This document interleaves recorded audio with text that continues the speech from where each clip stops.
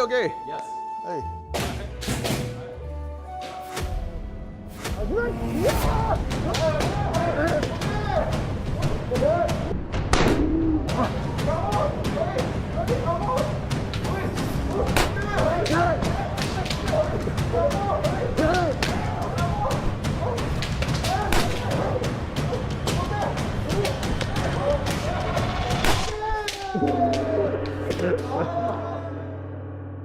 The Masters balloons are still intact, but the team survived for 52 seconds.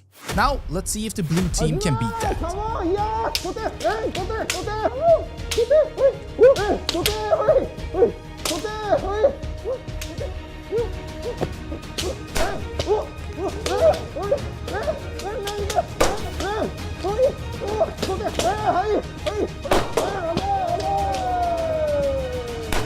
What just happened? Did we win?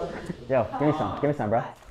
Even though the red team fought their hardest and survived the longest, the blue team actually managed to pop the balloon on the Master's head. Our first game here is going to be called Map the Flip. You're going to get a silhouette of a country with its orientation flipped, and you're going to have to tell me which country it is. All right, so if everyone's ready to go, hands on the buzzers, and it's time for round one. And let's see what it is. Okay, I heard red team first. Colombia. Colombia is correct. Very nice, red team. It's gonna be 1 point for you guys. We gotta be quick. Blue team in a deficit as we move into our second silhouette here. I heard blue team first. Wait, is it Malta. Malta? No, it's not. That is It's gonna not. be incorrect. It's not.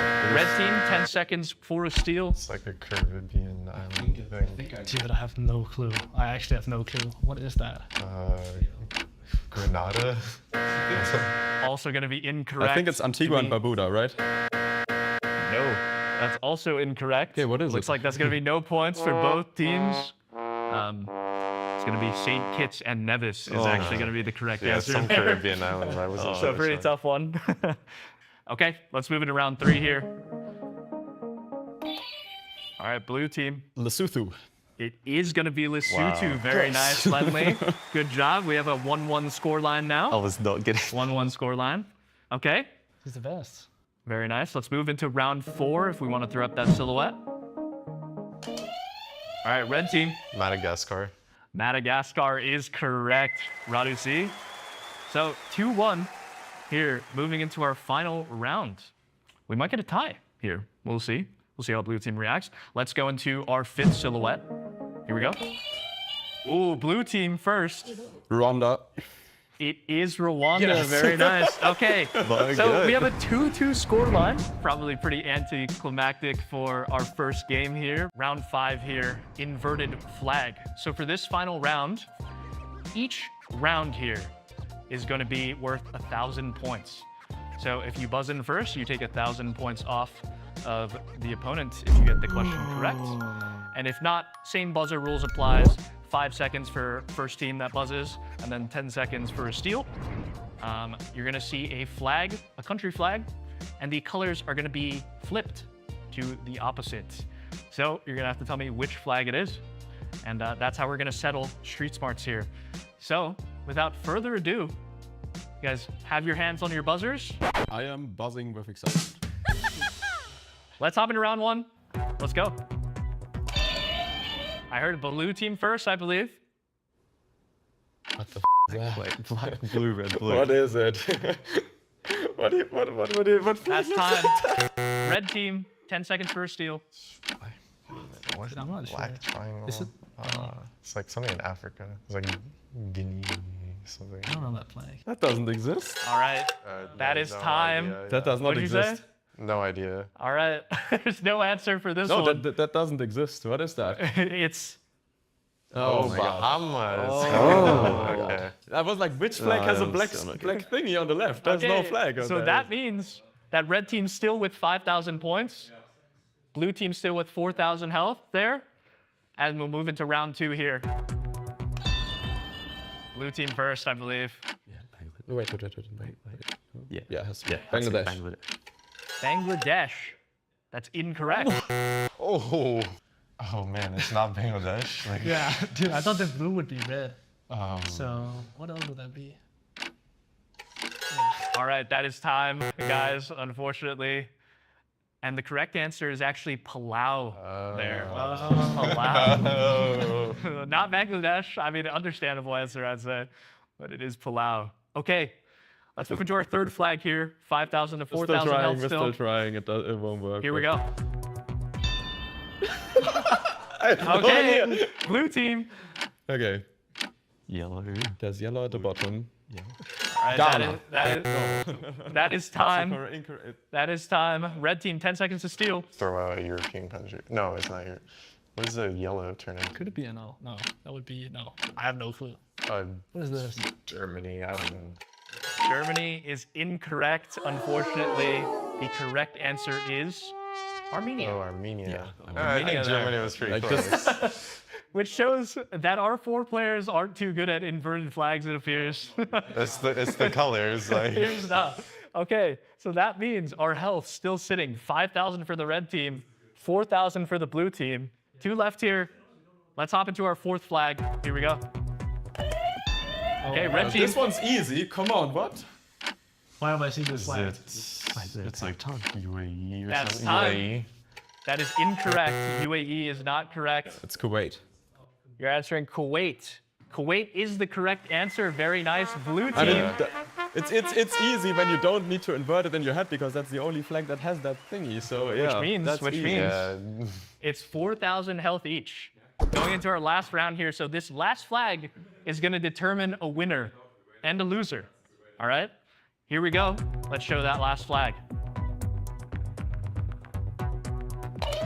Okay, red team. So it's black and white, and then And answer. Yemen.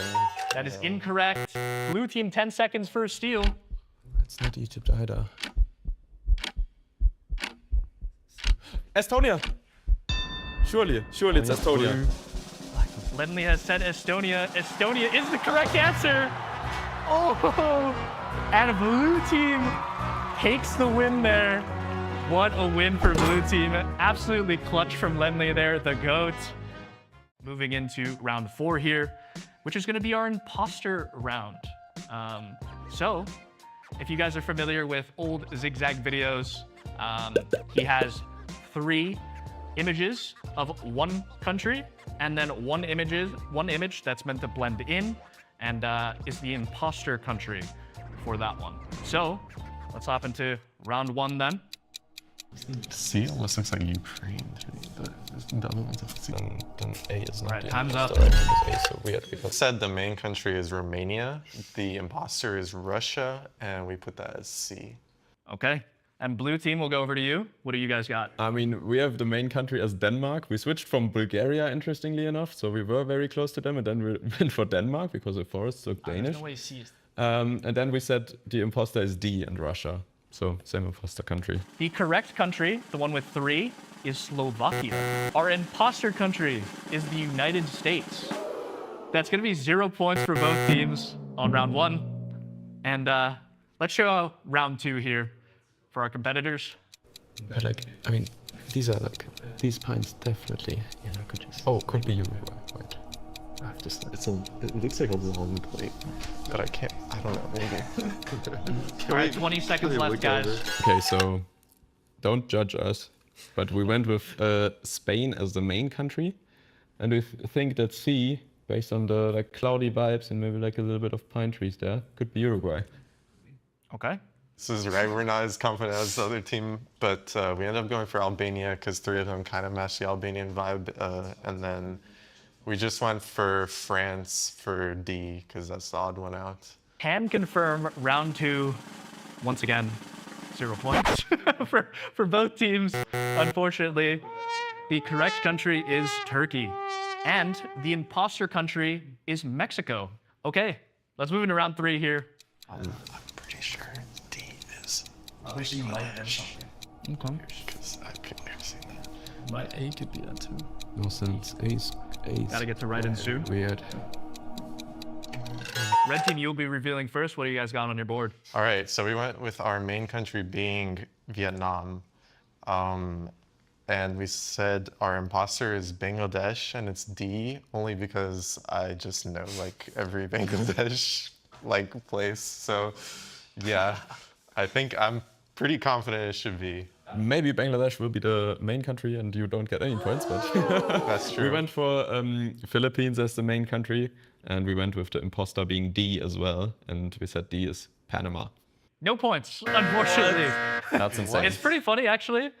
Lenley called it because the main country is Bangladesh. Our imposter country is Indonesia. He did consider, like, we did consider saying Bangladesh as the main country, but I was like, none of these look to me that much like Bangladesh. 0-0. Will we have 0 points to end off the game? We'll see. Let's move into round 4 here. This is tricky. Here's round 4. I don't know. What is C? What the heck? Those trees are crazy. Those trees look like the Japanese trees, but like in the wrong place. But then this one's so weird. Yeah, I don't think It can't be imposter because it's so weird. No, this will not be imposter as well. This will Okay, be start, different Brandon. country. All right, Lenley will be showing the board first. What do you guys got? Here's a perfect answer for if you want to get 0 points, which is Mexico as the main country, Sri Lanka as the imposter being B. Okay. And red team, what do you guys got? Okay, we ended up going with US as our main country, and then Thailand being the imposter, which is A. There is going to be points for this round, which is interesting. And we're going to get 1 point for the red team, who correctly identified which one was the imposter. They did not get the country right, but they did get it as the imposter. guessed correctly. So, 1 in 4 chance of getting that correct, I guess. true. The soil was too different. It is Kenya. That's it is crazy, Kenya. really. D is Mombasa, and then C is in Aberdare National Park, I do believe. So that means that it's going to leave A as the imposter, and the imposter country is Nigeria for that one. Okay. D. That means the score right now, very low scoring, but it's 1-0 for red team. All right, let's move into our last imposter round here. Yeah, I guess. This looks Asian, like whatever this stuff is. Like, Mm. it looks like It Philly is or crazy. something. Yeah, I can see that. Yeah. You say stop? Stop. A is the imposter. I sort of like A though. A is the most orange out of them all. Exactly, that's why it's the imposter. So we went with Argentina as our main country, and we said our imposter is D, which is Indonesia. Or no, sorry, Philippines. We said Philippines. I don't know why I said I saw that. Philippines written on the board. Yeah, and no, I we was said like, Philippines. Never mind. I don't know why I said that. All right. You know what? That actually fills me with like a sliver of hope, because like we have Argentina as our imposter, and our main country we just put Colombia, which was totally random, last second decision. Okay. Well, I can reveal that there will be points for this round as well. And red team, you guys get 1 point for identifying the main country. So very nice. It is Argentina. Unfortunately, very heartbreaking for you guys because Yeah, we the said imposter Argentina country the whole time basically. is actually Colombia. So you guys switched it around. B is the imposter. Oh, you know? That was tough. Let's see what's inside the envelope. This time, I'm going to unwrap it very gracefully. Yep. Like so. Welcome to Nakamise Dori. Your mission, locate and purchase 3 classic Japanese things. Ningyoyaki, kokeshi, daruma. Find them all quickly. Go. In this Japanese market, the teams will have to find 3 traditional items. The first team to bring the correct items back to the starting point wins the challenge. Ningyoyaki? Can I have this, please? Cream? Okay, and then do you have a kokeshi? Kokeshi? Yeah. Kokeshi, no. No, okay. Daruma? Daruma? No. Okay. We can probably do this one in Japanese because we have the Japanese word. Could you tell us how to say where is? Toko. Toko desu ka? Ningyokaki toko desu ka? This way. Okay. Arigatou gozaimasu. We just gotta find places that sell food and ask all of them. Do you have kokeshi? Kokeshi? Yeah. No, kokeshi. Do you know where? Sorry, I... No? Ningyokaki toko desu ka? You have Ningyoyaki? Yes? Yeah. Can we have one? I don't know what's going on. Kokeshi? Kokeshi? Yeah. Kokeshi か。あー、すみません。I'm not sure. Doruma? だるま。 Yeah. だるまもね、the left side. It's Left. side. Okay. Left side. Arigatou gozaimasu. Arigatou gozaimasu. Do you have kokeshi? Or these two? Okay. So that's not food. Not food. One of them was food. We thought it was food. Doko kokeshi desu ka? Oh yes. Could we buy this, please? Let's have doruma. Daruma. Daruma? Yeah, we have it on the front side. Yeah. We got all three. Sure. Now we just gotta run back. Surely we cooked. Surely we cooked. Oh wait. What's the third one called? Daruma. Daruma? Oh, yes. Arigatou gozaimasu. Let's go. Okay, so now we're hoping that they come and they don't see us because we're gonna hide. And we'll be right here, and the second they're done, we'll be like, what's going on? Even if we happen to lose, we did it in Japanese. Or you did it in Japanese. Oh, you repeated like the same 2 words over and over. Still.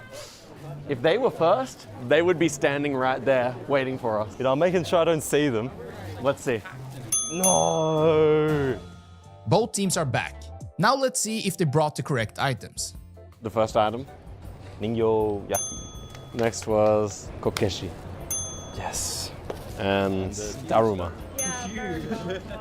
3 for 3. All right. Pressure's on you guys. But here's the thing, people. We were first. A package of danyoyaki. Ningyoyaki. Ningyoyaki, sorry. I got them confused. Ningyoyaki. Ningyo kaki. Mini kokeshi. And daruma. Yes? Correct? What is your best South American tip? If you see tuk-tuks, you're basically always going to be in Peru. Yellow license plates in Colombia. No yellow lines in Chile. I think it's the Colombian cross, where you have the cross on the back of the stop signs in Colombia. No idea. I always guess Spain. It has to be the Argentinian dot in the license plates, which is interesting because it's actually a black background and white text. The effect of blurring causes that. I just go for Peru and hope for the best. We have arrived. Let us take a look.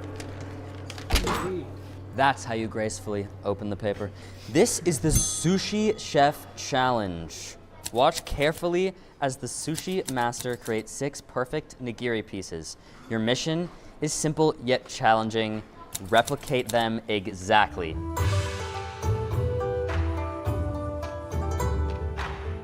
Hey, 富田さん、今から寿司を握ります。マグロ、サーモン、これがね、小肌っていうやつね。 The sushi master has been working with sushi for 50 years. However, he doesn't speak English, which might confuse the players. はい。はい。わお。素晴らしい。裏と表があります。ぐるぐるぐるぐるぐるぐるぐるぐるぐる。へいお待ち。へいお待ち。素晴らしい。ありがとう。As the sushi master finishes the nigiri and the temaki, it's time for the players to replicate them as best they can. 1 and go.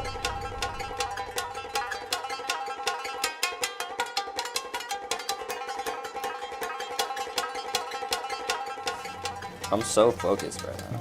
You are. You're way more locked in than me. We're a bit behind, bro. Oh, wait. Oh, shoot. If I got served that in a restaurant, I'll be complaining. Done. You're insane. Well, it's a disaster. Scheiße, Mann. Well, this is...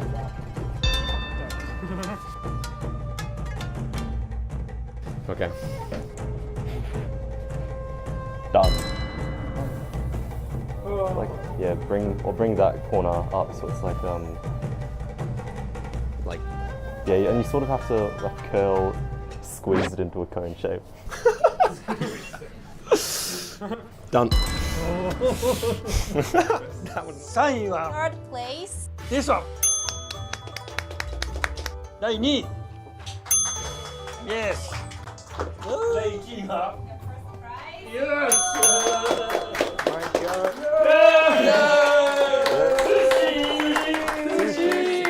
Let's hop into game 3 here. This is going to be worth 1,000 health. We'll be spelling out Geoguessr, which is a appropriate. And so you guys will use your buzzers here, and whoever buzzes in first after I finish reading the question gets to answer the question. All right? Everybody good with the rules here? All right. We have G, largest city by population in the Brazilian 6'2" area code. Red team. Goiânia. Guyana is correct. Yeah, That's going to I know be 1 point for our red team there. All right. There's a little Moving spelling to mistake. our second one, E. Country that's home to cities like Lobamba and Manzini. I heard blue team first. It's Eswatini. Eswatini is correct. Very nice. So we got a 1-1 scoreline. Moving into our O question. O, third largest city in Denmark by population. Oh, so. If we can still answer. Yeah, Odense. Yeah. Odense is correct. It was. We need a VAR check on that, though. I think it was too early. We can do a VAR check in post. But as of right now, we have a controversial 2-1 scoreline for red team. All right. G, U.S. state that shares its name with a Eurasian country. Georgia. Georgia is correct. The blue team picking that one up. Radu C, how do we feel? Should have gotten that one. It's all right. 2-2 scoreline now as we move into our U question. U, oblast that straddles both sides of the Volga River. Ulyanovsk. Ulyanovsk is correct. Very nice, Radu C. 3-2. We're going back and forth. Little ping pong action. Okay, let's move into our E question here. E, largest city that starts with E by population in North Rhine-Westphalia. Blue team? Essen. Essen is correct. So it's going to be a 3-3 scoreline. Luckily, no chance for a tie, hopefully. Let's move into our first S question here. S, only country in the world that's named after a woman. Blue team. St. Lucia. There's Lucia in it. St. Lucia is correct. Yes. Very nice pull by Lenley there. Oh my God. Very nice. So, oh my God. 4-3 to blue team. How did I pull that one out? No, I was not good. All right, our second S question here. S, capital city of a Balkan country that's set to receive official Google Street View in the near future. Red team first. Sarajevo. Sarajevo is correct. All right, R. It all comes down to our final question, guys. 4-4. R, suburb of Perth that is a popular holiday destination due to its beaches and proximity to Penguin Island. Blue team? Is it Rottnest? What is that? What's it? Rottnest. Rockingham. Red team, over to you for a steal. Rockingham. Controversially, Rockingham is correct. I believe I heard Rottnest first from Lenley there. I also heard that. So I had to take that answer, unfortunately. What's your best tip for Asia? Hokkaido snow arrows and cabbages. I was gonna say snow cabbages. One more time. Hokkaido. The snow arrows and the cabbage in Hokkaido, so northern Japan. If you see a Jollibee, go the Philippines. Kind of. It's the Kabupaten names in Indonesia. So if it starts with Chi, CI, that's usually West Java. The currency, of course, that is rupees. Rupiah. My bad. If you see poles with black stickers, that means you're in Malaysia. But if you see poles with thin white stripes, then you're gonna be on the Malaysian part of the island of Borneo. In Japan, the phone codes go from 1 in the north to 9 in the south. As we move into our game 2, which is gonna be our tic-tac-toe board. And we're gonna have 3 tic-tac-toe boards to show. And the third one might have a little special twist, which I'll explain before we hop into that third one there. So, if we want to show our first tic-tac-toe board here.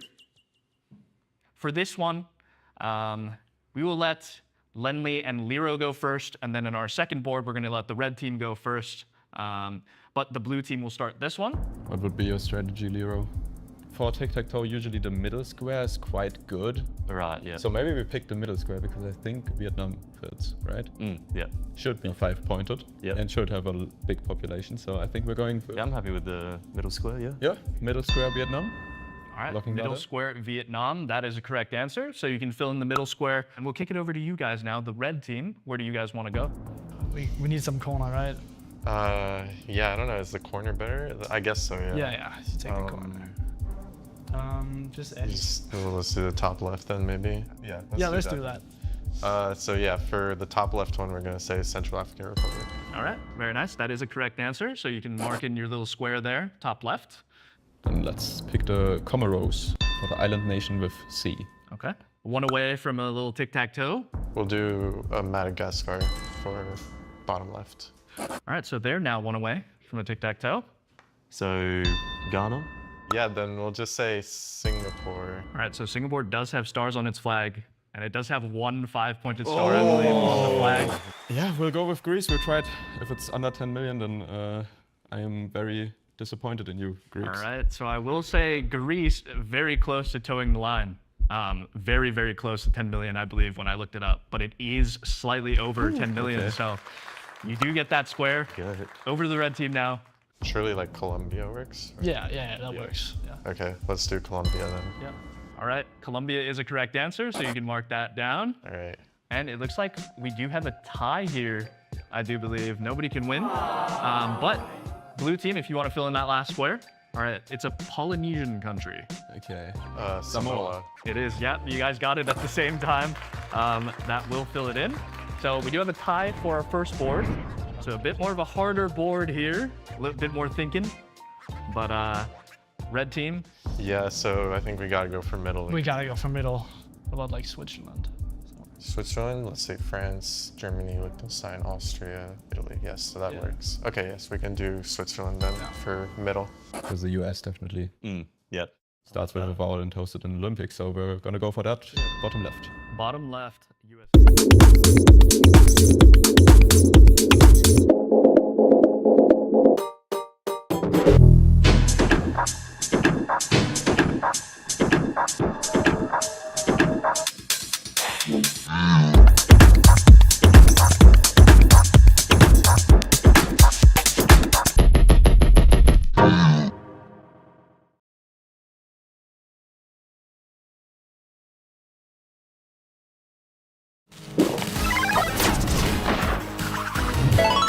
Red Bull gives you wings. With Waze, get real-time traffic info powered by thousands of editors. The most special thing about the Waze community is its people, and it's the rich knowledge that you could never get anywhere else. Explore and build a map used by millions of people every day. And I started editing the maps, adding whole cities, adding roads, adding everything. And the roads are perfect because I made it.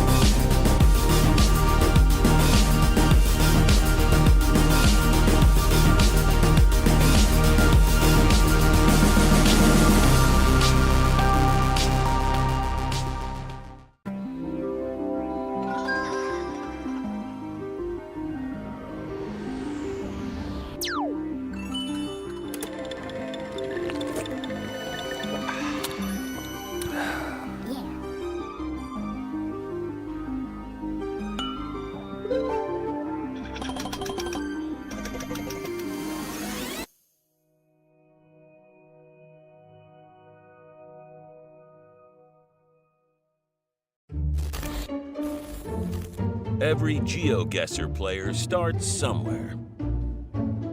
This is somewhere? Enough. Time to get into shape. Download Opera GX with the official Geoguessr mod. Hit the Geo Gym Hub to train your Geoguessr skills with custom minigames. Grind every day to finally hit that sweet 5K. Download Opera GX with the GX Geo Gym mod. Your setup wants you to win. Welcome to Tempodrome, where we will crown the Geoguessr World Champion 2026. Here's what you can expect. Here's where the heart of the event is gonna be. We will pop up a few food trucks and a nice beer garden, and you can watch all the group stage games with the entire community right here. Let's take a closer look. We're gonna have community talks, costume competitions, meet and greets with pros and creators.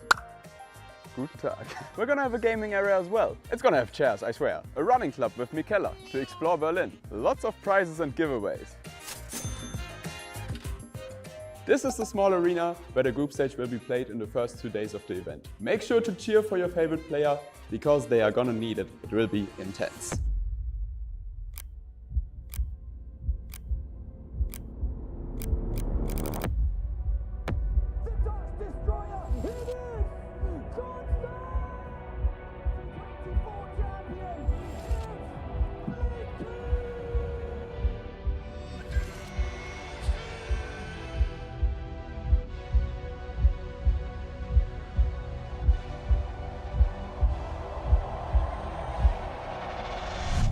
See you at the World Championship starting the 2nd of September here in Berlin.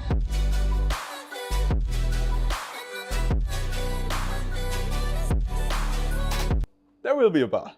This year's Geoguessr Wildcards are proudly presented by Red Bull, Alienware, Waze, Mikola, and Opera GX.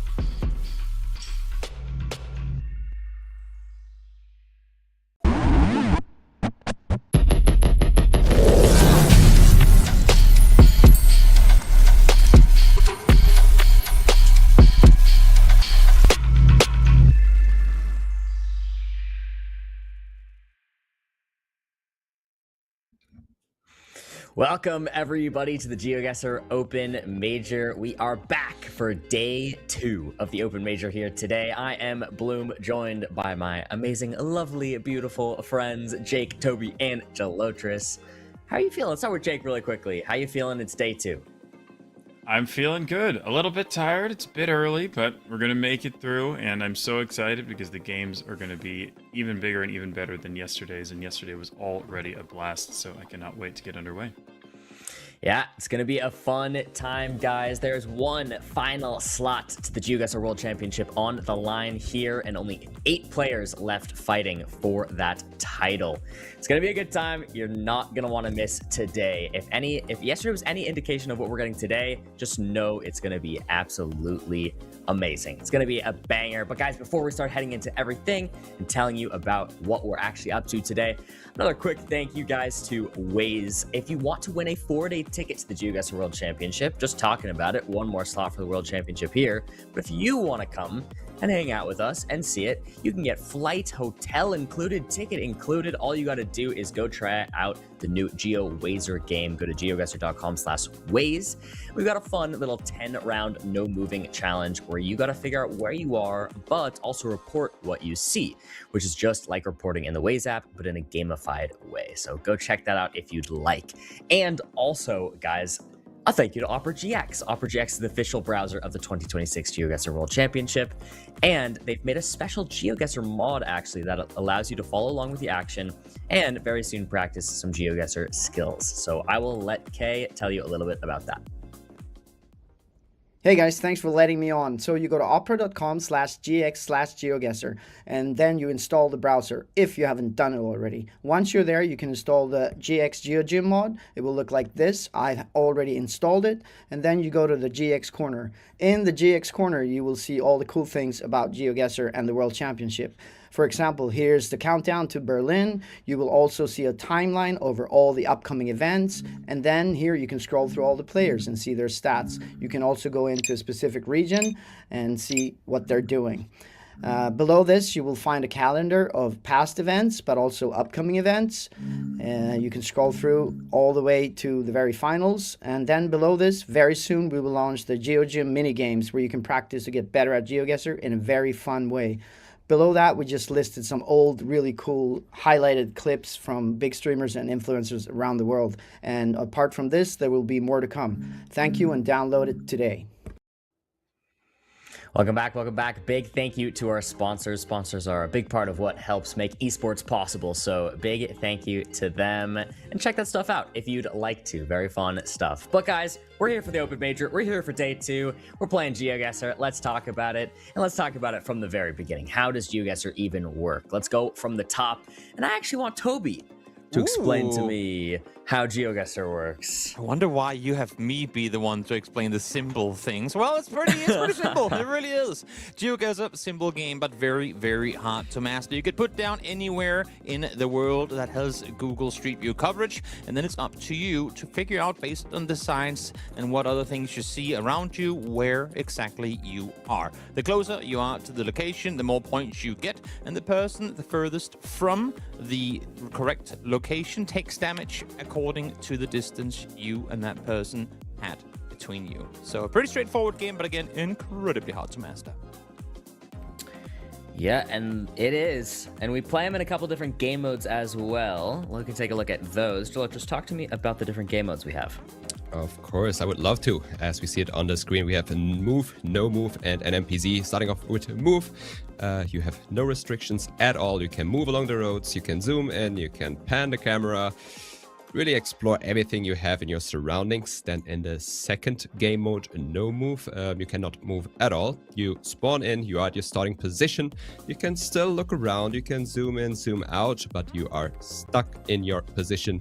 And for the last game mode, NPC, you cannot move, pan, or zoom. As it already saying, it's pretty much a still image, which makes it the most challenging one. Always fun to get there if we do, and we can see how these game modes play into our format here. As you can see, we play in a best of 5 here in the open major, where it goes moving to no moving, moving, and then if we get a 4th game, it's no move again. If we get a 5th game, it's NMPZ. We've got individual multipliers. We've been doing a single elim, starting at the round of 16 yesterday. We've now made it to the top 8 today in quarterfinals. We can take a look at this bracket. Jake, talk to me about what we see on the left there for yesterday, and then how you're feeling looking at the quarterfinal matchups. Well, lots went down yesterday. There were some very exciting matchups. We had a reverse sweep at the start of the day with Alpha beating Orion. We almost had another one with Solix versus Yannick. That was an absolutely crazy match as well. So much action already. And then these quarterfinals, semifinals, etc. are going to be even better, so you won't want to go anywhere. First match is KG versus Hosuya. That should be an awesome one. Alpha versus Math56, the French Derby, promises to be fantastic as well. Really, every match today is going to be super high quality and hopefully very, very close. Hopefully we'll get a lot of those NMPZ tiebreakers that you mentioned, but definitely going to be great. Yeah, it's going to be really fun today. The quarterfinals will be an absolute treat. We can look at the schedule, actually, and see how they're playing out. Now, we have put the Japanese players at the beginning because of time zone, so it's a little off of the order you've seen there. Trying to accommodate for people's time zones and everything. Obviously, if they do make it through, they'll still have to stay up quite late, but that'll be okay. You know, got to make it work online. Now, Jill, just back to you really quickly. I want to hear your thoughts on some of these quarterfinals and how you think they're going to go. Yeah, of course. I mean, obviously we have a lot of these names we talked about previously, even before the whole tournament began. We have Kiribati, who is pretty much a new name to this competitive scene, which a lot of people predicted to take the whole thing. We have Alpha, Pan, Yannick. Those are all names we are familiar with, where we expected those names to see in the quarterfinal, and we actually do. So no big surprise there. Yeah, besides that, we also have some new names, of course, who already performed very well, I must say, yesterday. And I'm excited to see if they can continue today. Yeah, it's going to be a fun time. I'm quite excited. We're starting with KG versus Hosuya, which I think will be fun as well. I mean, Toby, we did not have you in our talent pool yesterday, but we are happy to have you here today. Were you able to catch up a bit on yesterday, and how are you feeling? I'm good. Thank you so much. I'm doing fantastic. Yes, great to be back. Always a great time to be here. Getting to today, figure out who will be the last player joining the World Championship is going to be good. I gotta say, I mean, while we talk about the Japanese players early on, my eyes are kind of locked in on Pan. I had the pleasure of casting him a lot last year. He went pretty far in the EMEA majors as well, getting bested by Deborah. Fair enough, but it did take out Captain, another kind of fierce competition in trying to get to that point. So I think Pan is in for a little bit of revenge today. Yeah, I like that energy. Pan is someone I had very high opinions of in the World League last year and then into the EMEA major. So was excited to see him play yesterday and play very well. So I'll definitely be keeping a close eye on that game up against Yannick later, which will be kind of insane. But guys, again, this is all leading to the World Championship, and we'd love to see you there at the World Championship if you'd like to join us. Tickets are available, guys. The Geoguessr World Championship is my favorite thing that happens every single year. It's so much fun. Everybody getting together, hanging out, watching Geoguessr, and meeting each other. It's a great opportunity to just meet some of your online Geoguessr friends that you wouldn't really have a great opportunity to meet otherwise. We all gather in one place, and we all have a lovely time, and the competition is just so intense and so fun every single time. So if you'd like to get tickets, head over to geoguessr.com/World Championship, or just scan that QR code. You can get yourself some tickets. But guys, without further ado, the show is officially about to start. It is finally going to be time for quarterfinal number 1 Hosuya versus KG Jake. We are not going to be casting this one, so I want to hear some thoughts from you specifically about these two players and how you're feeling about this matchup based off what you saw yesterday. Yeah, well, Hosuya, I believe, was the first match that we saw yesterday, and we haven't gotten to see him since, but he played very, very well, put on a really, really good showing. And yeah, KG as well, I think a very strong player, very balanced player. These are two players who I think are going to match up very well. Very evenly matched, very similar skill sets, and I mean, yeah, I guess you didn't ask him for a prediction, so I don't have to give one. So I'm gonna refrain from giving one because I really do think this is a hard one to call. Okay, that's fair enough. What if I make you give one? Oh, set himself up for that. Fair enough. I did. Throw it in there quickly. I'll say we get to NMPZ in the first match of the day, because why not? Okay. And feels like a toss-up, but I'll give it to Hosuya. Okay, Jake's going Hosuya. Let's see how it actually pans out. Toby and Geoguessr, take this one away. Thank you so much. Of course, Geoguessr, you had the pleasure of being part of the show yesterday. Had the chance to watch both these two play. Now, I know that Jake kind of threw this one up as being who's going to win it, impossible to call. Do you have any opinions that might alter that, or are you also in the 50-50 wagon? Yeah, I would say I'm definitely also very, very unsure how this is going to be turning out. I mean, looking at the matches they had yesterday, I feel like 1K gave Hosuya a couple, 1K made a couple mistakes, which allowed Hosuya to secure the win. It was a very close one. I mean, he won in a 3-2 fashion. And I do remember there was a big country toss-up from 1K where he guessed Norway, and it was Finland, Hosuya's home country. That was a very big decider. So it was a close one for him. Same with KG. I mean, he won 3-0 against Emma. I mean, on the board, it looks like a stomp, but actually Emma was dominating all the way through on every game mode, but KG always managed to turn things around. So yeah, I would say it's very, very difficult to see how consistent they perform today, facing against each other. Yeah. And we start off in France for that on this beautiful moving game. Yeah, out in the hills. Some might even say the mountains early on to start things off here. A lot of small cities to be seen. But a whole lot of crucial info to work off of early on. So a fierce guess from Hosuya. Seems like KG's going to be nearby as well. It's just going to be a bit further down south. Yep, always. Definitely a more considerable region, the southern parts of France with the mountains that we had. Not too big of the mountains, but still some good amount of elevation, which you commonly found along the south of France. And we go on to the next round, which off the bat looks like the US to me. I think we also passed the US flag, always good to confirm. With that being said, it looks like a bit more inland, it looks dry, not as green as you would have the landscape in the east. Was that did that say the 90? Because I mean, it wasn't a regular street sign. It looked like it was. Okay, there you have it. Second time around. I was gonna say it looked like somebody had put a billboard up with the 90. That would be the biggest bait in the world, to put a billboard of something that wasn't actually there. But that's actually a very common thing you see in the US, where they have AdWords and billboards that also say the interstate number on it. There's also a lot of restaurants, etc., that name themselves after the interstate they are located next to. So very convenient to find one of that.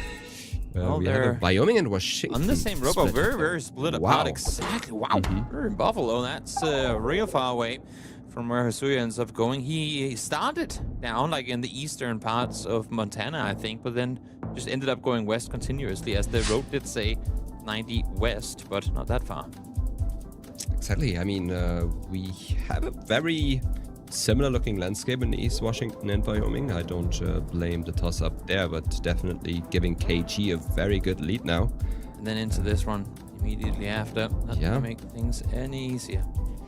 No, definitely Japan, one of the countries that get so much better for someone who is able to read kanji. There's a lot of info given, little text here and there that will always give you the city name or the prefecture. Setting it down west. Like Hosuya's putting some pressure on, maybe, to not give KG room to find something. It's actually a really good guess by Hosuya, and comes out victorious in the round as well. Good job on him, I thought. I mean, normally when you see someone put the pin down in and around Tokyo, it's usually a safety play more than anything, but it seems like that was a very committed reaching guess by Hosuya. Yeah, he didn't instantly slam it down and put the pressure on. I think he was looking for some confirmation to at least get the right region. But after that, it was definitely the right play to send it out quick. And he got definitely reward for that. We have Mullingar on the sign, which is a fairly big city. On the N52, leading towards it, seems like you have to drive northeast to reach the city, so we are in the southwest of it. The players are doing the lineup. Seems like Hosuya did track it down to the spawn point. KG has some extra seconds to do so.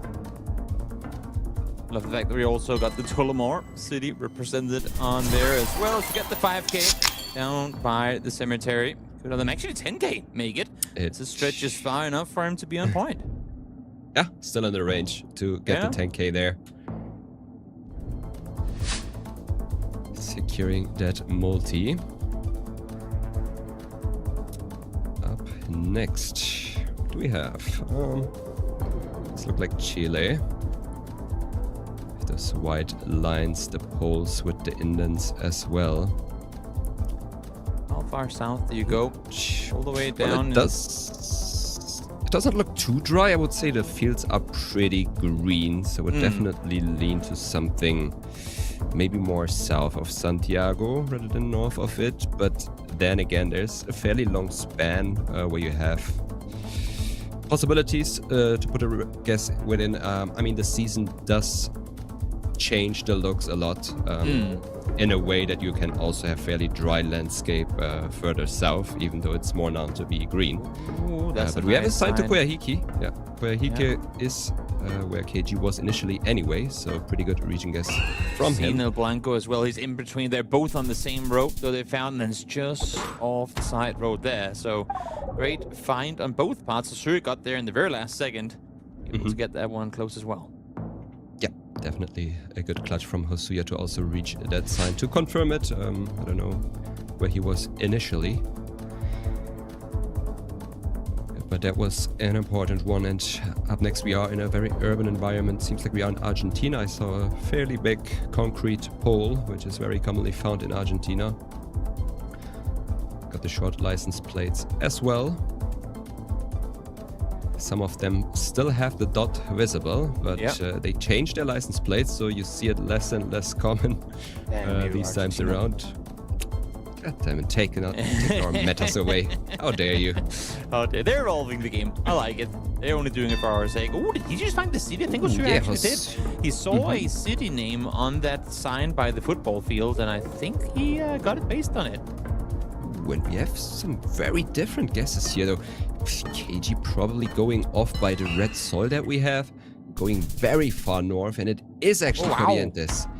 What I think thought Hosuya was got him baited. having it was not him having it at all. Could be two cities named the same in different parts of the country, but Hosuya looked oh so confident, and it cost him there. Yeah, definitely. I mean, you could tell that Hosuya was scanning for the place name, and as soon as he found it, he zoomed in immediately and plonked it down, which would definitely make you think that he saw something either similar sounding or it was just a duplicate city name. Could very well be. I've seen quite a few of those in Latin America. Well, there are, I should say, Quite a few of those in Latin America. Let's see what he can make happen as we move over to no move. But as per usual, with us going from move to no move, the houses leave. Yep, that's a very common theme.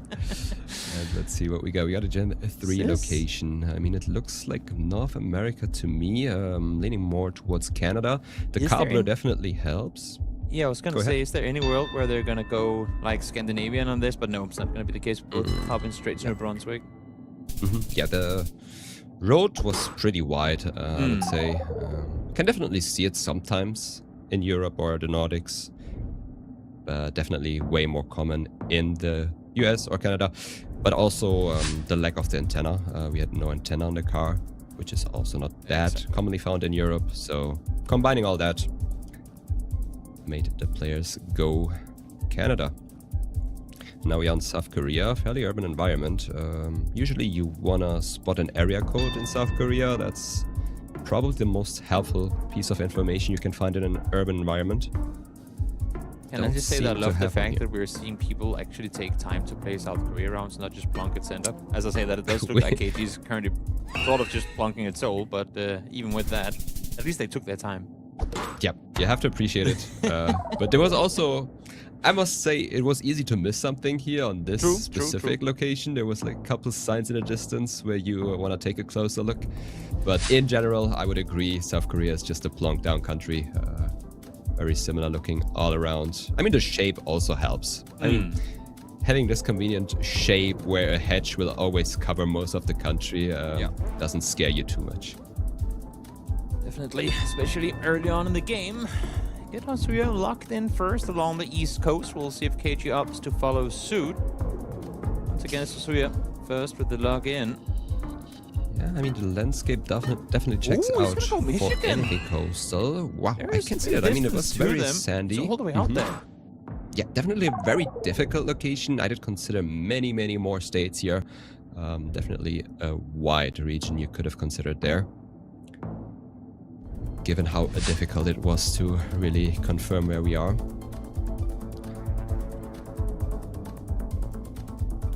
And on to the next location. What do we have? Actually, not quite sure about the country. I didn't think so. It looks a bit too warm for that. Oh, Balkans? I mean, yeah, not Baltics. Balkans? Yeah. Like Romania. We could be in Poland, but it is Poland, very hilly.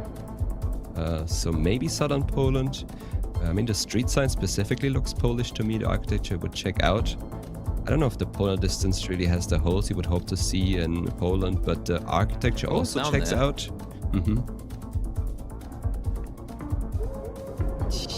Yeah, does look a little bit unusual. Usually you don't really associate big mountains with Poland. It's only along the south. That's also why the players both plonk down south and Hosuya. Getting a fairly close guess there. Between Krakow and Katowice. As we continue into round number 5. Hosuya with a bit of a lead. Mustard, but nothing KG couldn't be thrown off in a second if you wanted to. Where are we here though? Well, the first thing I noticed is this very spammed fences, which is a common clue for the North Island of New Zealand. With that being said, it is a very flat landscape, which you usually see more along the south coast of the North Island, which is definitely something you could consider here. Were there mountains in between the clouds there or no? If we do have mountains to the west, we could also be on the east coast. But we should definitely be on North Island, I think. Yeah, it looked like there were some mountains straight south, but I couldn't quite make it out. Oh, Madagascar, that's scary. KG, thank you. Looking over there in the end does get pinned down towards the North Island as well, and that's exactly where we were, just south of New Plymouth. Yeah, in that region you have this very flat landscape, but you would always hope to find Mount Taranaki there, which is a very significant mountain in that area that you usually always spot. In this case, I think it was just a bit too foggy to spot it, which made it definitely a bit more difficult. And we are back in Japan. Now will Hosuya put the pressure on again this time around? He doesn't need to fear the danger of KG finding something that he doesn't. Yeah. Is there anything you can use the side of the plates for there when they're that sideways. I mean, you can rule out the northern regions here Yeah, because the plates aren't vertical. They aren't horizontal, they are vertical. So with that given, you know, you should be in the southern half of Japan at least. Besides that, we don't really have any region-specific pole attachment. At least I don't see one. The one far in the distance looked like a Kyushu one to me, but overall the landscape, I don't know. I could see Kyushu, the very southern region, and that's also where KG is plunking down. Here a little bit further northeast between Shikoku and Chugoku, but yeah, we had the extender. Yep, very nice spot from KG. It was in a very far distance. In the southern island of Japan, you sometimes have a pole attachment that sticks out a bit longer than the other ones. I think we had one in the distance. So very good spot from KG. Nice for KG to win around Japan after losing one to Azuya just moments ago. Able to get it here as we now go back into the woods, which, I mean, we have a sign there in the distance with yellow pole, but is that really all we're gonna get here? Good question. I mean, I don't associate any country with that yellow sign. I think that's maybe something it's only specific to this forest maybe. But yeah, forest location in Europe. I guess Western Czechia Poland is the default you do. I think the vegetation doesn't look like I mean, it is very close to Poland, to be fair. Yeah, I mean, it's true. Just across over the border. But it wasn't Polish trees, though. It wasn't Polish trees. There's definitely pines in Poland. But they are Polish, though. Yeah, These that is aren't true. Polish. You know what? You are completely right. You can't argue against your logic. Yep. Definitely a lot of logic behind that. And now we are in Bangladesh. A rare non-urban Bangladesh, I feel like. Yeah, definitely. Very rural. Can't really make out the season. Doesn't look like winter, so I would probably plonk down middle or northwest. Oh, wow. And it actually is Sylhet region. I mean, that's a region where you usually see more winter coverage. Obviously, Bangladesh, a country where you have a hard time telling if it is winter or not. Very, very hard to tell. Sometimes you can see like a little bit of a bronze tint in the leaves, but very, very rarely. Makes it very difficult. And now we are in India. Got a couple poles in the distance that might be helpful to nail down a region. Besides that, I don't see anything. I mean, it is lush green. I just click middle here, honestly. It is so many, but very good guess from Hosuya. Wow, getting that's enough. Andhra Pradesh there. Wow. Insane guess. What India rounds can do. Hosuya able to crawl back in that one. KG was looking real strong through the midway point of this one, especially after that big Japan round. But Hosuya, off of one good hit in India, able to tie things up 1-1 here.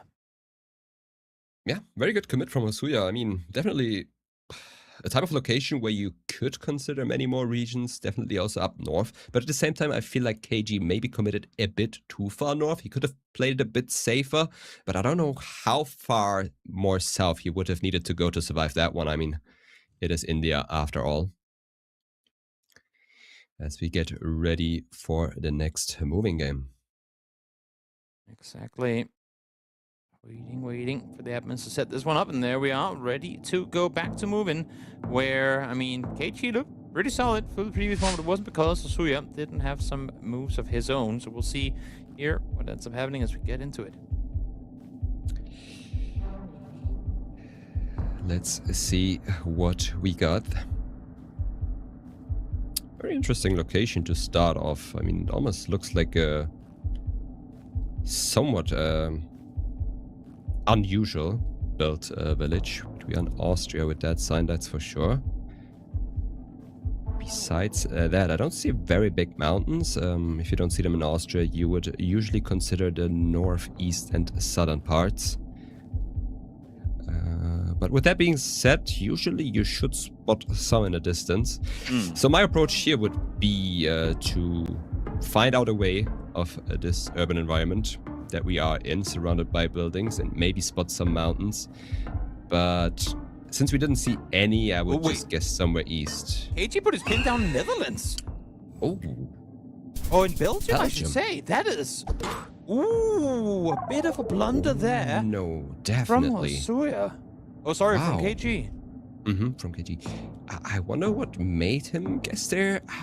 That was Maybe a it was- very last second click as well, so I mean, could just be... I don't even know. I was gonna say it could just be pressure, but even then... I've mentioned it was a very flat landscape for Austria standards, but Yeah. I think we had many, many clues to confirm that we are in Austria regardless. Definitely a blunder from KG. A big blunder, I should say. Happens to the best of them. Oh, you hate to see it when Hosuya, he saw the dead end sign before he started moving down there. He was like, Yeah. oh, hate do I to really see want to it. go down here? How far is it going to go before it actually comes? So then he took 2 clicks down, realizes that wasn't worth his time. But still, I mean, that's clicks that he would have wanted to have available going the other way. Yep, most definitely. And what do we have here? I mean, really didn't got that much to work with.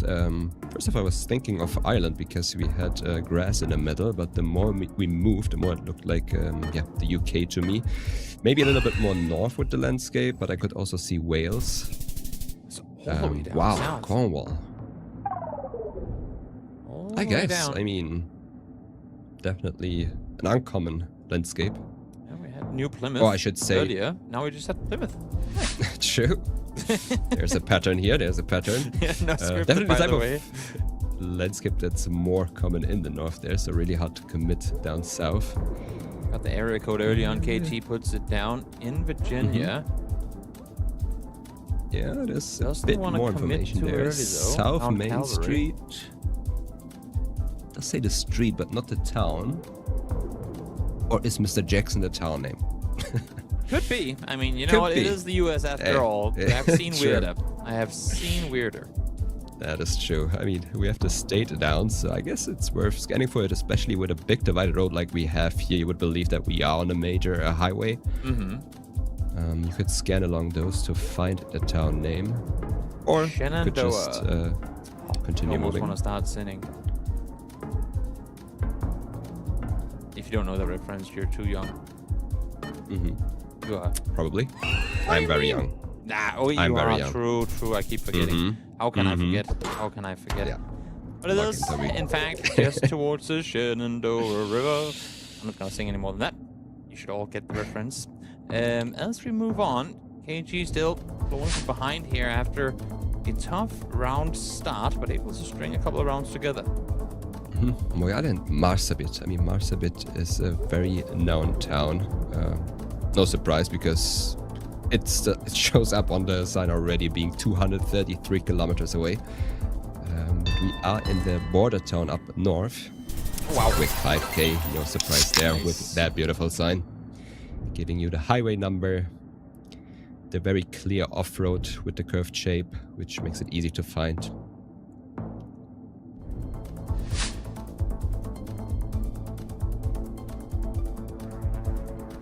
And on to the next location. My first thought here is the Philippines. Batangas, like does they're it say? both Oh, it's green. saying Bataan, okay. Yeah, saying Bataan, the province name in the southwest of the northern island. Of Luzon, I should say. Okay, Both players cool. have that information, I would assume. Does he find the city with the last second? He does. Okay, nice. A little bit over there, but still, I mean, it's always going to be tough when you take such a big hit very early on. You gotta continuously claw back, and he's actually, I mean, despite the fact that he's yet to be pretty close in on points, able to win almost every round since then. So good job on KG to not be too discouraged after a bit of a blunder there in the first one. Yep. We've seen some of those yesterday, and usually the players did recover well. Some didn't. Especially in this environment, in a wild card, most of them play in a competitive environment for the first time. Obviously, the nerves are there. They are playing for a World Championship spot, player spot after all. So I could imagine the stress, but let's talk about the location here. We are in Brazil. We have a ladder pole. There's a sticker. I know that's helpful. I forgot which states have it. But some do. I do remember learning those back then, in my times, as a pro player. But yeah, we also have a good amount of information on the shop front. Definitely. Which KG did use to find the town. Up here? He just might, because Suya is quite far off, and he's almost got it. It's going to be real close and way close enough. 8,500 damage as he takes yet another moving game. What a great comeback. Overtaking, what was it, 2,300 damage round 1? Yeah, I mean, he was down almost half HP with that one. That is a really strong very good comeback. He really needs something like this. A Brazil round where the information wasn't too obvious. I mean, he had to move along a little bit to find it, but it said MA, the abbreviation for Maranhão, with that being given, and the city name as well. I would say he did a beautiful job on scanning, finding it, lining it up, and securing the win. Definitely. Let's see here if Suya can do what he did before and win yet another no-move game. We have to work with here. The wildcard, that should usually give you most of the info that you need. Yeah, if you combine it with the looks, we should be in Kazakhstan. Summer coverage as well puts you more towards the north than the south. If it is summer coverage, I would believe it is. Also to be found in the west, of course. I don't know. The type of sand didn't strike me as the ones you would see in the west, but it is a very urban environment, so definitely a lot of opportunities to choose from here. Now, the problem with Kazakhstan is that the cities are usually so far away from each other that you are somewhat forced to commit to one, which will lead to, I would believe, a type of round where you can deal good damage, considering it's round 1. You have a that's a very big Suya difference. and Astana, that is a gigantic split, and it was up there. They were both looking at the city at one point or another, but neither one wanting to commit to it. Yeah, definitely both. We're looking at October for a good while. And now instant we border. are in Botswana. I should say a famous road. Yeah. What makes Quick this so send from recognizable? KG. I think the hills along the road, you don't really associate Botswana with hills usually, but there are a couple of roads where you can see them, and this is one of them. Also, obviously, a country where you don't have too many roads covered. Mostly main road coverage, so only a couple to choose from. How did that road to go? Palms galore. There's some mountains there in the distance to work with as well. Yeah, very interesting mountain formations here. We had a similar location yesterday, but we have no supports on the top of the pole, which will usually put you more towards the northeast of the country. Now with these mountains, I would consider Bahia maybe, where you definitely get a little bit more of these bigger-ish mountains along the north. I mean, Hosuya is almost all the way up in Guyana. Yes, or Roraima is also a state where you don't have the supports and these mountains all around. And it does turn out to be there. We've had a lot of real close to border locations so far today, and this one is yet another. Hosuya thought he was quick with that one, but KG was right there behind him. So going to round 4. Round 4 it is. Should be Indonesia here, I think. Does scream like it. At least. Now we don't have any tile roofs. I don't spot any, so probably not Java. Now besides that, we also have... Do we have oil pumps? Not really. I did think we would have some in the distance, but now taking a closer look, I don't really see them. Because with that given, I would have thought that we are on Sumatra. But now that I don't see it, and we don't have any poles as well, makes it definitely a bit more difficult. It is a fairly flat landscape. Yeah, Central Kalimantan. Yep. I think it They're both gonna wait. KG is looking to go Sumatra here. There's some decent distance. Oh, now both valid last guesses. second swaps to South Kalimantan, and there's all the way up towards the northwest. All Oh wow. the way west. Not oftentimes we go up towards the northwest there, but it was this time around, and some decent sized damage comes with that one too. Yeah, we had a good lack of clues there. Usually Sumatra has something. You have either the Sumatra poles, or you have oil palms, or there's usually a good amount of clues you do see in Sumatra. So I guess having none of them makes you consider Kalimantan as well. And up next, what do we have? My first thought here was Malaysia. We are driving on the left. Got the sign in the distance that points towards the left. We have white center lines as well. So with that being said, once again, we also have the road number, the marker on the side. I think it looked like a Sarawak pole. I'm not too sure. The attachment on it looked like a Sarawak pole. I cannot see the copyright here, unfortunately, to confidently say that we are on Sarawak, but I could definitely see it, and that's where KG is guessing. Yeah. He is on mainland Malaysia. Whoever gets this right, this could be big. We're all the way far east south, but it's going to be big damage.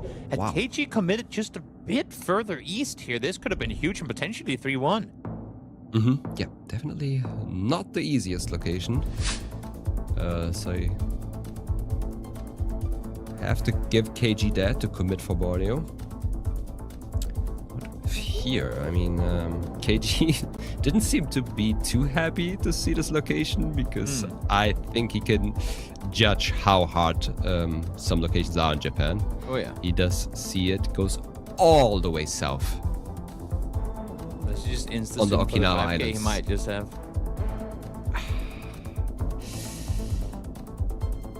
I can't really read his reaction. Does he It's a just pretty good assume lineup, that it is does he consider smiling. this He's as an smiling a easy bit. location and is not happy that Hosuya also might know it? Is that his thought? Maybe, know, but Hosuya doesn't seem too confident. Yeah, they're not the same island yet. And obviously every single island here, there's quite a bit of distance in between them, so this could very well be the decider. Let's see if it's going to be the case or not. There's the smile on KG's face. Wow. It is, in fact, the 5K. Will it be enough to take him out? It will. 3-1 victory for KG. And what a way to close out the game. In your home country, a beautiful 5K Yeah. like that is just something you love to see. Very well fought. Couple blunders here and there. Obviously also on KG's side. We do definitely. like, I mean, he doesn't like to remember back. We like to remember back at the toss-up between Austria and Belgium, but I would say he recovered very well from that one. Definitely. And for Hosuya, I mean, as you're saying, KG, enough rounds that went against him that Hosuya could have punished him harder, but just tricky round all around. Hello. That was certainly a game of all time. The 11 seed takes out the 3 seed there in the quarterfinals. Kind of insane. Not exactly the way I expected that match to go. Was kind of crazy though, as Geoguessr said, some blunders on both ends, but in the end, KG with a crazy guess pulling out the 5K on the little Japanese island was beautiful. But guys, let's take a look at the waves of the match and see what our fastest guess was. What are we looking at? 10 flat? 10 flat, Geoguessr. Yeah, South Africa. Which one was that? Don't even remember.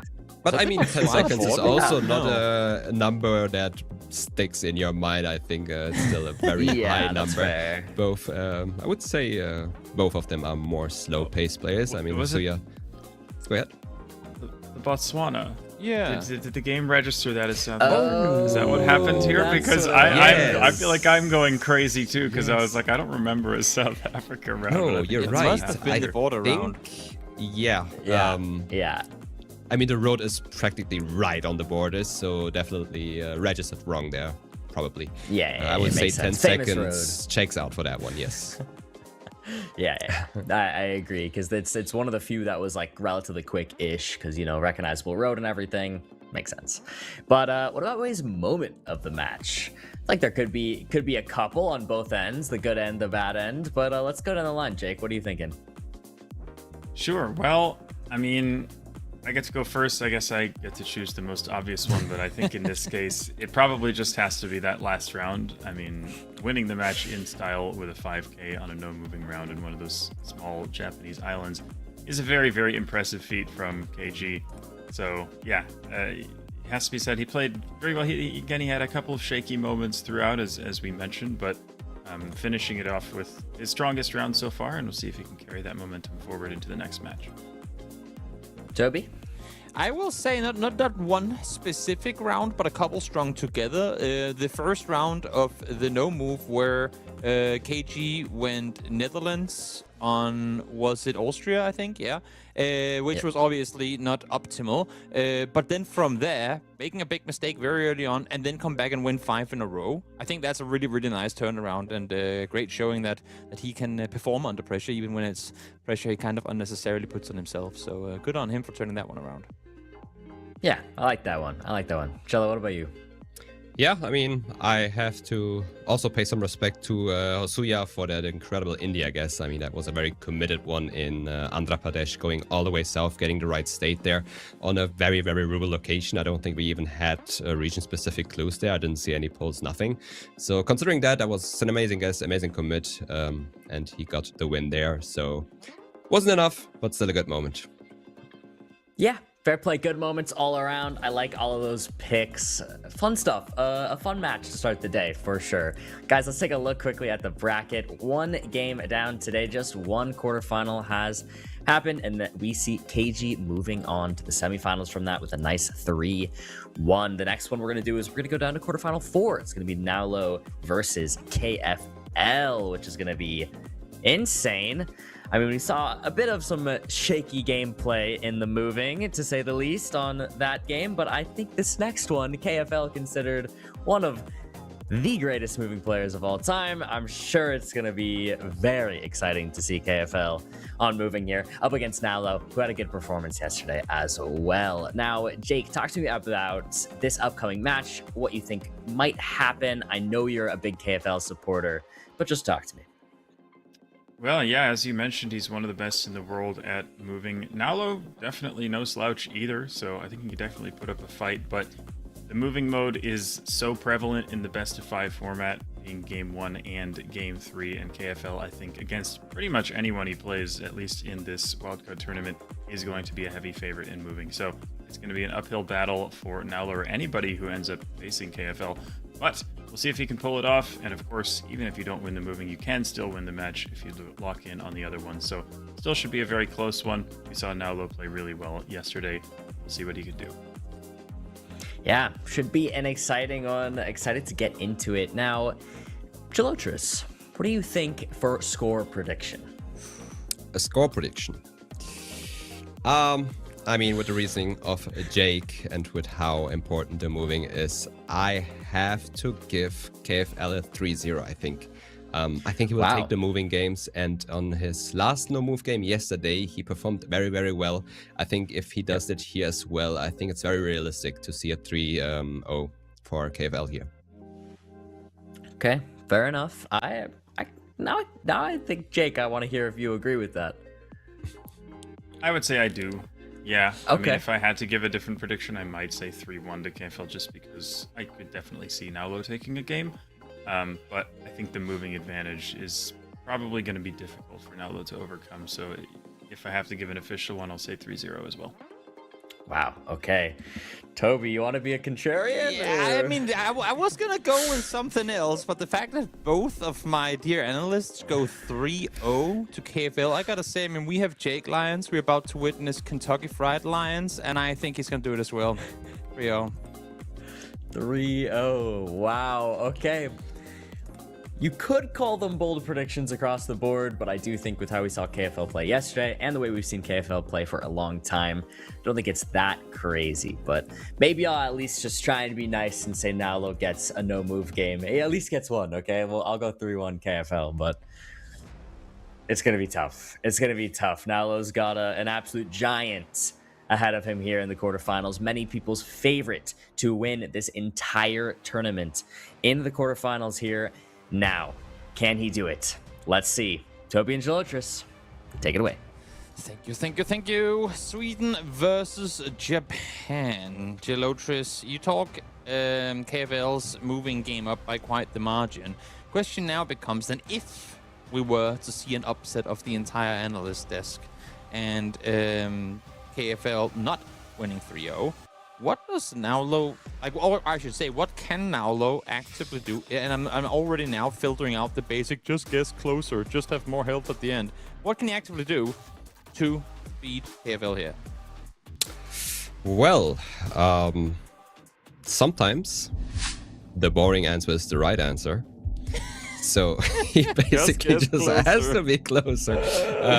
But no, I mean the classic. Is there anything he can do? A classic strategy that we know we have seen a lot of times is, of course, the fast send, the just risk and trust your guts, your instincts, and put a guess down, hope that your opponent will not find anything, because KFL is definitely one of the best moving players in the world. So it's gonna be rough for someone who doesn't practice it as much. Let me then rewire my question as we get this first round underway. What is it that makes KFL such a good moving player? Like, where does his expertise lie? Yeah, I mean, obviously KFL is a very long-time community member, has been around forever, and has always been active, always been practicing, and we already have a good split with it is. Oh, wow. Wow. I don't know that what is Nolan one way to saw. start. But yeah, with that being said, he has been around for a very long time, never really had any major breaks, and he does practice it all. He is good place name knowledge, he does know his area codes, his pinpointing skills are good. So he's very well rounded. It's not like you can say he's good at this and moving, but bad at this. He's like very, very well rounded, and especially in a format like this. Let me then be the devil's advocate here. And I'm not saying this to throw any shade on anyone. This is merely for the sake of the debate. If KFL is, as you and others say, one of the best moving players in the world, and has been a member of the community for a long time, and with how moving favored a format we have had for the last couple of years, how come we haven't seen him in the World League and the big tournaments? Because of his age? You know what? That's all you need to say. Yep. He wasn't allowed to compete for the longest time, and this time around he is. So, here I was trying to get a spicy answer, and then I forgot that he was the answer. I should yep, that's also a criteria. That is, of course, a criteria. Well, welcome to the big leagues then. KFL will see if he has it in him. Would be pretty incredible in your first run for World Championship to actually make it. Yeah. Would be nice, but also good from Nalo there, picking up a multi on his side. I think anything that stops the pace and momentum of KFL does play very good for Nalo. So got the placing here. I can't really make it out. I would believe that on the bottom of that emblem there might be a province name. Naulo is on that sign for quite a long time. KFL moving a bit further, seeing that sign saying Leyte, which definitely helps way more. Because there's a big difference in their guesses now. Now look, still going for that scanning strategy. I don't like that, especially in a country like the Philippines, where you tend to always cross a helpful sign. I would not stay on one for too long and just continue moving and try to find something better if that doesn't work out in your favor. Because KFL did so. Look very pleased with this location too. This could very well be a 5K, and it is.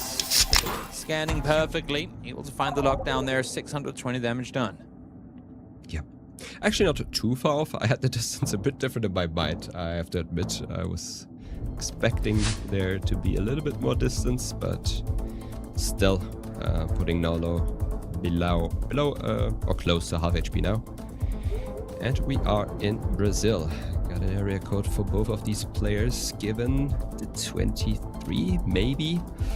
I'm not quite sure on this one, but we know that both players did register that one. Try to look for something more. So I would assume it was an area code for a bigger region where they want to be a little bit more precise than just getting the right state here in Brazil. I mean, if it was 20, does 23 even exist? I don't think it was 23. Because Rio is 21 and then we also have 22. I don't think there's a 23. But yeah. Okay. Esports might have should found the definitely city, yeah. not be 23 then. Then I saw the number wrong, most definitely. The same state, just a bit over, across the water, and it's right in the middle. Oh, KFL was up there for a while, ended up going further down south to Parabanco. And you saw his reaction there. Annoyed that he didn't log in when he had the city right. Unlucky. Still getting the multi and continuing to this next round where we are in Mexico, it looks like, based on the landscape. Definitely a little bit more dry, I would say. So I would consider more than northern half of Mexico. Got a couple mountain ridges, which you see here and there in Mexico. Obviously a country where you get a lot of mountain ridges, very, very long ones. I would highly suggest to just open the terrain map of Mexico and look at the mountain formations. It is incredible how long some ridges are. What sets you northern Mexico on this one, though, contrary to further south? Is it just the lack of vegetation or the dryness? Yep, the vegetation, the dryness. We got some very colorful houses, which you also commonly found along the north as well. So with all that... Durango. Found by KFL.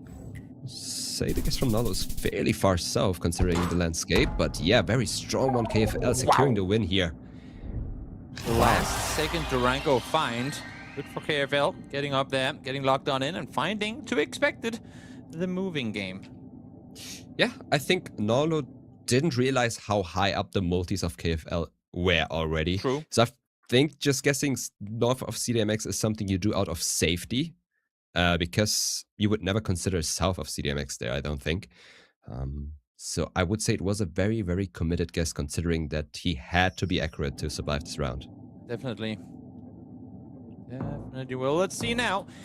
Everyone had predictions in that KFL was going to win moving, but now it's up to Nalo to see if he can turn this one around as we go into no move. And what have we got to start things off here?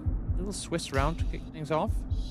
Yep, correct. We have the infamous low cam, especially with the front blur visible. Got those dashed yellow lines, which you also commonly found in Switzerland. And it seems like we had a body of water, considering that both players scan. Now I see it. Okay, yeah. There's a good body of water visible a little bit through the trees. So these players try to scan and line something up, a main road that goes along a lake or a bigger river. Considering a lot of areas here. Yet another round that would have been over somewhere along the lines of 45 seconds ago, had it been last year. But love that we're seeing these players fight so hard for the multi, even if the damage, I mean, regardless of where they go here, won't be too much. KFL further down south, Nalo further north, and he's going to be the one out victorious here in round one. Yeah, good guess. Especially because I feel like with the way he guessed, he did cover the most possibilities because most bodies of water were there. So that might be a smart play doing that. And up next, very interesting polls. I'm not familiar with. These polls look quite interesting. Is it Panama? What makes them different? Because from what you were expecting to see. Well, they just look unique. I don't know. Yeah? I don't like associate them with any certain place, but with the car, the truck in the distance, the dry landscape, I think Panama might be a possibility. KFL? Or oh, Puerto Rico. I forgot about that. I forgot about the existence, honestly. Or not the existence, but that you have a small cam there now. Well, let's see if they're going to be right with it. It seems like usually, I mean, at least when both of them go to the same niche location, that's because they have the intel needed. And it is, in fact, going to be then an incredible find by Nalo. That's an insane guess, but obviously in hindsight now, we had US infrastructure there with the polls. Keep forgetting, you don't see that country too often, especially with the newer coverage. And I think it's our second ever in competitive play, or third, that I casted at least, where we saw that appearing. And now we are in India. definitely a little bit more recognizable off the bat, also without poles. Very flat landscape, looks a bit agricultural. Those type of tile roofs you tend to see more in the eastern halves, like especially around Chhattisgarh. Yeah. Which Exactly, might Nalo be is good. the reason, why these players will guess there. A bit even further east than that, and actually, it's just a bit back towards the west. KFL finally able to get some points on the board here. Oh well, do you say that, or do you say able to take some points off the board? I don't know.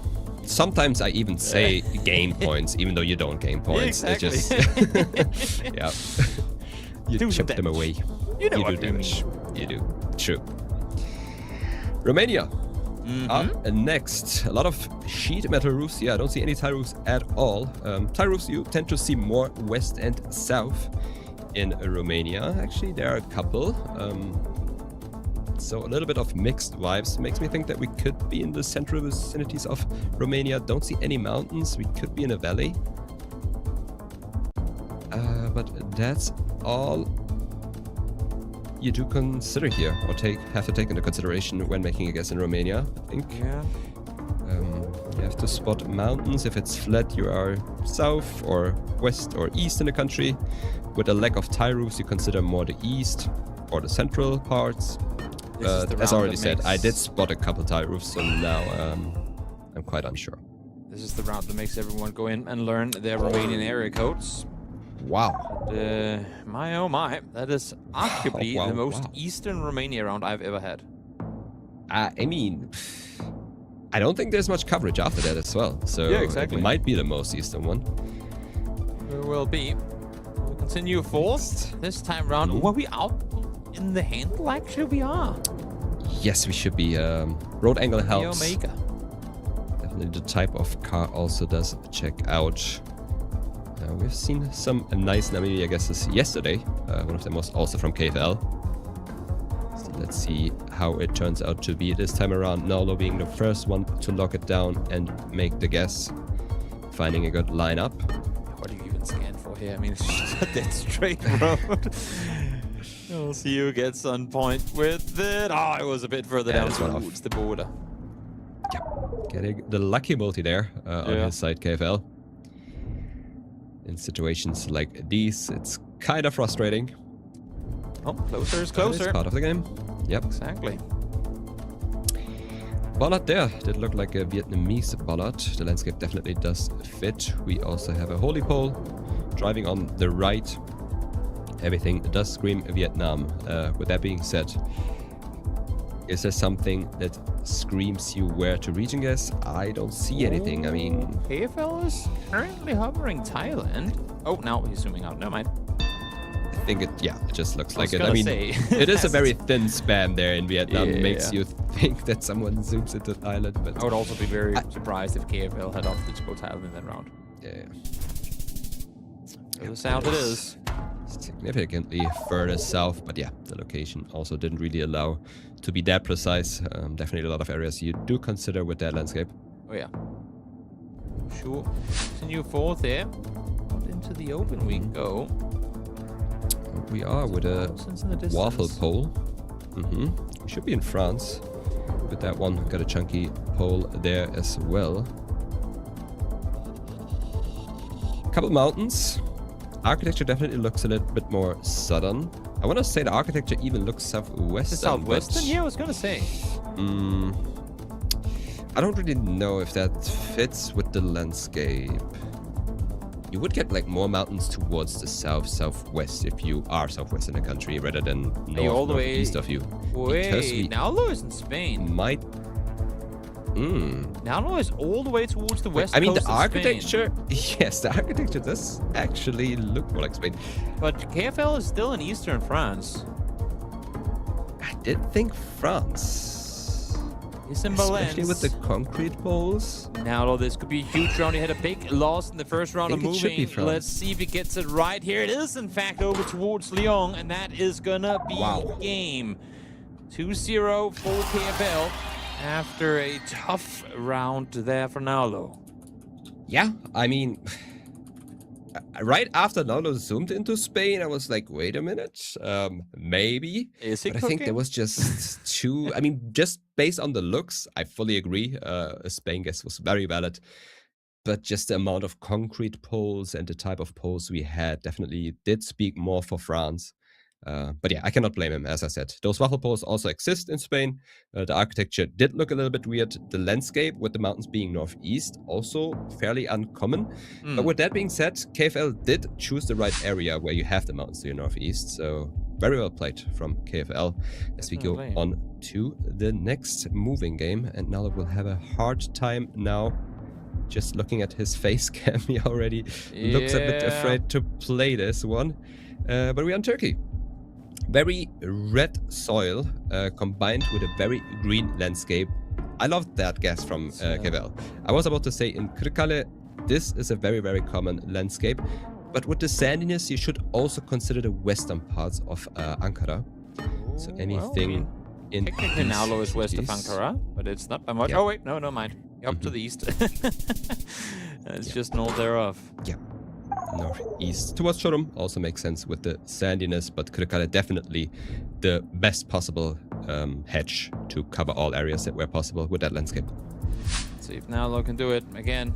Yeah, probably had better odds winning no move just before, but couldn't make that happen. And now KFL looking to make it a 3-0 affair. Will he be allowed to or not? Correct. We had a leaning poll there, should put us in Poland. Even though I didn't think of it immediately, I must say. I was considering Hungary, which still can be possible. I mean, does kind of look like it. Yeah. But yeah, let's see if we have anything else to confirm that. There's a decent Should amount be of small Hungary, I think. signage that they've both been going past, so that leads me to believe that there are no doubts in the country there. And there you go, Medina on sign. Cyrillic.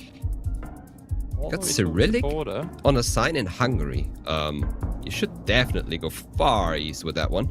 Yeah. Ooh, Nalo haven't seen that didn't sign see that, though. He's yeah. just on the other side of the bridge. He's going to be west because of it. And actually, we're in southern Hungary. That might just be a small community with Cyrillic-speaking inhabitants, probably. I mean, do you blame KFL to go far east with the Cyrillic sign? No, surely not. No, not really. Get very unlucky there. And on the other hand, I think Nalo got very lucky to not see that sign and get baited. That's a valid point. You know what? You'll take a win, regardless of how it comes your way. You do. Up next, Italy. Very mountainous landscape. Don't have Does anything Nalo go to... Sardinia in this round, is the question. Hopefully not. Hopefully not. I don't think it is. The mountains are just way too big. But with that being said, they are still very hard to put in a confirming place in Italy. Obviously a country with a lot of big mountains. Overall, the vegetation, the architecture doesn't look like the Alpine area. So I think we are either central or south in Italy. Got some signs. We got the A3 to SA something. Oh, it's from SA to RC. Okay, it's the region. Wow, yeah, great guess with from that Nalo. sign, yeah, very, very well done from Nalo. Finding that sign, making a very good guess with that as well. Exactly what he needed in order to try and claw back into this one. Needs to make the reverse sweep. Not going to be easy against the likes of KFL. Not at all. And moving around in Paraguay. Not exactly too sure what you even look for in a moving around in Paraguay, but seems like KFL did find something. Maybe a town name he was familiar with, or a town name in general. He does attempt to scan for a very, very flat landscape here. A lot of farmlands, which you commonly found around the capital. But with that being said, I don't think there are any other clues to put down the guess for now. So both players are moving around for a little bit longer, trying to find something more helpful. And they're both speeding down the road, trying to get to any useful information. Get some of the screen there for Nalo, but not enough for him to get the guess on in. Now, amidst he's in southeastern Paraguay. We'll see if he ends up locking it in, he will, both in and around the same area. KFL's closer. Closer this time around. Definitely had something, I would believe. But regardless of that, also a very beautiful region guess from Naulo.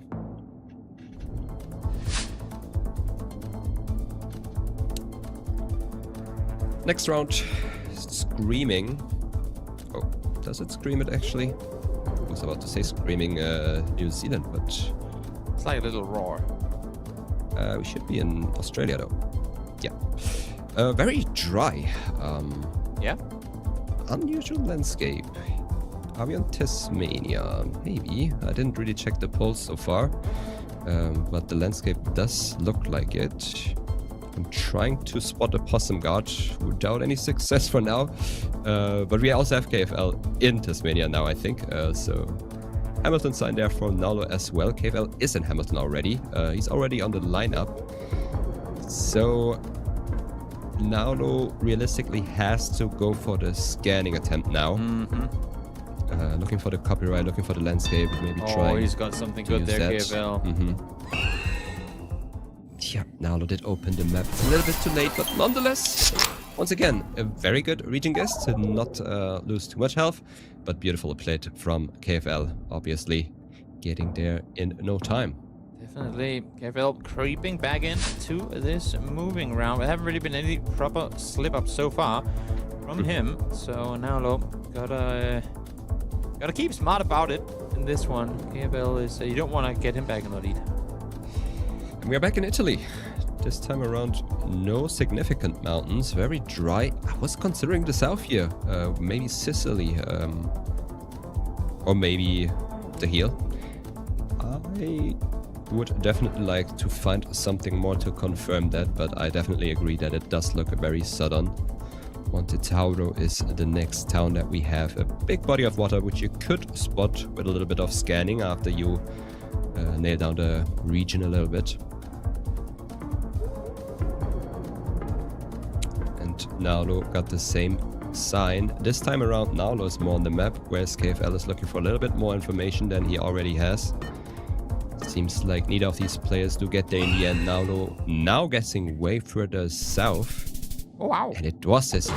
Yeah. Wow. Way down south. Yeah. Another big round for Naulo. I mean, this is the important thing, right? Because you have KFL, a incredible moving player who barely ever makes mistakes. There's a small one.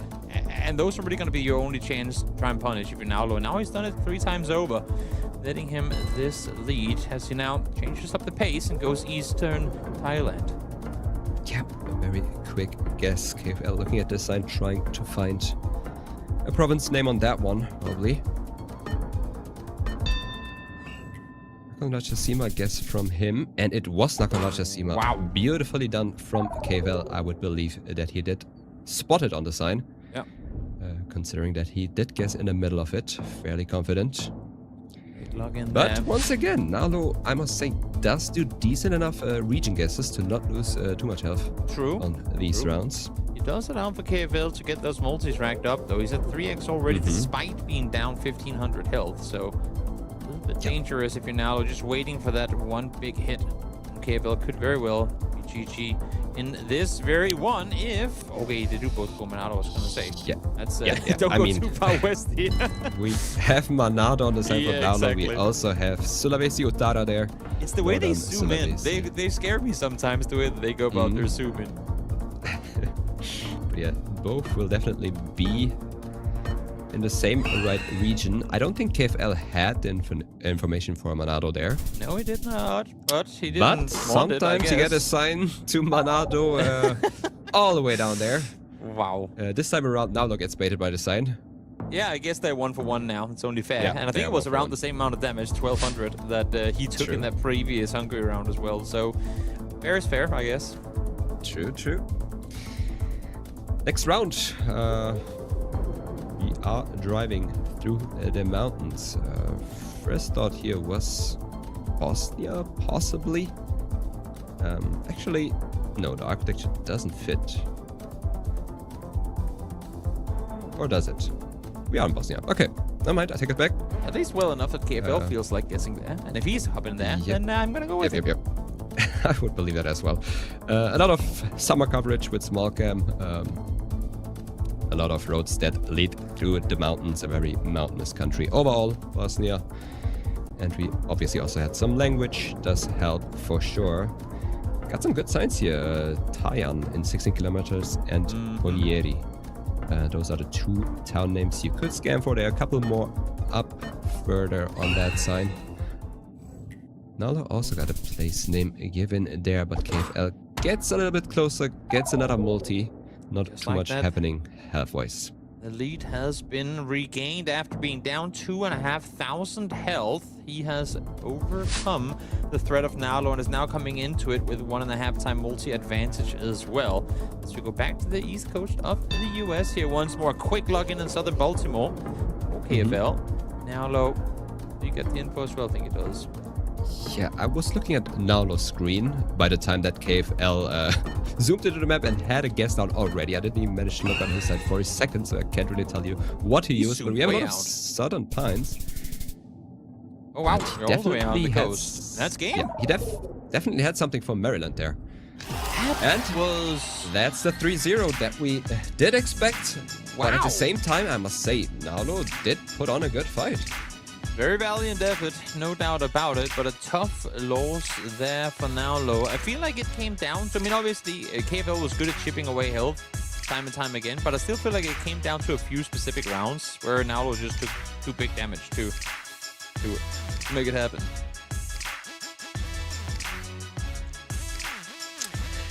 Well, welcome back, everybody. Me and Jake are back to join you after a 3-0.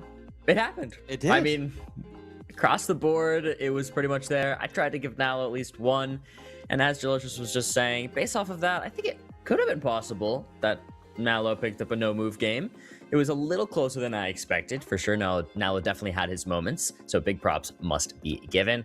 But KFL looked very strong as well. Excited to see him play in the semifinals later today. But guys, let's take a look at the Wazer of the match. What was our fastest guess? Not sure what it will... 7-1. Yeah, the Eastern Thailand one. Okay. I guess, Yeah, makes sense. Makes sense. Nothing too crazy to talk about there. I mean, that was just Nalo guessing pretty quickly. I mean, if anything, you can mention KFL's guess on that round, funnily enough, was very good. So, but 7-1, relatively fast for today. But guys, speaking of Waze, just sticking on the Waze train really quickly, I have to once again shout out the new Geoguessr game. If you want a chance to win a 4-day ticket to the Geoguessr World Championship in Berlin, flights, hotel included, you can try out the new Geoguessr game, geoguessr.com/Waze.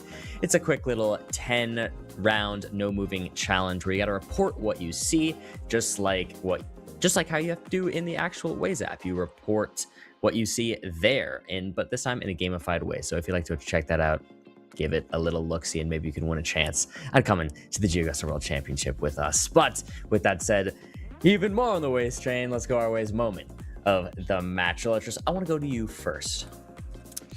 Let's go. I get to pick it first. I don't have to think of anything else than the obvious ones. Let's go. For me, I think the moment has to be the Spain-France toss-up, because I was also, after he plunked down in Spain, I wasn't too sure.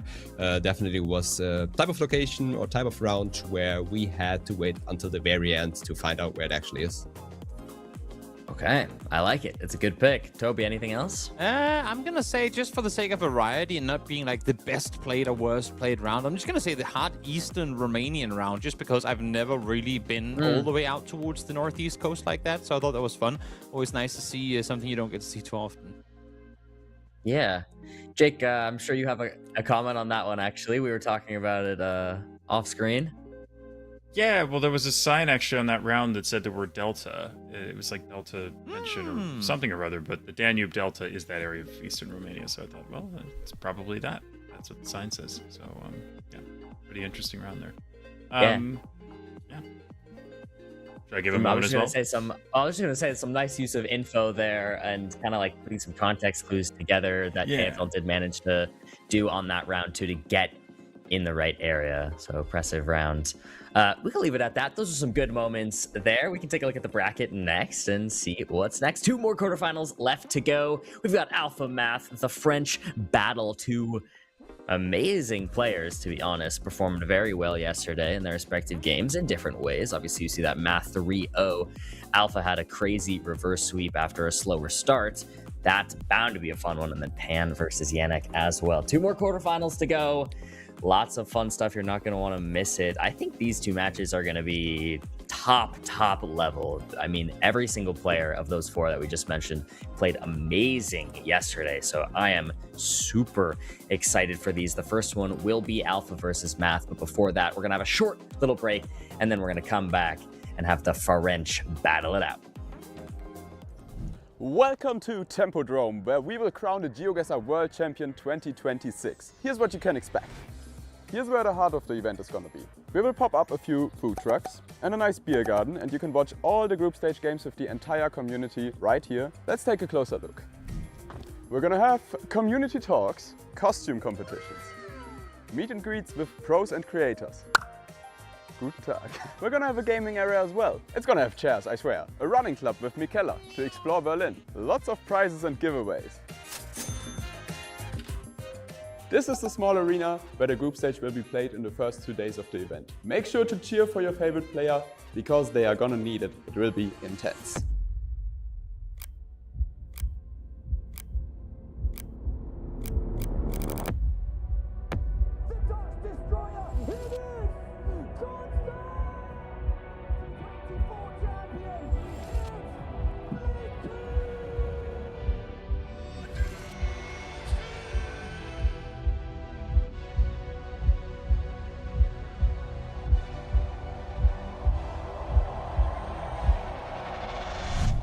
See you at the World Championship starting the 2nd of September here in Berlin.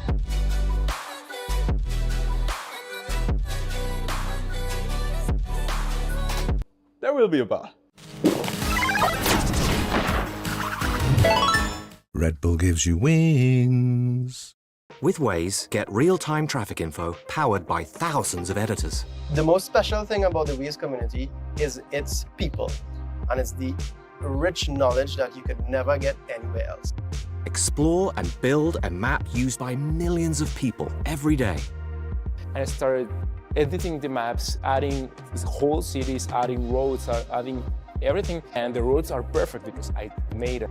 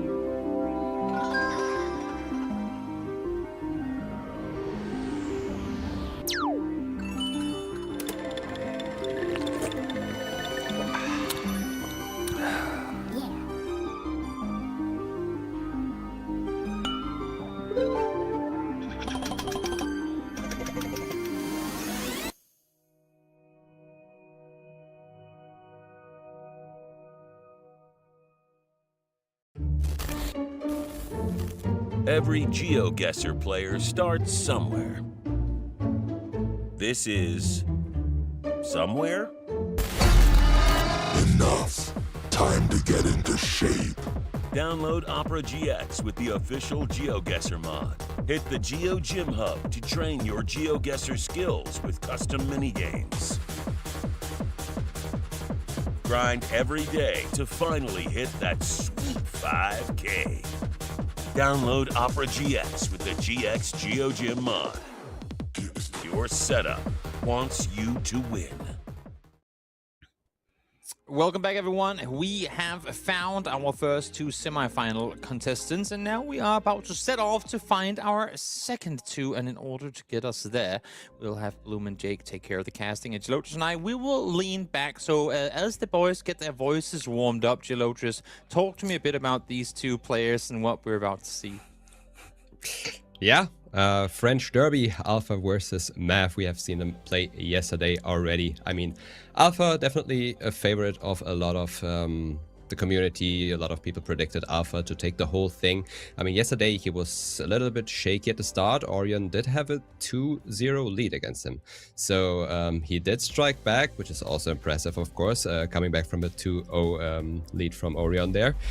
But overall, very, very well played. We have seen a lot of good guesses from Math as well. He went out flawless in a 3-0 fashion. So I think this is just going to be a very close one. Definitely. Strike back capabilities are great, but you don't want to be behind to begin with. Now, will he be able to make it a win or not? We are about to see. So without further ado, Bloom and Jake, this is all yours. Thank you, Toby. It's time. Alpha versus Math. Now, as mentioned, many people thought Alpha could be a winner of this entire tournament, but there was also quite a few who had a lot of love and support for Math, including pro player Blinky kept saying, don't sleep on Math. So, hey, we're going to have to just wait and see what happens. I think it's going to be a very close but high-level game. Jake, how you feeling? Feeling good. And yeah, if Blinky shouts out somebody as a potential dark horse, you definitely listen to him. I think that Math, if anything, might have a bit of an advantage in moving, and we've mentioned how important moving is in a best of 5. So yep, gonna be important for Math here to try and get off on the right foot. But I think this is a very close match on paper, and this really could go either way. Think so. Well, here we're on Australia for the round 1. A quick sign there, but it didn't seem to have the place name unless I missed it. Something about a caravan park. Ooh, a highway sign, I think. Yeah, it said Kimberley Land, which I want to say that Kimberley is like a area in Western Australia, which maybe not then. Okay, yeah. I mean, for signs towards Catherine and Darwin, and Catherine. Oh, wait. Catherine, I think, is south of... Or maybe it is, actually. Maybe it is, because that lake is right there in Western Australia on the border of NT. And I must say, you can already see a bit of a difference in the moving styles here. Math able to get out to the main road and find that information first. Gets the 4995 to start it off. That's already 1,200 points of damage. Alpha, you know, normally you think of the French players, you think of the moving experts, but Alpha is more of a no-move guy, so this is going to be an interesting one for sure. Math with very good pathing there to start us off. Let's see if he keeps that up. Yep. Very well done by him there, sort of triangulating based off of the sign that he had. And here we are in Bolivia. We've got a quick lock here from Alpha in Potosi, maybe just looking at the mountains, thinking he recognizes the landscape. Math agrees here. There's only so many cities in Bolivia that have coverage, so makes sense that the players are converging on the same thing. But again, Math with a little bit of extra time. We'll see if he's able to maybe narrow this down a little closer, and he is. He does. A nice 4999. Some great scores to start us off here from Math. But Alpha with a very good region guess too to keep things close on the round 2. We go to round 3. Here we go to the U.S. This is Nashville South. I wonder if that is just Nashville, Tennessee. I think it would work with these trees and this general landscape, but we'll see. Palmetto maybe evokes South Carolina more than anything, so Columbia. I think this may be South Carolina. There may just be a town called Nashville. Copying. Sure. South Congaree. Ooh, yeah. Congaree is a national park in central South Carolina, so we're definitely in South Carolina here. There's an area code 803 if the players happen to know that, and a couple of very nice signs now for Alpha. Yeah, that's going to be real helpful. Math has also moved from zooming in on Nashville, now in South Carolina, but needs some highway signs like Alpha has if possible. Can Alpha actually use these within the time? It's about to run out already. Very similar guesses. We're just going Columbia for both players in the end, and it is just outside of the city. But that is Math again, closer just slightly, gaining more individual multiplier. Yeah, a little bit unlucky for Alpha. First couple of rounds, also very close to the location, but just a little bit farther away. But yeah, the multiplier is starting to rack up, and now we see Alpha adopting the insta-sending strategy, looking around, seeing where the coast is, thinking I'm probably in New Brunswick.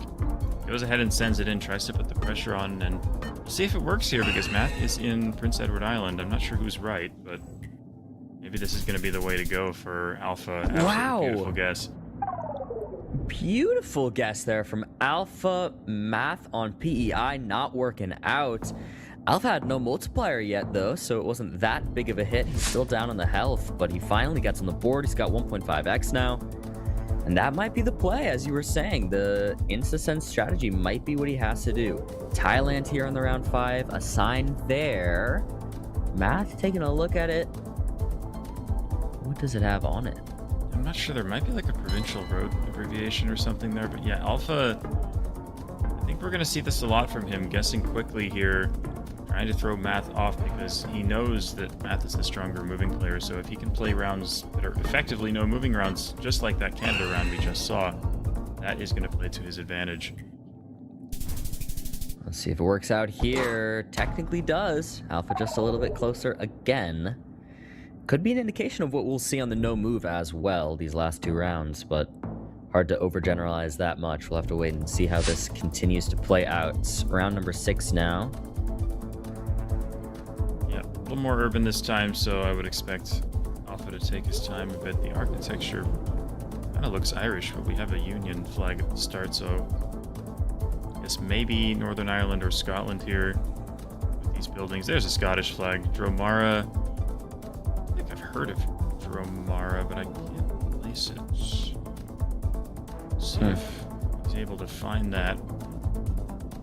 Not sure if Math has much info to go off of just yet. Northern Ireland, what? Never mind. Wait, what? That's Northern Ireland. Why was there a Scottish flag? What on Wait, earth? there was another one.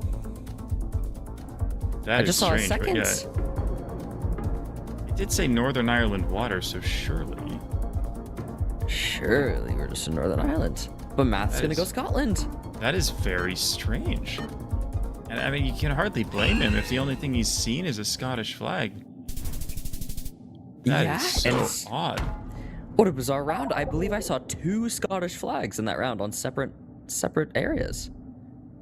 Wow, and the architecture can look similar in Scotland and Northern Ireland, so you really can't blame him at all. He didn't have nearly as much signage as Alpha did, so yeah, Alpha with a bit of an advantage now in the moving game. And again, this is a game that Math really feels like he needs to win. How good Alpha is in the other modes. Why does that A have 2 dots over it? That is not a Norwegian letter. What's going on right now? We've got all sorts of strange stuff, but there's a glitch in the game. There's a glitch in the game. Yeah, it could be like a regional language, or maybe like a Sami language. I don't know. I wouldn't expect Sami this far south, but 804 definitely helpful here. It's going to put us somewhere in this northern part of Norway. But once again, Alpha finding the road and using that information beautifully. So yeah, I mean, we maybe didn't give Alpha enough credit, but he's playing very well right now. Very well. After losing 3 rounds in a row, it's been Alpha for 4 now. Go back to Australia, and we have a sign. What does that say? Hamley Ridge, I believe? Yeah. And we have a bunch of South Australia Stobie pools as well. Yes, indeed. So that'll give us the state, but still a pretty large state. I'm going to try and figure more out here if you can. Hamley Bridge is going to be the town, but these are not always easy to find without extra information. Wakefield is probably some sort of shire or regional council, but those are not always easy to find. It's Math trying to scan for that right now, though. Yeah, he may be scanning for Wakefield, which I'm not sure is the right play here, but it's hard to say for sure. And yeah, it looks like this is going to be hard to find for, regional council. I just don't think that's going to be on the map. See where the players end up. I think similar Wow, yeah, very similar guesses. Is further south of both of them. Does not seem like either was able to actually find it, or I guess I should say Alpha, with the actual town name, not able to find it, but does get closer. So once again, that's now 5 rounds in a row. He just keeps on winning them. 3.5x now for Alpha. Getting close to closing this out. Math on 814 health. And now we are in South Africa. Some good signage definitely possible. That could be a town name on that, but I'm not totally sure. We're going to keep it moving. Alpha has a sign here he's going to turn around for. Yeah, that is going to be the name of the town. We had it on the other sign as well. Yeah, probably kind of hard to find, though. Yeah, I mean, it is Afrikaans sounding, Dutch sounding, so it has to be, I think, somewhere around Cape Town, sort of this Western Cape province is where you get the most of that language, and of course you've got the mountains in the distance, which support that theory. Oh, there's a sign for the end, too. Math seems, or Alpha rather, seems to be scanning for... He seems to know it's the 2, but he doesn't have the town yet, but he does find it just in time. Wow. See if he's able to find the pinpoint. Is that Alpha Street? No way. Wow. What? Alpha Street. And they get the 10K. Oh, you love it. Oh, you just love to see that. That's crazy. Beautiful. What a time for that round. Yeah. Ooh, hello. Well, a France hello, round. France. Hello, France. For the Frenchman. Well, surely another Math is 10K? Under pressure. Maybe. We'll see. Oh, some nice signs. Wait, wow. Alpha just region guesses. I wasn't even looking at Alpha's screen. I don't know if he had signs at all or if he just went for it, but Savignac, I mean, town name ending in Ac, you do go towards the southwest generally. But I've never heard of any of these towns. And we shall see. Wow. Wow. Okay. Math able to pull something off here finally after a long bout of round losses. Put something on the board there after the 10K tie. Just a little bit of damage. Alpha still with a nice lead though. Round 11. We're getting pretty deep in here now. A little over halfway. Yep, as we head into Latin America, it looks to me like northern... Well, I don't know, not northern actually. It's probably Colombia, but we have a bunch of sugarcane, which makes me think it could be the valley around the city of Cali, but hard to say for sure. But it looks like Alpha is just going to go for that. Yep. And again, this fast-paced strategy is kind of what we expect to see from him. But Math is equal to it here. Yeah. But yeah, Alpha just going to play quickly. If he knows, he knows, and he's not gonna bother narrowing it down further. He has the right area, just go for it and see if you can throw him off. And it does work again, he is closer. And that is 300 points of damage, putting Math on just about 500 health here. Very nice of Math to still be able to make a nice region guess there, recognizing the sugarcane, recognizing the Cali Valley. Makes a good guess, keep himself in it. See what we can do here on Brazil. You wonder if this... Wow, is he really guessing? I don't think he had info. But that's so incredibly bold on a round this urban. If he really didn't have info, unless he did and I didn't quite see it, but... We're going Ceará, but I'm not sure he found a code either. Maybe he saw an 88 there, but we'll find out. Wow. It does end up being Ceará, so maybe he did find a code, or maybe it was just a good region guess from the both of them, but Math doing what he needs so far to survive. Yeah, keeps him in it, deals a decent bit of damage too. I mean, it's 4.5x to 4x. It's enough that it really could be anybody's game here, especially sticking on big countries like this. Yep, another urban round. We've got those Alto stop signs, which tells us should be in Mexico, and there's the Tijuana sign for Tijuana. You gotta send that in quickly if you're Alpha. He does the right thing there, but it says Tijuana. Math is gonna be able to get there in time. Signs for Center and San Diego, so a little bit of extra time. See if he can get a bit closer, get his multiplier up, but he certainly won't be losing here.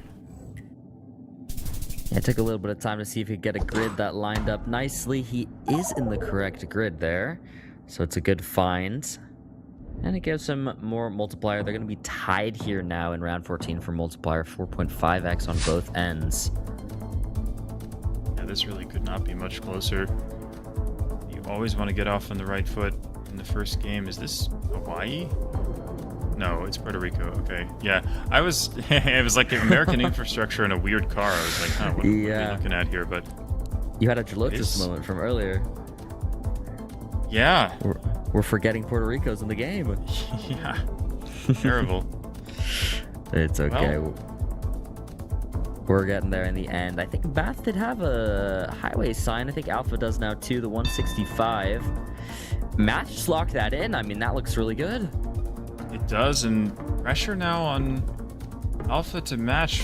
It looks like he doesn't have the road yet, and he probably won't lose here because he's got a decent cushion in terms of health, but it should at least be a decent round for Alpha. He should gain some points back and he gets that 5K. The 5K comes through. As you mentioned, not crazy on the damage, but that does actually give Math the individual multiplier advantage as we head into round 15. But again, even still, we are just so close, and this is a fun round. We have Math thinking it's Fort McPherson. Totally could be some old Gen 2, super flat, low trees. I don't mind it. Yeah, Fort McPherson, Inuvik, this general area here, you get this Gen 2 coverage with these dirt roads. And Math seems to have found something he likes, a ferry across the river, which, I mean, clearly the road ends at the river. Lines up. I think he's right here, but now there's very serious pressure on Alpha to match it, but it looks like he's going to be close enough. Not lining it up, but Math gets that 5K. I think Alpha could have had enough time to line that up. It seemed like possibly Alpha just hedged, though. Not totally sure there in the end. Alpha stays alive, doesn't take too much damage, and what a round. Start under a highway there. Come out to his sign very quickly, though. Sign for Muscat, so that should put us in Oman, Muscat being the capital, of course. And another quick guess here. Again, Alpha knows if we're in the northern part of Oman, he probably won't lose. So maybe just trying to put the pressure on, hoping Math doesn't get to any signs that he likes, and it could work here. Oh, wow. Math is quite a bit further south. Seems like it is going to be up north there. The multiplier will make that enough too, and Alpha will finally win the game. But what a battle. What a battle, but honestly, strategically, very well played by Alpha there. I think he did perfectly in that last Oman round, realizing that sending quickly and putting the pressure on is going to be the right thing for him to do, and we saw him do that on a lot of rounds throughout the game. He took his time on the rounds where, you know, there was info nearby and he needed to take his time. And then on the rounds where it was maybe a little bit more rural, a little bit further away from info, and he had a good idea for where he was, on those rounds, he sent quickly. I think he played that game incredibly well against such a strong moving player. But again, we saw Alpha lose some moving game, one of his moving games at least yesterday. And we know that it's his weakest mode, but getting a win in that first game for him is massive. Yeah, gonna be huge. We'll see how things fare now that we're on no moving 1360 panorama. We're locked into our spawn location, and we're in India here on the round one. Difficult one, a bit of mixed architecture, some brick, some painted, some concrete. Interesting, we have like a Haryana Uttar Pradesh border here from Alpha. Math, I wasn't sure exactly where he zoomed in on, I kind of missed it. But somewhere in the north should be a good guess. We do have some language, looks likely to just be Hindi, so players are going to be spreading in the north of the country, and it is eastern Uttar Pradesh, but a nice start for Math. Yeah, great start. Always good to start with a couple hundred points of damage there. Go to round number 2. A little bit of Latin alphabet, a little bit of Chinese, which definitely fits for Malaysia. We also have a Malaysian flag. Actually, it looked like we may have had a state flag there too. Oh. It's like a black and white. I think that may be like a Pahang flag, if I had to guess. I didn't get a very good look at it. Yeah, looks a little kind of crumpled up in the wind. But if it is Pahang, it could be something like Cameron Highlands or There's a couple of those like highland districts in Western Pahang that I think could work quite well for this. So we'll see what they converge on. But I want to say Pahang is the correct idea. And he is looking at Cameron Highlands. I really do like that guess. Let's take a look. It is going to be right there by Cameron Highlands. But very good guesses from the both of them. Math even considering it as well. But now Alpha put something on the board. Multipliers tied 1.5x to 1.5x. We head to round 3. Jake, this is such a close game. I'm having so much fun with this one. Yeah, this is awesome. Two amazing players. Two players who are definitely capable of winning the entire tournament. So hard to separate them, but see if this round can do that. Looks like maybe a Russia black car, although not super obvious here. But I do like guessing. It's a difficult one. Somewhat south here. I mean, we have these. I think those are sunflowers there in the field to the north. So those are definitely found in those sorts of latitudes where Alpha has his pin down. See if it looked like Alpha was in Saratov, I believe, and Math kind of looked like he's considering further south, like he might even go Krasnodar or something. I will be curious to see where they go here with only 5 seconds left to go. No player feeling confident. Alpha considering moving farther south to Krasnodar doesn't. Math does know Krasnodar, and it is. Wow. It's way far south, and that's 2,600 points of damage when Alpha was considering guessing basically exactly where Math did. Fantastic guess there from Math on a difficult round, and we mentioned how Math probably the favorite in the moving games, and you have to say Alpha's probably the favorite in the no move, and so far it's panning out exactly the opposite way. Yeah. But it's not over until it's over. We have a Columbia around here. A large bridge over a river could be helpful if they're able to line up the angle here. Yeah, it could be scannable. Not impossible. I am surprised to see Alpha doing that before Math even does. Alpha gives up on the scan, though, and sends in a guess. Math most likely going to take his entire 15-second guess timer to look for something. Just 5 seconds left to go, make that 3. Going a bit further north than Alpha is, I believe. Oh no, they're actually right there next to each other, and they both could not get it. Math closer, though. More multiplier. You can definitely see why he did pick Math as a dark horse here. I mean, he's a very strong and very well-rounded player.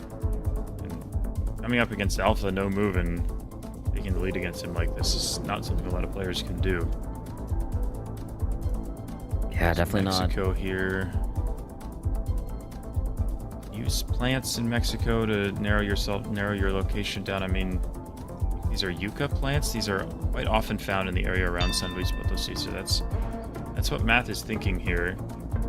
But never easy, and sometimes the plants can have pretty wide ranges. Alpha just taking it in, but coming to the same conclusion. Although he's thinking about going further west, but it looks like he won't do it.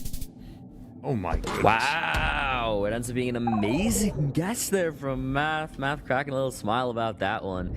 In the north of San Luis Potosi, I believe, if I saw that correctly. Yep. Good work. Wow. This is tough. Very little to use here. What is this? Belgium. Maybe it could be a copyright thing. I mean, I can't see what the copyright is, but sometimes that can be a clue for Belgium. Otherwise, maybe it's just, you know, the fact we have a thin road and vegetation like this. Just this could be suitable for Belgium, but it's so tricky with this little info. Wow. No idea what Alpha's thinking right now. He's looking at France. Could be. We're just gonna have to wait and see if timer finally runs out. It's the US.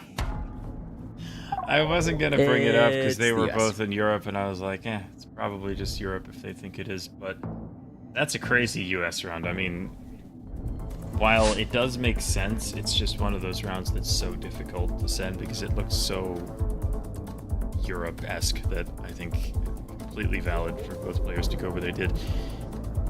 Now we have Mexico, and we've got these agave plants. The agave plants quite commonly found in the state of Jalisco around Guadalajara, so both players converging on that area, but I mean, with Alpha so low on health, he could still lose on a round like this. It's pretty close.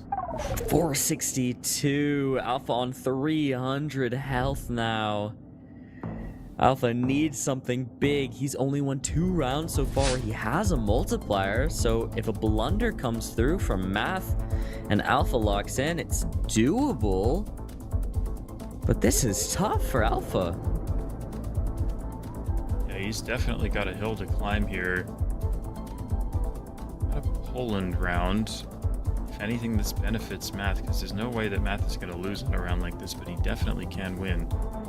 Looking at Warsaw, a little bit off-center, which I think makes sense. It's like if you're ahead and you want to just get those few extra points to try and win the game, you may as well click a little bit away from the middle.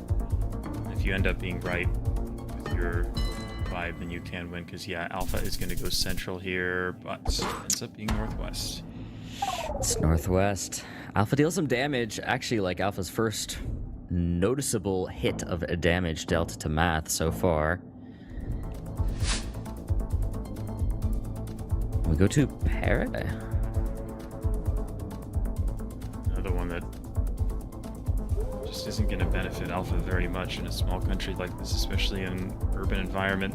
Paraguay's not that small, but I feel like there's a lot of parts of the country that this just isn't going to be, most likely. So I think Asunción makes the most sense with how urban this is, but it's certainly not the only possibility. So again, we'll see if Math maybe takes a little bit of a risk, or it just goes for Asunción and he will do the latter, and yeah, that's the way to go.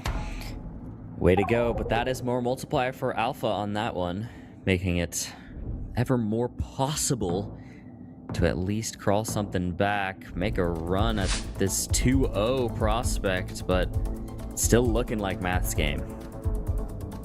Yeah, and another somewhat small country, which again is more what Math wants to see in this situation. They're going to be in Germany. It looks very flat, and the architecture does look sort of similar to what you see in the Netherlands, I would say, so it makes sense to be guessing in the northwest here. Both players will do the same. Okay, it's Alpha closer again, staying alive. Just hanging on, building that multiplier. I mean, now the multipliers, I think, are even, so it just needs a tough round that he can maybe something like this. Could be the one. Is this Chile? What are we looking at here? Don't mind that. Where's the sun, though? It's like west. Oh, yeah, never mind. Oh, Turkey. I think it's south. Okay. Yeah. Turkey makes more sense to me. I see the Chile shot, though. I'll support these, like, you. Thin poplar trees. Yeah, I think Turkey does make more sense looking at it more, but you know, there's a reason that these guys are playing and I'm not. We can just say it's 6 a.m. and then call it a day. Math, I don't know if he knows the country here. Yeah, Math. Wait, Math is going Chile. He's going Chile. Wait, this is going Alpha's Chile. chance. And it is Turkey, and not only is it Turkey, it's a great guess for Alpha, and he pulls it through. I kept saying, you know, I'll just get that multi up. Maybe it's doable for Math, but realistically, all I'm doing there is giving some coke to Alpha, but in the end, it actually works. And Alpha takes it.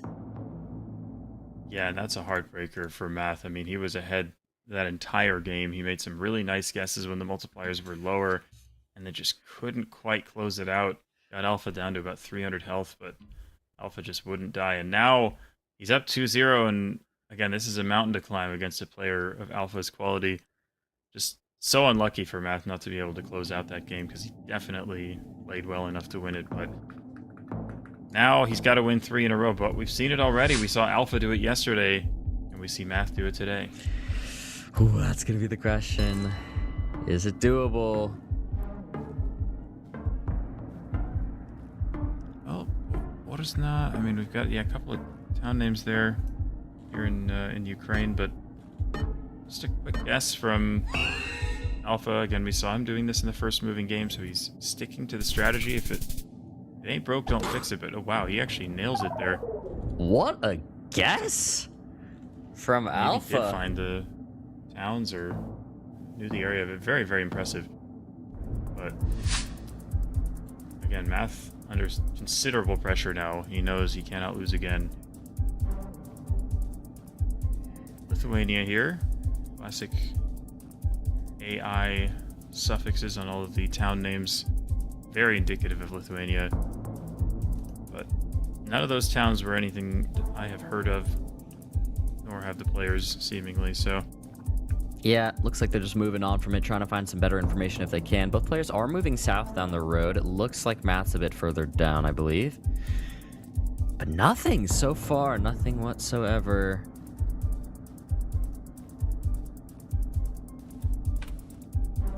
Yeah. Wow. Again, I mean, this is not a country where you expect a lot of damage to be done, but even so, you want to try and get your multiplier up just to give yourself a chance if you're Math here. I don't think he has any usable info, so he's just going to go middle. Yeah. We'll do that. Alpha's a little north of center. Doesn't quite work out for him there. Does give Math a multiplier. Yeah, big question here, Jake. As you were saying, it's just, is a reverse sweep possible? Is the mental too chalked after that final no-move round, or can Math bring it back? It's gonna really be decided, I think, by some of these early rounds. We need to see how Math ends up faring, if he can hold his composure, if he can do well with information, do well on his preferred mode. He's got a road that looks good. Matak. Yeah, he has Matak too. That was written on that blue sign. It's not that large of a town, but an excellent find here from Math, putting the pressure on. Not sure. To be honest, I'm not sure how close Alpha is, but Math, I think, is definitely on this. Yeah. On the 5K too. There it is. I was just saying, it's going to come down a lot to this, especially for the mental for Math, and getting a 5K there on the round 3. Gotta feel good about that. Try and regain some mental if possible. See if we can keep the momentum going as we go into round number 4 here on Japan. Some signs here. Math comes across the sign first.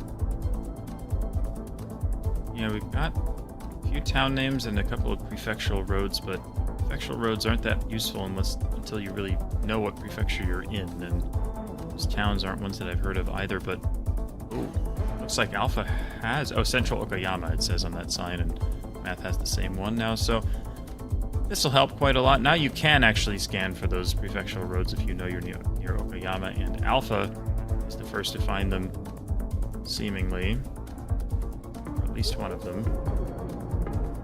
Yeah, both players just trying to line it up. Oh, that's some trouble here. Wait, this could look good here for Math. That angle doesn't look too bad. It's a bridge. That bridge looks even better, actually. And Math does switch to it. Yeah, that should be it for Math. Yeah, there it is, the back-to-back 5K. I keep talking about the mental, and he keeps delivering. Math, you gotta feel good about this. Can you take us to a game 4? Can you take us to a game 5? It's not over till it's over. You're still in this game. And this is the difference in moving experience between these two players. Again, Alpha, we saw him win that first moving game on rounds that were a little less info-heavy, rounds where he was able to make good no-move guesses, but rounds that are more info-heavy, like that last one, Math is just so precise. Alpha had the road first, but Math was the one who was able to get the pinpoint because he's so strong in that aspect of the game. Some signs here for Math. Again, as you mentioned, it looked like Alpha was poised to make a quick region guess, didn't end up doing so. Maybe figured, hey, I'm in a town, Math might find something, but we see Alpha pretty much kind of leaving this town at this point and deciding to region guess. He does it, hand on the forehead as well. He's in spectator mode. He sees Math has information right off the bat, and Alpha just leans back in his chair. Doesn't look like he's closing it out on this one. No, I'm not sure if he's actually found. No, he has. Yep. Very well done by Math. Once again, just showing his moving prowess. And again, it was so important for Alpha to take that first moving game because we're seeing how good Math is in this mode. And could definitely still make the comeback, but beating Alpha and no move and MPZ, even if he wins this, is going to be such a tall task. It will be, but you gotta start with this at least. Thailand here on the round 6. Not sure how good with reading Thai the players are. I have to imagine Math can, because we saw him trying to do it in a previous round. Yeah. But I mean, there's a kilometer marker there, but it's hard to read. Oh, there's a road number 4009. Could possibly be findable. Oh, he has it. Wow, he's got it very quickly. Very nicely done there. Walks it in. I mean, that sign does say Krabi, so Alpha will definitely be in the correct area. Gets there as well. Yep. There he goes. Could we see the 10K? Could we see it? Timer up. It's actually just going to be the 5K there from Math. Alpha not on the right intersection, but in the right town with the 4999. But Math just going to keep raising that individual multiplier. He's sitting at 3.5x to Alpha's 1.5x. Alpha, all eyes on you now to see if you can take this back. Middle Georgia State University for Math. And right there, bang, for Alpha, the 117. Adwell, Dublin. There's Dublin right there on Math's screen. Should be able to narrow this down pretty quickly, but it looks like he's already maybe in the right town, and Alpha just scanning.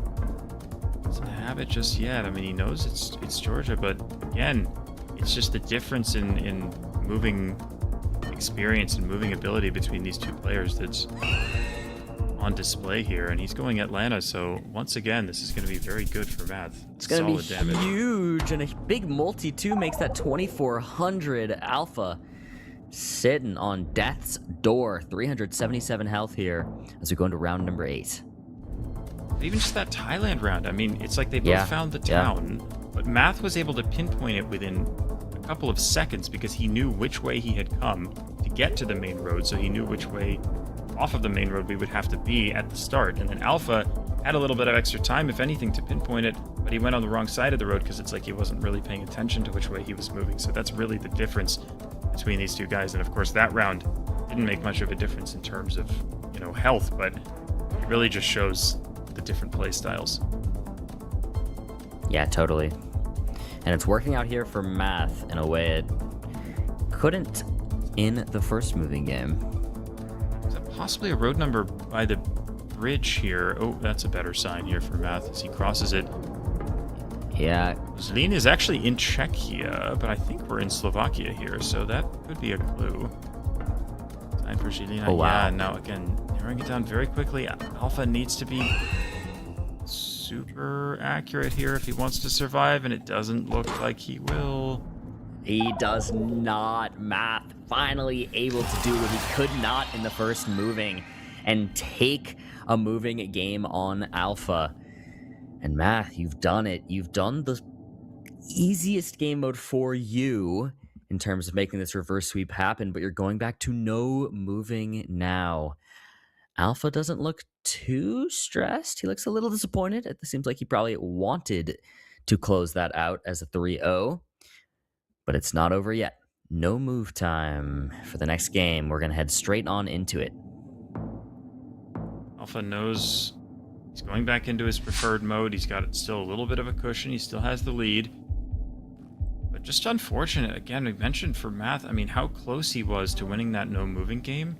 Yeah. And how maybe if the rounds in the first moving game had just been a little bit more in his favor like they were in the second moving game, he easily could have won that as well. I mean, Math could have won that match 3-0 in a universe not too far from this one. So Alpha definitely going to be feeling fortunate to be ahead, but see if he can bring it home here in his preferred no move. But a good start from Math there. Very good from Math. Really has equaled him in the no moving so far. So impressive. I mean, Math was sitting so close to winning that first no move. Just a little blunder. Maybe you call it a blunder, maybe you don't. Going Chile there on that last round. I mean, I went Chile too, so yeah? I can relate. Yeah, fair enough. Sun was like a little close to equator, made it a little bit confusing, but I think it did look like it was to the south. Worked out for Alpha.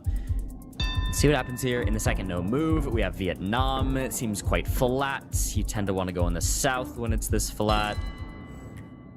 Pretty similar guesses. Math committing even further south. Works out just slightly. Yeah, gets a better multi. Doesn't really deal damage, but he's going to be on 2x now as we head into round 3. And he knows what he needs to do. He has to win this game. He wants to take it to NMPZ. Got those classic Gujarat pulls here. Pulls tells you the state, but once again, still is that a skull and crossbones on the kilometer marker? Was there? Earth? I missed that. Am I going crazy? It's probably not a kilometer. Maybe it's like a gas line marker or something, but it was like a waystone. That would make more sense there. to put a skull and crossbones. They don't want you to mess with the gas line. Or maybe I just told it. No, yeah, is. that's definitely what it is. Yeah. Yeah, but a classic Gujarat pulls. They see it. They recognize architecture as well. But Math is closer. Already has 2x multiplier. Deals a decent bit of damage there too. Math looking pretty good. Yep. But of course, that is what happened in the first no-move game, and Alpha was able to claw his way back. So see if he can repeat that success. As we head into Thailand, Chiang Rai is a bold guess here. I don't know if did he maybe see insulators on the poles or something that made him think it was Chiang Rai, because that's such a bold guess unless you know something. Oh, okay, it was a province abbreviation, seems like, and it looks like Matt just saw that as well. Yeah, definitely wouldn't have been my first guess here, but Chiang Rai is, and it's not Chiang Rai. Well, that is interesting. I wonder if maybe it was an abbreviation for something else that was the same letters, or it was bait, or maybe they got confused with Triumph or whatever that province actually was. Either way, a little unfortunate for both of them, but Math once again gets the multiplier increase. Yeah, I mean, Math's just flawlessing right now, even with that round. Looks like France here with this architecture does. Not a lot to go off of here. See some roofs in the distance, but yeah, just the architecture. I mean, it's definitely a clue in France, but yeah, feels southern for sure. Hard to narrow down still sometimes. Yeah, the players seem to agree that it does feel southern. Both of them relatively south. Okay, no, Math is actually going to go more towards the southwest. See if that works out for him. Wow. It's a great guess there from Alpha, finally putting something on the board. Maybe that's the little boost that he needs there. An excellent guess in southeastern France. Keep that momentum going here in Brazil. Very empty landscape, slightly rolling hills, some tall grass in the distance. Definitely work for that sort of Goiás Tocantins sort of area where both of the players seem to be zoomed in. Still a tough one though, nonetheless. No signs to be seen anywhere.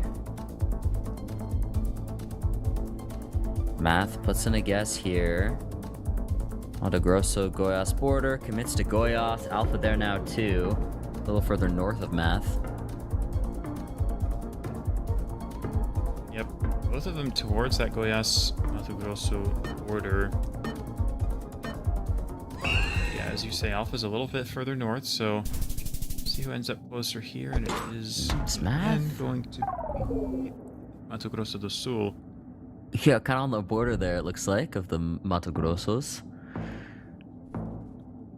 But that's a decent bit of damage here. Alpha now on less than half health, less than 2,500. As we head into round number 7. Math could take us down in PZ, Jake. It looks very possible, but you can't count Alpha out yet. We saw it in the last no-move game. It was just one round that was the kicker here. Looks like we're in Quebec. We had an A sign. I'm pronouncing that terribly. Yep. I apologize.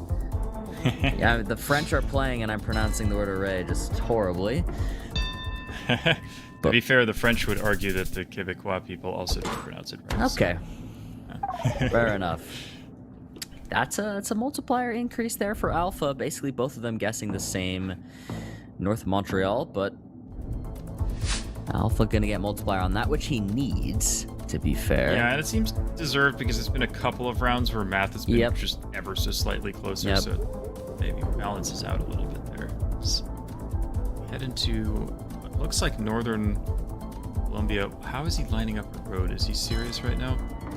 If that's correct. If he's right here, he's actually like the greatest player of all time. Oh wait, is Math going east to the Andes? He is. I think Math is. This is a big difference. I mean, 2x damage, like if he's wrong, he probably won't lose, but you see his reaction. Alpha insane. Alpha gonna deal 2,500, and just like that, Alpha takes the lead. Wow. What a guess from Alpha. Not on the right road, presumably, but very, very close to it. When he zooms that confidently in, you just have to assume he knows something. Yeah, I mean, he had a good reason guess, found a road that worked pretty well, lined it up. I don't know if it was the exact road, but it was a very nice guess. Yeah, we go to Argentina now on round 9. Does definitely remind me of Formosa, the northernmost province, and it looks like the players agree there, but this is a very long road, and there are a couple of roads in this area that could work, so even if you're on the right road, you can still be far enough away to lose here, I would think. You have to be careful. Alpha starting considering other roads here. Starting to consider further down. But hasn't moved his guess. Only 10 seconds left to go here. Calm and collected on both sides. Yeah, both the 81 and the 86 there, but it looks like they're both going to stay on the 81 in the end. They do, and it's the 86. But that's a good guess from Math. Takes back the lead. Yep, only just. But yeah, this game really does just feel like a toss-up. Yeah. At this point. I hope we get So an MPZ evenly matched. at this point, because it would just be so fun. We'll see what they can do here on the round 10 now. I've been so impressed with Matt's no-moving game. I knew he was good at moving, but I didn't realize how good he was at no-moving. Yeah. And he's really showing that against Alpha, who's one of the best in the world. Oh, this is difficult and definitely could be the decider here. Looking like the US, the players are thinking, although it does Canada-esque, very plainsy. So looking at the center of the country here, Math currently hovering over Nebraska. Alpha looks like he's over Kansas. Just taking it in as much as they can. Northern Kansas for Math. See if Alpha follows. He switches into Nebraska. Alpha will stay in Kansas, it looks like. Yeah, pretty similar-ish guesses. It is just going to be Kansas. That's going to be Alpha closer. It's only 300 points of damage. Math not too far away there on the southern border of Nebraska. But look at the health, Jake. 5 points to separate them. It does not get any closer than this. As we head into Indonesia, I would think we've got these tiled roofs in the distance. Driving on the left. I would guess Java based off of the architecture, but you never know for sure. Could be a sneaky Sumatra or maybe West Nusa Tenggara, I'm not sure. Players are once again just going to take their time. Gather as much info as they can here, and Math zooming into the southern coast of East Java. Alpha the same. Alpha doing the same. Similar ideas. We do have some mountains to the south. Possible to line those up, I don't know. A little bit of scanning. Probably close enough to each other that it won't end here. I'm not sure actually. No, okay, this should be close enough, yeah. Wow, Math, what a guess. 500 points of damage. Surprised Alpha went so close to that mountain there, to be honest. We didn't see a large mountain nearby. Yeah, I mean, it is bold to hedging at this point, if that is what he was doing, but probably a hedge. He had a good vibe and very nicely, and now are we back? Back to the 81 in northern Argentina. This is the road that they guessed on last time. Yeah, but Math not in Formosa. He was kind of zoomed in on Western Corrientes, actually. But it's, yeah, very uncommon you see a player guess the same road in the same game. But Alpha really thinks it's the 81 once again. He wasn't correct the first time. Could he be correct on this one? 20 seconds left to go. Math ends up locking it in first. He's in Western Corrientes. He can see in spectator mode that Alpha's on the 81 again in Formosa. Yeah. Second guessing himself now based off of that, but we'll see who's actually right. We don't even know. Alpha now considering the 86. Timer's gonna run out. Who's gonna actually have it? It will be Formosa on the southern border. It's not enough to take Math out. Math on 59 health. You're still in it, Math. We go to round 13. Math on 4.5 to Alpha's 3.5. He still could take it, Jake. I thought that was it for sure when I saw that Alpha was right there, but it was so far east within Formosa that Math survives. And we head into Sri Lanka, which I would say it's not what Math wants to see, but both of them are on such low health, I think this could end the game either way. It's possible. Is that Tamil? I want to say the language is Tamil maybe on that sign, which suggests either far north or eastern coast. Both of them currently in the east. I don't know if they can tell if there's water nearby. I mean, they're both really going for the coast here, so they seem to have that vibe. Maybe it's because, yeah, I don't know if the water or at least palm trees are visible in the distance there, but both going east coast, pretty much the same area, but now Alpha considering switching north. See his face, he's not sure. Not sure, but in the end, it's basically the same exact guess, and it is going to be a bit north of them, which keeps Math alive, and even the other way around. Math would have stayed alive. It was only 54 points of damage. Round 14 now. How close is this? My goodness. When we go into Nigeria, not an easy country. Very quick zoom from Alpha into Cross River State here. It's always scary when he zooms in that quickly. Yeah. Math, similar guess, but definitely not the same. Oh my. Just about 30 seconds left to go now. 5x for Math and 3.5 for Alpha. This match has been unbelievable, and we knew it would be. Two players who played phenomenally yesterday. High praise is across the board for the two players as well as we came into the tournament. It really does not get any closer than this has been. Trying to line up a road, but just 10 seconds to go. I think enough of a spread between them that the game is pretty likely to end here. Let's take a look. Timer finally gonna run out. Players both similarly in the south, and with that, with the multiplier, 37 damage becomes enough, and Alpha finally closes it out in an insane game. What did we just witness? All I can say is we witnessed cinema. Could have gone either way, truly. Throughout the entire game, massive props have to be given to Math, but Alpha is the player to move on. That is heartbreaking for Math. I mean, he was so close in both of those no moving games. He was so close in the moving game that he lost. I mean, seriously, like, he could have won all 4 of those games. To lose 3 of them is so brutal for him. He played incredibly well. He can hold his head high, but you can tell, I mean, from his face, you know he's going to be disappointed about that because he knows what could have been. He knows he could have taken down the #1 seed. He was so close to pulling it off.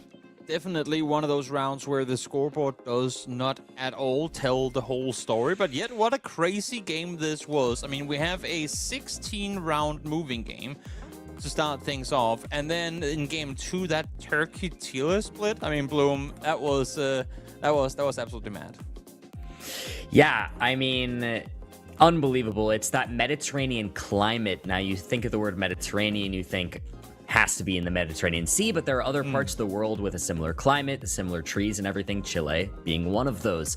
Sun, a little confusing on that one, but it seemed a little bit skewed to the south, which would want to put you in the northern hemisphere.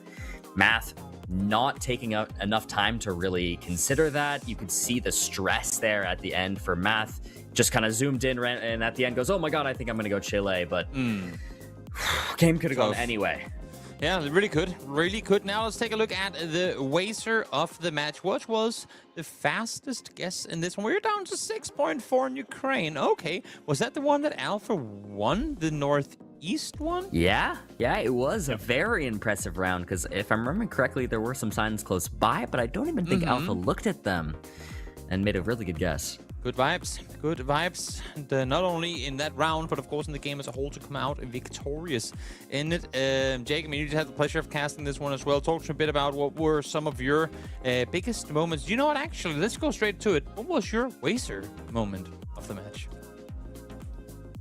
A lot of moments to choose from in that one. I mean, that was just an absolutely crazy match from start to finish, but I think I'm actually going to choose the final round of the first moving game, which was in Oman, and I remember that Alpha guessed very quickly there. He knew he had a decent vibe. He wanted to put the pressure on Math, and it was the perfect strategy. And I think it was emblematic of the strategy that he used throughout that game, that he was able to beat Math with in the mode that he knows he has a disadvantage.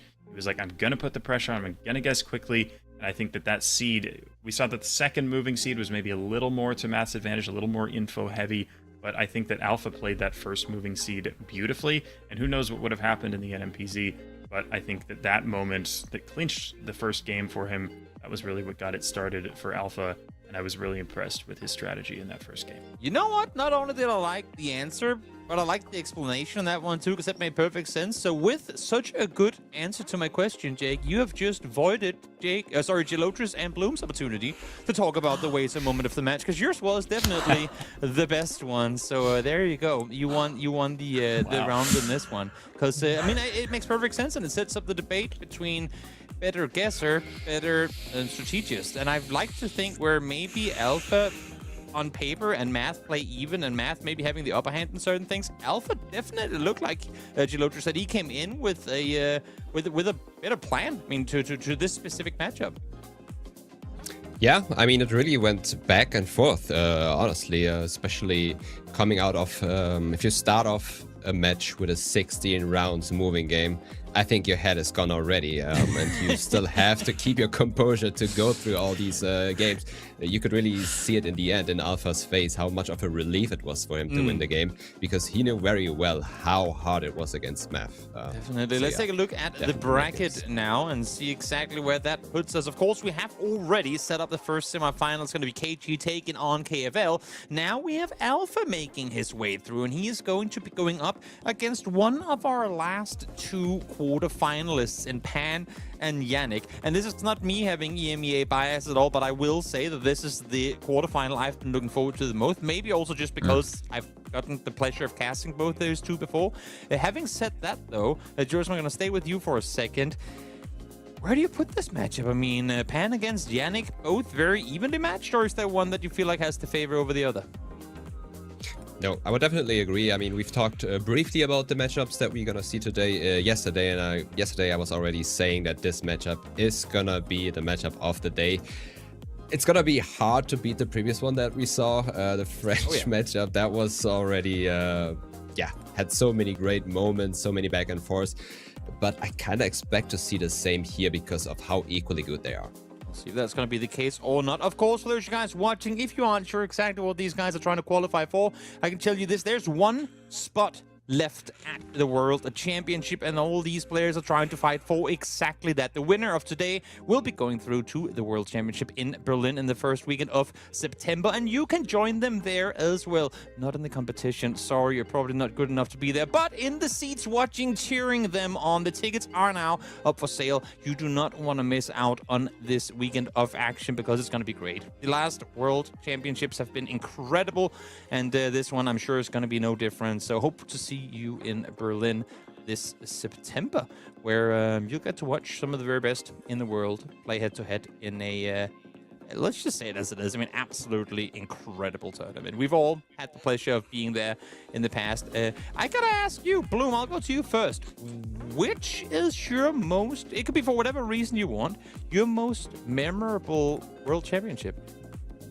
Most memorable World Championship. Wow. Yeah. They all have their moments. That's why I'm asking. You can only pick one. Whew. Maybe I'm going to pick the boring one and just go with the first. But Fair. I just think it being the first time it ever happened and meeting so many people I had never met before in real life that I had known online for so many years made it so special. But they've all been incredibly special in their own right and so fun. And I want to say the competition has only gotten better each year. Oh, yeah. So you could even maybe say the last one's the most memorable just because of how intense it was, how fun it was. I don't know. They've all been great. Jake, what about you?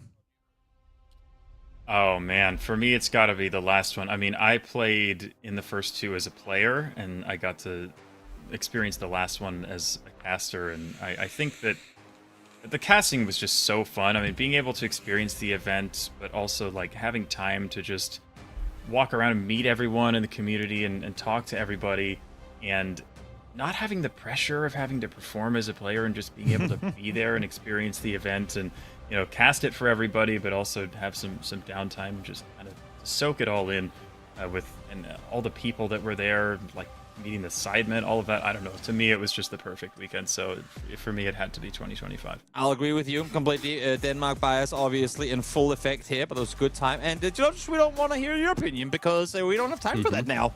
Well, we do have time for it. I mean, it's also obvious. And Yannick with the final quarterfinal of the Wildcard tournament. Who will go through? Who will be sent packing? We're about to find out. Bloom and Jake, over to you. Thank you very much. Yeah, let's get into this game. It looks like the players are ready already, so we're just going to head right on in. Pan versus Yannick. Obviously fighting for the World Championship. We can talk about it all we want, but they still got to fight to get there. Pan, Yannick, both playing in last year's World League. Had a little bit of a different start to yesterday. Pan just got a 3-0, a nice clean sweep over a Tarawak, while Yannick had a hard-fought battle against Salex. Yannick started the day looking super strong against Salex. Seemed like he could possibly take it 3-0. Salex managed to bring it back, but Yannick, in the end, denied the reverse sweep against Salex. Those are what the players are coming off of. Now they're here on day 2 in the quarterfinals. Both very strong players. Let's see how they actually fare, Jake. Here we go. What does that say? I cannot quite read it. Yannick probably can... Ipiales? Is that what it says? Yeah. It is Ipiales, and that is the border town by Ecuador. So, nice find there from Yannick. Now maybe going to look for Villa Moreno, see if he can line up the 5K, but good start from Yannick, knowing what to do in Colombia, looking for a taxi, finding a license plate. Very well done. And we'll see if Pan can match him here, but I'm not sure he has much, but he has a really, really good region guess. Like, crazy region guess, because I don't think he has info, but he just looks at... He goes further north. He was looking for South Pan and ended up actually placing the pin quite a bit up. It's actually going to be above Pasto. Looks like Villa Moreno was not findable. At least it wasn't in the area near Ipiales. Wow, interesting start. Works out. Yeah, for sure. Yeah, this is, again, I think this is just going to be such a good and even match. It's a World League rematch from 2025. I don't actually know what happened in the World League matchups between these two. I didn't actually look that up, but... Yeah, that would have been interesting to look at. Someone in chat will let us know.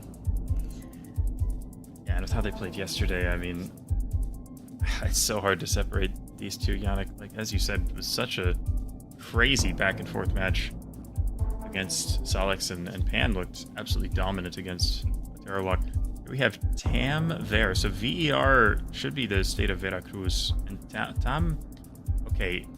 Tampico Alto? Isn't Tampico, but isn't... Or Tampico? Yeah, I don't know, because Tampico, I think, is in Tamaulipas, so... Yeah. That's a little strange. But yeah, it does... TAM just does appear to be an abbreviation for a town, so maybe he's scanning, seeing if he can find anything else, but... Yeah, we're going to end up in basically the same spot, and it was near Tampico. Okay. That's interesting. want to see exactly where that was. Tricky one. Looking at my Yeah. map, there's a town called Tamiahua that looks about where that was, so maybe that's what the TAM stood for. Hard one, though. Quick guess, maybe? It's a quick zoom from Pan, but no, he is going to move down the road, see if he can find anything. This does look very southern, though, so zooming into Krasnodar immediately, I think, makes a lot of sense. Yeah, don't mind it whatsoever. We have some classic pipes here that we're seeing that you can get commonly in the south. They can go up north a little bit as well, but with this foliage feels very far south. I mean, I don't think have we seen a single birch tree? I don't think so. So I'm liking the Krasnodar idea. Trying to look at this antenna here for Yannick. Yeah, this vegetation feels very warm in general, so I think it's got to be south. Oh, Wow, Yannick's just going Moscow. I don't like the guess here from Yannick. I don't love it either. Let's take a look at where it actually is, though. It is going to be down in Krasnodar. A very good guess from Pan, but no multi. Keeps that from being as devastating as it could be, but it still is almost 2,000 points of damage. Yeah, but it shows how important it is to win those rounds. I mean, Pan had won the first 2 rounds, and then he won that one. That round would have been doubly devastating. So only 1,900 points of damage. It wasn't the best guess from Yannick, but he's still very much in this. Very much so. Argentina here now. La Rioja for Pan. Did we see something? San Juan? Or did it say like Hachal or something? Yeah, I mean, it does say San Juan, so that may just be where we are. But it wasn't super... Wow, okay, does it say Posito? Because he's super zoomed in here. Yeah, I mean, the road angle looks good. Seems pretty confident on this area. Yannick doesn't. Pan's a good deal further north right now, I think. Yeah, seeing a bit of a split. And I mean, yeah, there's just like these road angles that Yannick have in Posito. The grid all just seems to line up nicely. Would be surprised if he has it. He doesn't seem like he does, but he is closer at the bare minimum, getting the correct province. So good on him for that. Evens things out a little bit here in terms of the health. Pan on 3, 6, 6, 7. Sorry, it had to be done. It was just right there.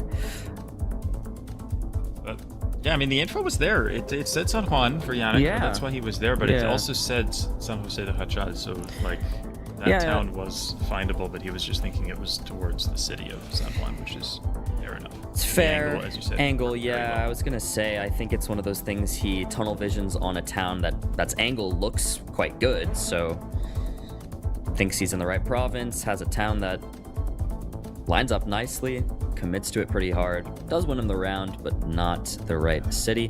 We move on to round number 5 here. We'll see what he can do on Canada. Thinking Newfie right now. We have a couple little... The C is definitely What does that the town. say? Yeah. It's said it a couple I don't times, know right? where it is. It did say peninsula somewhere, but there's so many peninsulas in Newfoundland that's kind of hard to figure Rocky out. Harbor for Penn. I Pretty don't close see La C, but guesses. There it is. 200 points of damage. Of course, the score still ends in the same 2 digits. Ridiculous. Yeah, of course, exactly 200 damage. 3, 4, 6, 7 now. Into is this Turkey perhaps, or trying to get a look at the bin, but not going to get a very clear sight of it. And a quick guess from Pan, maybe seeing that we have these flat roofs on the buildings and knowing that those are found in that area near the border with Syria. I still am not sure that Yannick can see the name of the municipality, but he is converging on the same area of the country here. Very nicely done by both. Makes sense. His score is 4, 6, 7, 7. Okay, I'm done. It's everywhere. It's just everywhere. I'm being bombarded. Like, you can't escape it. You can't escape it.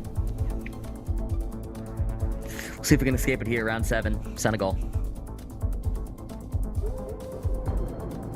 Yeah, Senegal, not always an easy country for moving. Yeah. We're in a town, so there's a good chance of getting some sort of signage. Yeah, both players have something. Okay, did it say Luga for Pan? I couldn't read the sign. It does say Luga, yeah. So, should be at least in the Luga region, if not the city itself. Makes sense. Pan looking for a road that's going to line up here. Yannick still just trying to find more info if possible. Now, he might have found something he likes. Yeah, okay. Yannick 2 now for the sign. Getting over to the Luga area. Yep, now just going to try and line the road up, which Pan has been trying to do for a while. Wow. Yeah, it's a lot more east. Much more east there in the end. Quite a bit of a distance actually away from Luga. I'm not surprised they went where they did. Yeah, well, it was indeed within the Luga region, so yeah, still makes sense. We have Uruguay here. Let's see if there's a big roundabout or intersection coming here. Oh gosh, I didn't quite see what Pan's sign had, but it seems to have had something because he's going back to the start. Did it just say 33? Maybe is this like the city border? He seems very confident here. Under pressure, he does have, okay, 33 as well. Yeah. As well as the 8 towards Montevideo, so... Wait. Ooh, but he's gonna go, he's gonna go between them. Okay. Okay. Now he does figure it out, but that would have been a reasonable thing to do, I think. Way to one city, the other way to the other. But 5K for Pan and Yannick, just a little bit too far off. Yeah, a little bit, but he did manage to kind of space plonk the correct little pinpoint there. Maybe he just didn't feel confident enough to lock in the 5K. Wasn't positive it was that little off-road, but saves him from taking too much damage. But Pan does get multiplier on that and now ties it 3x to 3x here on round 9. The border. Oh, yeah. Border We'd post. be near Lesotho, maybe? Free State We're province. entering the Free State province. It could just be a state border that it's referring to as well, to be fair. But True. What did that say? Welcome to Windmill? What did that say? I missed that. Didn't quite catch it. Yannick had something there, but... Ooh, Pan lining it up with the state border in the body of water, and this looks very good. He's got it, the border post. Yeah, the border post. Pan, very good find. Locks that in. Pressure's on now for Yannick. Now, Yannick Although I think he's on it. Yep. Yeah, he's on it as find. well. Free State and KwaZulu Natal, they both get it. That's the 10K. Basically 2 10Ks back-to-back, kinda. But Yannick with the 4999 in the previous one. We go into round number 10. Yeah, both players really showing their quality here and moving, showing their ability to pinpoint. We go into, looks like Canada at first glance. Yeah, it does. Some... perhaps? Yeah, there's some street signs that looked quite specific, honestly. I'm surprised they didn't look at them closer. Looked like they might have been a town name on some of those street signs, to be honest, but not totally sure. It looks like we have a little bit of a political poster there. Not too helpful. Pan's gonna move on from that. Here is the street sign. Okay, it's actually not as helpful as I thought it might be. Yeah, not much to go off of. There's 20 seconds remaining. Pan seems like he's approaching a decent area, but probably just not going to have time to get to any real info, so they're going to have to just make the best guesses that they can. Both thinking kind of in the north here of Quebec. Yannick really bouncing around, though, and it's actually a very big difference. But Yannick, what? He wins on that. What did he have? What did he see? I don't know. I don't know what made him go Saguenay. Maybe it was just looking at the landscape and thinking it looked northern or like rounds he had seen in that area before. Or maybe he had a piece of info that we didn't catch, but I think it was, it seemed like a last second switch. So I think that was just a region guess. And it was a very, very impressive one. So Yannick out of nowhere takes that all important first game. It's times like this. Imagine we had a replay op, we go back, we take a look, see if we missed something, but I'll just have to do some VOD review, or maybe chat will tell us later.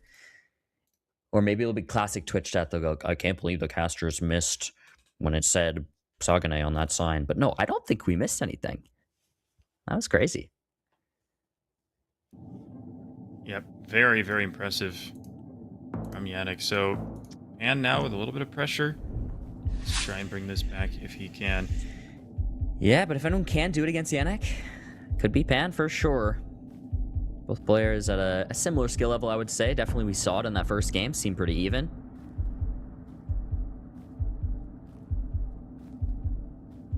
Go in Uruguay. We got Yannick guessing very far south at the moment.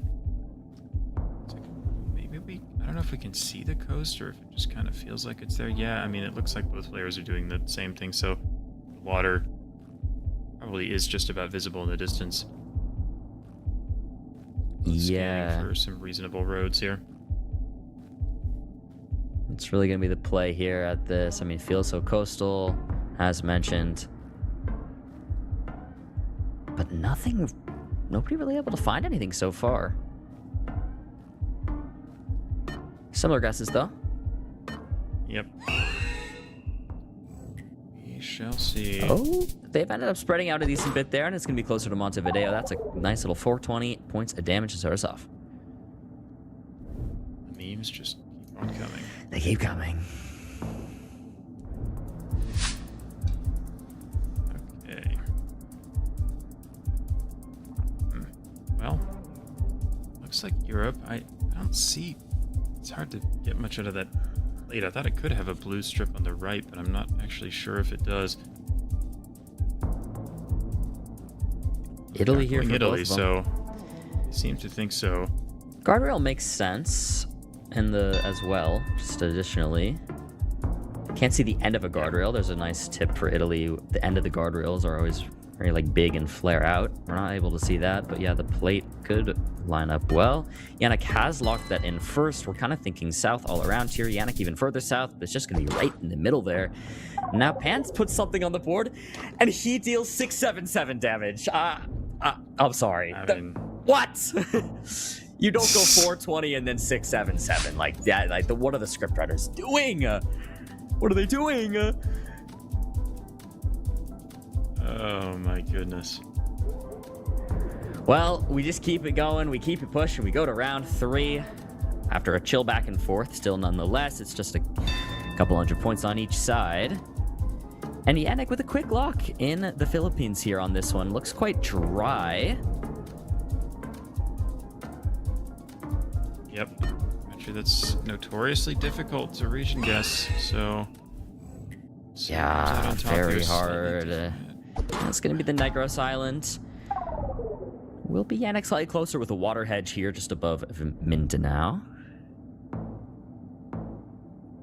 Water hedge, never the worst idea in the Philippines, if you're not too sure. No, it's not. Like Peru here, with the black and white signposts, classic, both of them thinking very far southeast, and looks like are they on the same road right now? They may be, actually. Vas. Yep. I think they it works. Like, the angle's perfect, and if they both have this idea, you have to imagine they know what they're doing, although it looks like Yannick actually clicked on one of the white roads. And now, maybe considering something else.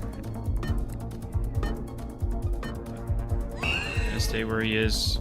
It makes a lot of sense to do that. Yeah, keeping it there. It's good guesses, nonetheless. Just a little bit further south, right on the border there. Yep. Crazy to guess that far south and have it even more south, but to what appears to be Bangladesh. Certainly what Yannick is thinking, and I would definitely agree based off these rice fields, general flat landscape.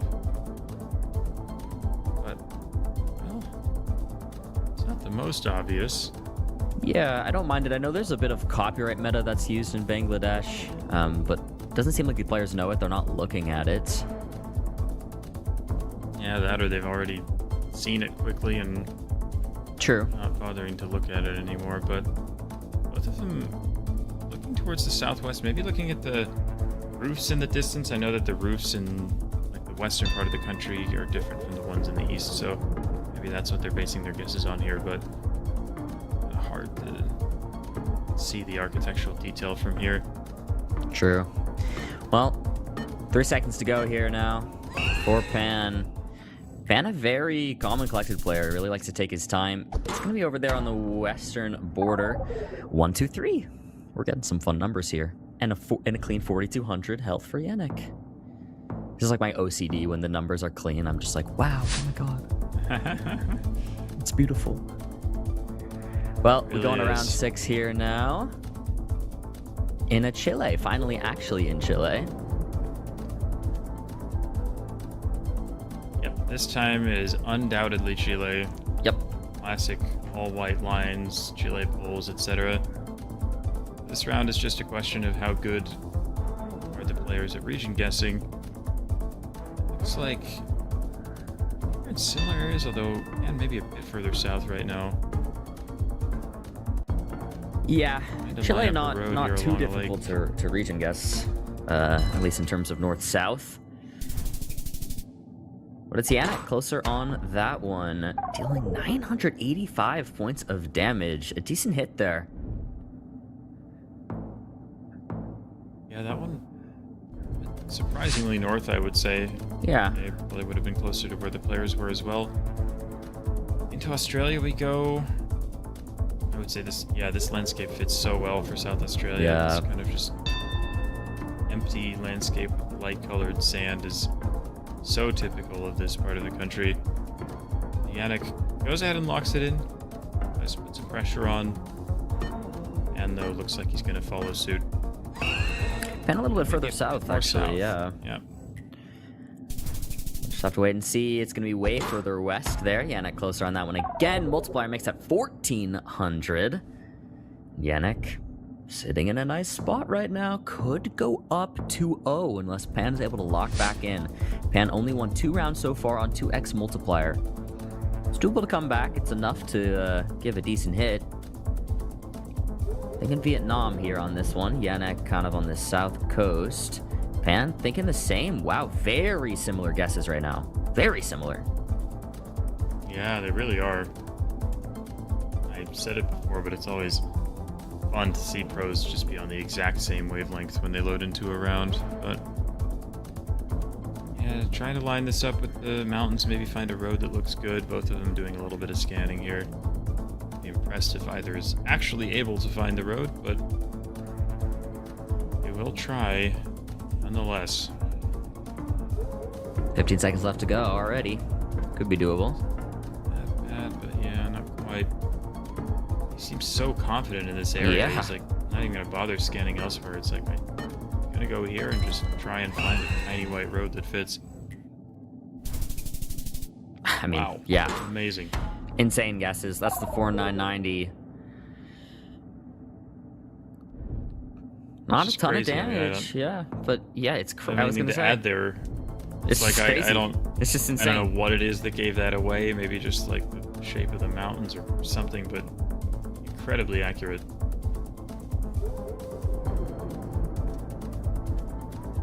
Into Brazil. Brazil always a challenge.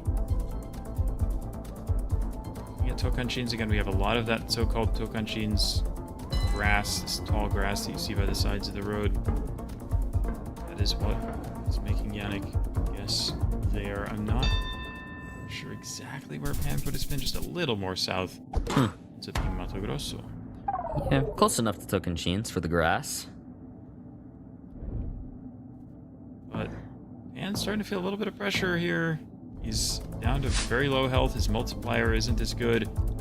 And he's already down 1-0 in the match, so yeah, an uphill battle here. Not the place you want to be in, but we did yesterday see Yannick go up 2-0, and his opponent, Silex, brought it back to NMPZ, so I mean, it's possible Yannick could just have a strong start and Pan could pull it back. Yep, absolutely.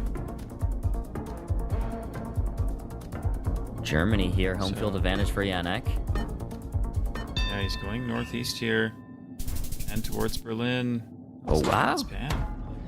Pan gonna be closer there. Almost 800 points of damage. Round number 11, here we come. Pan now at 3x, Yannick at 4.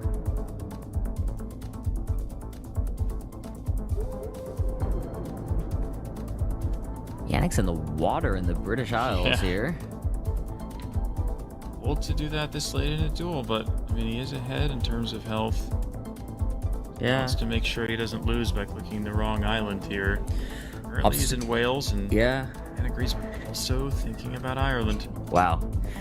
Same thought process right now for both of them. Both players in Wales, but considering Ireland, Yannick has now moved to Ireland. Thinks it's going to be there. 20 seconds left to go. Yannick now back in the water. Pan looks like he'll commit to Wales. 10 seconds now. Such a tough round here. And again, he doesn't want a water hedge because he knows he's on low health. He needs to commit to something and try and be closer. It is Wales. Work out for him. Yeah, ends up working. Takes Yannick less than 3k health. Yannick was in the water till the very last second, committed to Wales, put it basically on the coast to hedge a little bit still. Good he did that as we move into India now. Very surprising. Mundlinor MP. Normally you get that written in Hindi, but not in Latin script. But MP tells you you're in the state of Madhya Pradesh, and perhaps Mundlinor, whatever that says, is scannable. Yeah, it looks like both players trying. Yeah, trying to scan indoor for Yannick. I mean, it doesn't say indoor, although who knows if it's a district or something of the city. Maybe, yeah, it looks like he's zooming into large cities and seeing if they have neighborhoods or suburbs with that name. No luck so far for either player. Both players kind of just hedging though, middle-ish, and it's way far west. It was an indoor, and Yannick considered that, didn't go there, would have ended the game on that one, but Yannick still does win the round. Yeah, I wonder what it was. I mean, again, it didn't seem to say indoor, but it's probably not a former name, but maybe it is just like a suburb or a neighborhood. Not too sure. Either way, we move on into Russia. Yeah, looks like we have a short antenna. I didn't see which one it was. I don't mind, based off the look of things, kind of just going a little bit north of Moscow. Is that maybe even a little bit of hogweed there, making him consider Kirov? I don't mind that idea either. Could be. Pan really scanning around, trying to find a road that lines up. I mean, they're not quite in the same area here. Yeah, it's not the exact same. Consequential. Oh, actually, Pan's now moved to Yaroslavl. He's in a neighboring oblast. So they're actually quite close in the end. And it's, wow, it's gonna be way up there outside of Luga. That's more damage dealt to Pan. Not a lot of health left, but still in it. Round 14 in a no-move game. Crazy. Wow, yeah. See if Pan can bring us back here. Brazil, we do have a road number down the road, but I don't think that was anything that could be made out at this distance. I certainly can't, and yeah, I'd be surprised if the players can read that. Yeah, me too. Yeah, it just looks like it's a little bit too far away. Now, Yannick's looking in Rondonia, considering Acre.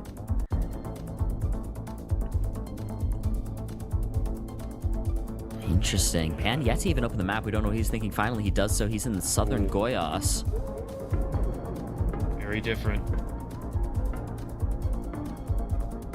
Still in Rondonia. Oh no, he's in Mato Grosso do Sul. Wow. Still different enough guesses that surely Yeah, it could be enough for someone to lose. It's going to be up in Mato Grosso, and that will be enough. Pan goes 0-2, and Yannick now sits 1 game away from the semifinals. Yep, probably not his proudest ever guess there. I mean, it wasn't terrible, but yeah, it was a very difficult Brazil round. But again, all you got to do is be closer, and Yannick doing enough there, so he's off to a very solid start, but that is what happened last time. He started off 2-0, and then Salix brought it back to 2-2. So, again, I mean, it wouldn't even shock me if that happened again here. We know how strong Pan is. He is far from out of it. Just needs to lock in, get some round wins on the board, and try and claw it back. See if you can. Round number 1, back on moving. This should be Italy, I imagine. Probably southeastern Italy with all these rock walls. Yeah. The sort of Puglia, Boot Heel region would be my first guess here. See if Pan can get to some better info here now that he's on a larger road. Yeah, he came across one sign. Was not a town name or anything, though. Little advert there. This could have something on it. BR? Is that Brindisi, maybe? That's there? Yep. I have to imagine that's correct. I don't remember the town name. It's covered now, but I'm guessing it is the province of Brindisi. Yep. Yep. Looks like it was 58 points to start off. Kind of surprising to see Pan go that far away from it. I mean, maybe he didn't realize what the BR was, but it seems like it would probably be the default guess if you do see that. But either way, gets a multiplier on the board, and that is a good start for him. Yeah, it's decent. Not too many points. And we go to the US, I would say. Sign here for Pan. Laramie River, Woods Landing. What was below it? I mean, I don't know. I mean, Laramie is a city in Wyoming, but I have no idea if that has anything to do with Laramie River. Both going for Colorado. Maybe it's the bollards that are tipping them off, making them think that it's Colorado. I would believe it. Because Pan seems to just be scanning Colorado. They both seem confident on the state. But no luck on the towns just yet. Yeah, unable to find Glendevi or Laramie River. I'm not seeing anything either here. Timer's just gonna run out with very similar guesses. It's gonna be up further north in the end. Now Yannick put something on the board. 1.5x for both of our players. We head to round 3. Wasn't far from Laramie, Wyoming. I do wonder if it could be named after a river, or it's just coincidence. I really don't know. But either way, not too much to separate the two players just yet. But it looks like we are in Germany and Lindau. Isn't that on the Bodensee in far south Germany, like southern Bavaria, or am I missing it up? You'd know better than me. Ooh, Landkreis. It's a different here, Lindau. I think there's a different Lindau. Lindau, but yeah, Anhalt-Bitterfeld is just sort of, basically right there in the middle of Sachsen-Anhalt, which is exactly where Yannick is looking. But same information here for Pan. We'll see if he's able to use it to the same extent. To be fair, this is a pretty helpful Kreis because if you know your states, Sachsen-Anhalt is one of them. You see the word Anhalt, you can at least make the connection that you're in that state. 3 seconds left to go here now. Both players are still scanning for whatever they can, but don't think we're really getting any sort of pinpoint action happening on this one, and it's basically the same guess. It's just going to be 5 points of damage. Pan goes to 2x individual multi, though. Probably a nice little confidence boost to win a Germany round against a German. Yeah, he's done it twice now. Yep, indeed. We go into appears to be Vietnam, at least according to Yannick.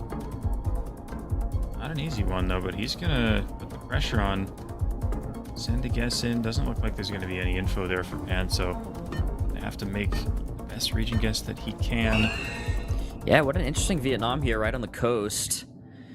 Pan further north, and it's an amazing guess, actually. That becomes 2k damage with the multi, putting Yannick just under 3,000 health. I mean, yeah, Pan, really nice guess there under pressure. Yannick deciding to put the pressure on, and Pan dealt with it beautifully. So maybe Yannick going to reconsider his strategy on this round and take his time, go try and find some information. And we've got some good signs here, 61 and the 15 here in Taiwan. Taipei Port, wow, and that's quite helpful. Yeah, and there's the 61. Yeah, there are the roads. But he doesn't have the 61 sign. He just had a couple place names, but no road numbers, you see? Yep. Makes it a little more difficult, but if he can find... Oh yeah, there's the Bali district. He had Bali on the sign for himself, but again, still no road numbers. Still probably able to line this up with the water right there. Yannick getting there as well, kind of here at the ports. We could see 10k, 10 seconds left to go. These players don't seem to be the biggest pinpointers, but it's still doable. Impressed, but you never know. They got it. Yeah. They sure did, Jake. There it is, the 10k. Well done to both players there. Showing their skill sets and how well-rounded they both are. It's just such a fun matchup. Yeah. We've gotten some great matchups to start off with casting today, Jake. I'll tell you that. And oh yeah. Round 6, we have Darwin on the sign, and we have Berima, which he is in right now for Yannick. A bunch of NT pulls around as well, of course.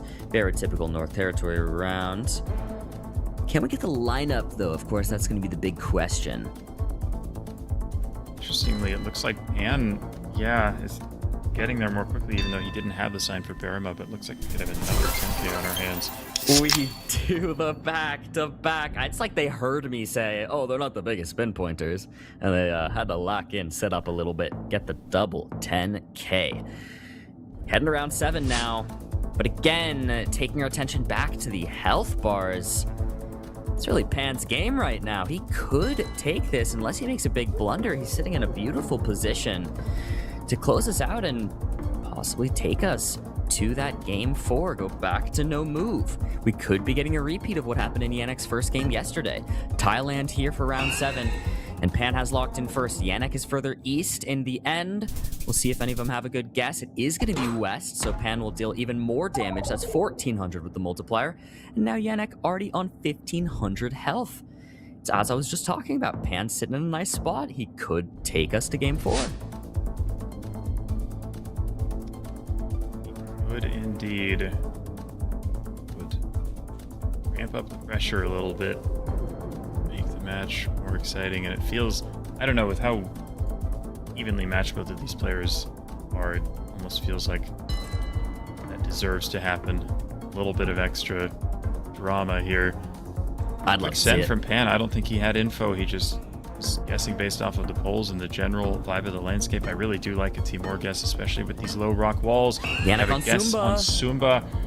I kind of prefer Timor, if anything, with the walls, but we'll see. And it's a beautiful guess from Pan. That's 4,900 points of the damage, and Pan, he does it.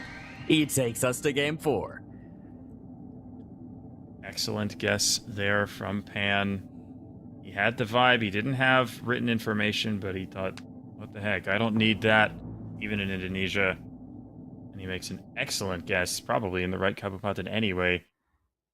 And here we go into round number 4, game number 4, I should say. Wow. Yannick getting flashbacks to yesterday, going up 2-0 and maybe feeling like it could be slipping away, but still has the lead in games. And he knows he can win a decisive Game 5 NMPZ if it comes to that. Yep.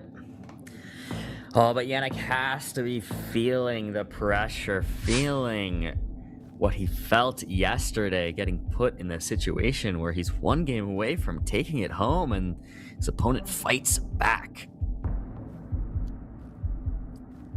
We've got, it appears to be East Coast US here. There was a water tower said like lava something. I didn't quite catch it. It looks like they're not really focusing on that, but just trying to line it up. I mean, it looks like we have some water west. Wait, does Yannick have? Yeah, lavalette. That's it, for sure, because that is what was written on the water tower. Wow. Definitely in the right town here. All right, Yannick gonna go for the exact pinpoint here, probably assuming that Pan has the town too, but it doesn't seem like he does. Yannick is locked in though. Yep, this is gonna be an excellent start here for Yannick. Very impressive to be able to pinpoint this. And the 5K comes through from Yannick to start us off. Beautiful way to start. I'm not sure Pan noticed the water tower. I mean, he was so close. Yeah. Geographically there that maybe if he had an inkling of what the town name could be, he would have found it as well. But either way, nice guesses from both. But Yannick getting that 5K and getting his multiplier up, deservedly so. Oh my. Wow. Malaysia versus Java C. This is a huge spread here. What? Jake, what? Can't seem so confident in Malaysia. He sent it so quickly. Will it pay off for him? Sent it so fast. It's Sulawesi. In the end, that is going to be 1,200 points of damage, even though Yannick is water hedging so far off. Yannick already had a 1.5x multiplier. And that's a decent hit there now. Pan's going to want to pull this back if he can. Looks like the kind of classic European short antenna from Gen 3. But, oh, is it actually the Russia one? No. Yannick is thinking it's Lithuania. I was thinking that more, too. I also didn't think Russia first. I thought Baltic or maybe Poland or something. But, well, this is huge. I mean, with 2x damage, if Pan is in Russia here, might even he locks it in. Be able to lose. It is Russia. But he's right. Wow. He has no multi, so it's 2,500 flat. Wow. Okay. I don't know. I didn't get that close of a look at the antenna. It just kind of looked like the Baltics-ish to me, but I mean, it works. Clearly, it's Russia. Round 4. Wow, and Pan. An insane guess. If we can keep that up, we're going to NMPZ. What does Yannick have to say about it? Sulawesi here wants to redeem the previous Sulawesi. Pan does as well. Thinking southeast, it can be a bit dry in the southeast of Sulawesi. Maybe that's why he's thinking that area, but he switches off of it. Yannick locks first. Yep. We'll see here. And the multipliers aren't that high, but we've had a good amount of health already taken off of both players. But yeah, it looks like they're converging on South Sulawesi. Ends up being a very similar guess, and very nice guesses from both. Very good guesses. Go on to round number 5 now.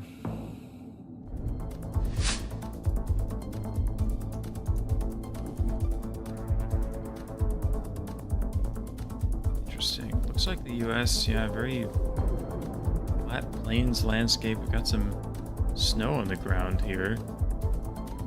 I do like a Dakotas or Eastern Montana. The first vibe that I got here. I like that call. I like that call. Pan in Montana. Yannick on the Dakota border. Dakota's border. Pan locking it in Montana. And it is. It's a good guess. Multi puts that at enough damage to take Yannick under 2k health. And we're only going into round 6, Jake. Yeah, really been a lot of tough rounds so far here. Players just going back and forth. So even throughout this match, but there goes Pan. He's gonna lock it in here, northeast of Mexico City. Very different guess right now from Yannick. He's down in Chiapas. This could be very consequential if he doesn't move. He keeps it there. He stays in Chiapas. And it is Chiapas. Yannick, 3,000 points of damage. Doesn't win him the game, but takes back the lead convincingly. Pan's on 500 health. And it's on the verge now. He knows one more misplay will take him out of this match. Yannick feels confident in British Columbia, and we have a Quebec from Pan. I mean, this is it either way. Surely, I don't know who's right. This is the game. Everybody fasten your seatbelts. 5 seconds left to go. Yannick in BC, Pan in Quebec, and it's Ontario, and Pan will take it. We got NMPZ. Oh my. Well, that was certainly a roller coaster. It seemed like every round one was winning and then the other was winning the next one. I mean, it seems only fitting that this match is going to end at NMPZ. Yannick maybe rushed that last one a little bit. Going British Columbia very, very quickly. Just felt like he had the idea and just went for it. But Pan making a really nice guess, not cracking under pressure. And here we go, Bloom. Wow, I was just saying everybody fasten your seatbelts for the last round. But for this one, you gotta like strap in like you're about to skydive. I mean, we have NMPZ on a crazy game here. Anything can happen. Will Yannick actually get reverse sweeped, or will it be a repeat of his match yesterday where he goes up 2-0? Then he makes it all the way to NMPZ. It seems like a reverse sweep's possible, but Yannick still wins. NMPZ's anyone's game, one still singular image. And it looks like we're back in Canada. Maybe Yannick's just going to do this every time. Give Maybe. the opponent false hope, let him come back to 2-2, and then just assert his dominance with an NMPZ win. Win the whole tournament that way. Why not? That'd certainly be a way to do it. That'd go down in the history books. Different guesses right now. Pan, I think, in Western Ontario. Yannick is over in Saskatchewan. Considering New Brunswick, my goodness. Wow. There's all over the place right now, but looks like they're going to stick to their initial ideas here. And this time BC. it was BC. Oh my gosh. Wow. Crazy locations. Even figuring out the side of the country is not obvious at all in Canada. Apparently not. Apparently not. Well, round 2 looking like in Argentina. This one looks a bit easier. I like in the north, especially with this brick-style architecture. Wow, how Wait! were both of them at very different places in Yannick? What? Insane! I was with Pan on that one, just based off that one house on the left, but nope. Yannick's just on it. Okay. We're going into round 3 and Pan's on less than 1,000 health. My goodness. I like And now Ostracon here. Quick guess here from Yannick, although he's gonna take his time a little bit. Volgograd this is versus enough of a Ostracon. spread. If Yannick is correct, he wins here. Volgograd is far enough away from Astrakhan. Pan has to just try and survive here. Take this to a round 4. Let's see if he can. Timer's gonna run out, and who actually has it, if anyone at all? It's gonna be Yannick. It's north of Ostracon. And just like that, after all of that, Yannick takes the NMPZ in 3 rounds.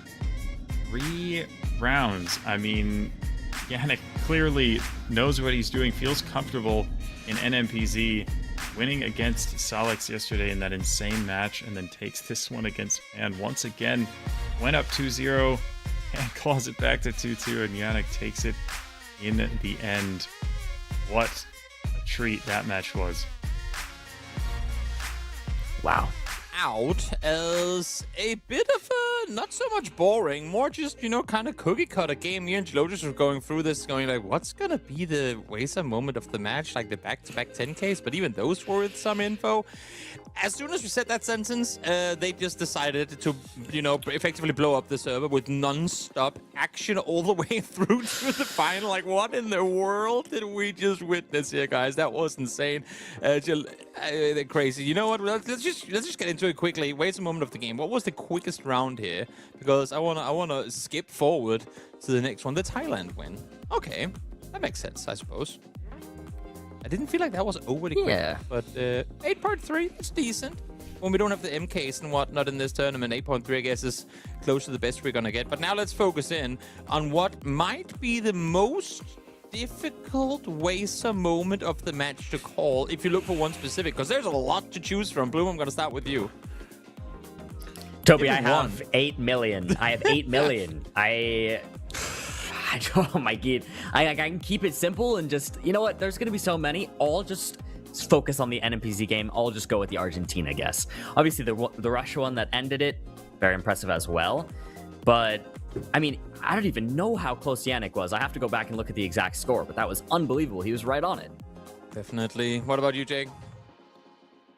Yeah, probably would have been my first choice, but again, so many to choose from. I think maybe I'll choose. There was a round in the second no moving game where we were in Russia, and Bloom and I and Yannick all thought that we were maybe in the Baltics or Poland or something like that, and Pan pulled out a crazy guess in Russia, not only figuring out that it was Russia, but getting it very, very precisely.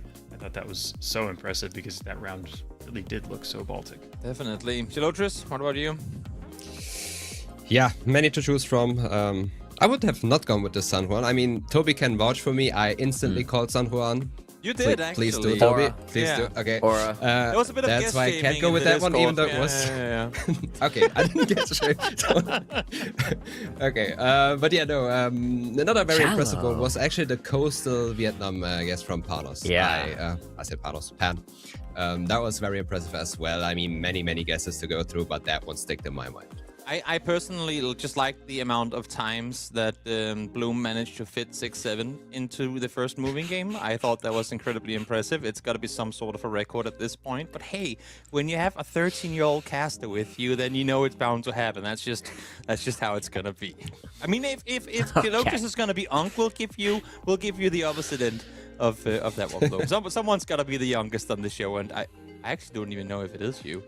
Wait, you know, that's a debate for another time, because it should be. I'm thinking it should be, but I'm not too sure. Nevertheless, what an absolutely incredible game. I will say this turned out to be, Jake, because it started off, I mean, again, I don't want to use the word dull, because there were good guesses in their own rights. They were just, you know, very close. Even though we had the rounds come to an end, there weren't any of those big explosive moments. They both seemed very much composed. Yeah. The start of the match, the first few games, as you say, they were more measured, more calculated, more slow-paced. Still very high-quality gameplay, but it wasn't really providing those crazy moments and those crazy momentum swings that we saw in the last couple of games. But yeah, it was a very even match throughout. It felt like it deserved to end the way that it did, and unlucky for Pan to come out on the losing side of that, but another amazing match, and we were so privileged to be able to watch and cast that. I mean, looking at Pan's reaction after that game came to an end, he just seemed perplexed, like not even understanding that it had actually been over. He just looked confused, understandably so, because having gone through so many rounds initially, a 3-round NMPC Bloom to finish it off, I mean, there was no time for him to really process what had even happened. Yeah, I mean, I can't even imagine the roller coaster of emotions to be in a situation where you're 0-2 and think, okay, well, it's probably over. But then you manage to win one. You manage to win another. And then you go, oh my god, I'm in NMPZ, which can be one of the most random of the game modes, or at least even, just because things can be so up in the air. You're looking at one image and that's all you're getting. And you think, oh my god, okay, wait, I actually might be able to do this. And then you just get stomped. I mean, I can't imagine being Pan in that situation. It's like... here's a hug to Pan through the internet, because I can't imagine. That was probably a rough roller coaster. Exactly. Definitely must have been. Well, with that game, though, out of the way, we have officially concluded the quarterfinals, and we now set our eyes to the semifinals. Alpha has moved on. Yannick has moved on forward and will be facing Alpha in the first semifinal, and then KG and KFL will be fighting in the second. I do believe we might swap that around, though, because of... Well, I mean, again, technically it shouldn't matter, because we're going to be playing the final match at the same time regardless, so I'm actually not too sure which one we're going to be broadcasting first, but nevertheless, it's going to be two incredibly exciting semis, let alone given what we have just seen in the quarterfinals. Having said this, though, now that we have these 4 on screen, because you guys know that I hate doing predictions, but I love forcing other people to do them instead. Bloom, of these 4, who's going to win the whole thing? Oh, man. Toby, you're putting me on the spot here. No explanations, just a name. Ooh. Just the name. That's all you get. KFL. KFL. Fair enough. Jake? KFL. KFL times 2. Geoguessr. Just the name? Yannick. Yannick, okay, I like the fact that we're getting a little controversy in there. With this, though, we are going to go to a quick break. Semis right around the corner, so stick around, and we'll see you again in just a few minutes. Welcome to Tempodrome, where we will crown the Geoguessr World Champion 2026. Here's what you can expect. Here's where the heart of the event is gonna be. We will pop up a few food trucks and a nice beer garden, and you can watch all the group stage games with the entire community right here. Let's take a closer look. We're gonna have community talks, costume competitions, meet and greets with pros and creators. Good Tag. We're gonna have a gaming area as well. It's gonna have chairs, I swear. A running club with Michaela to explore Berlin. Lots of prizes and giveaways. This is the small arena where the group stage will be played in the first 2 days of the event. Make sure to cheer for your favorite player because they are gonna need it. It will be intense.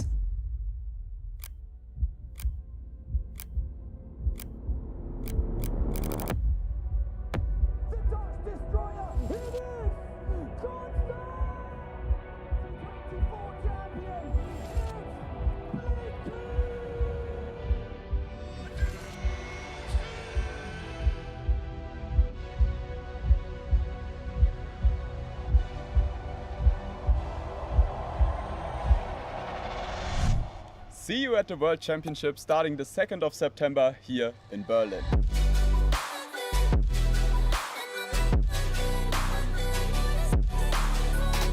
There will be a bar. Red Bull gives you wings.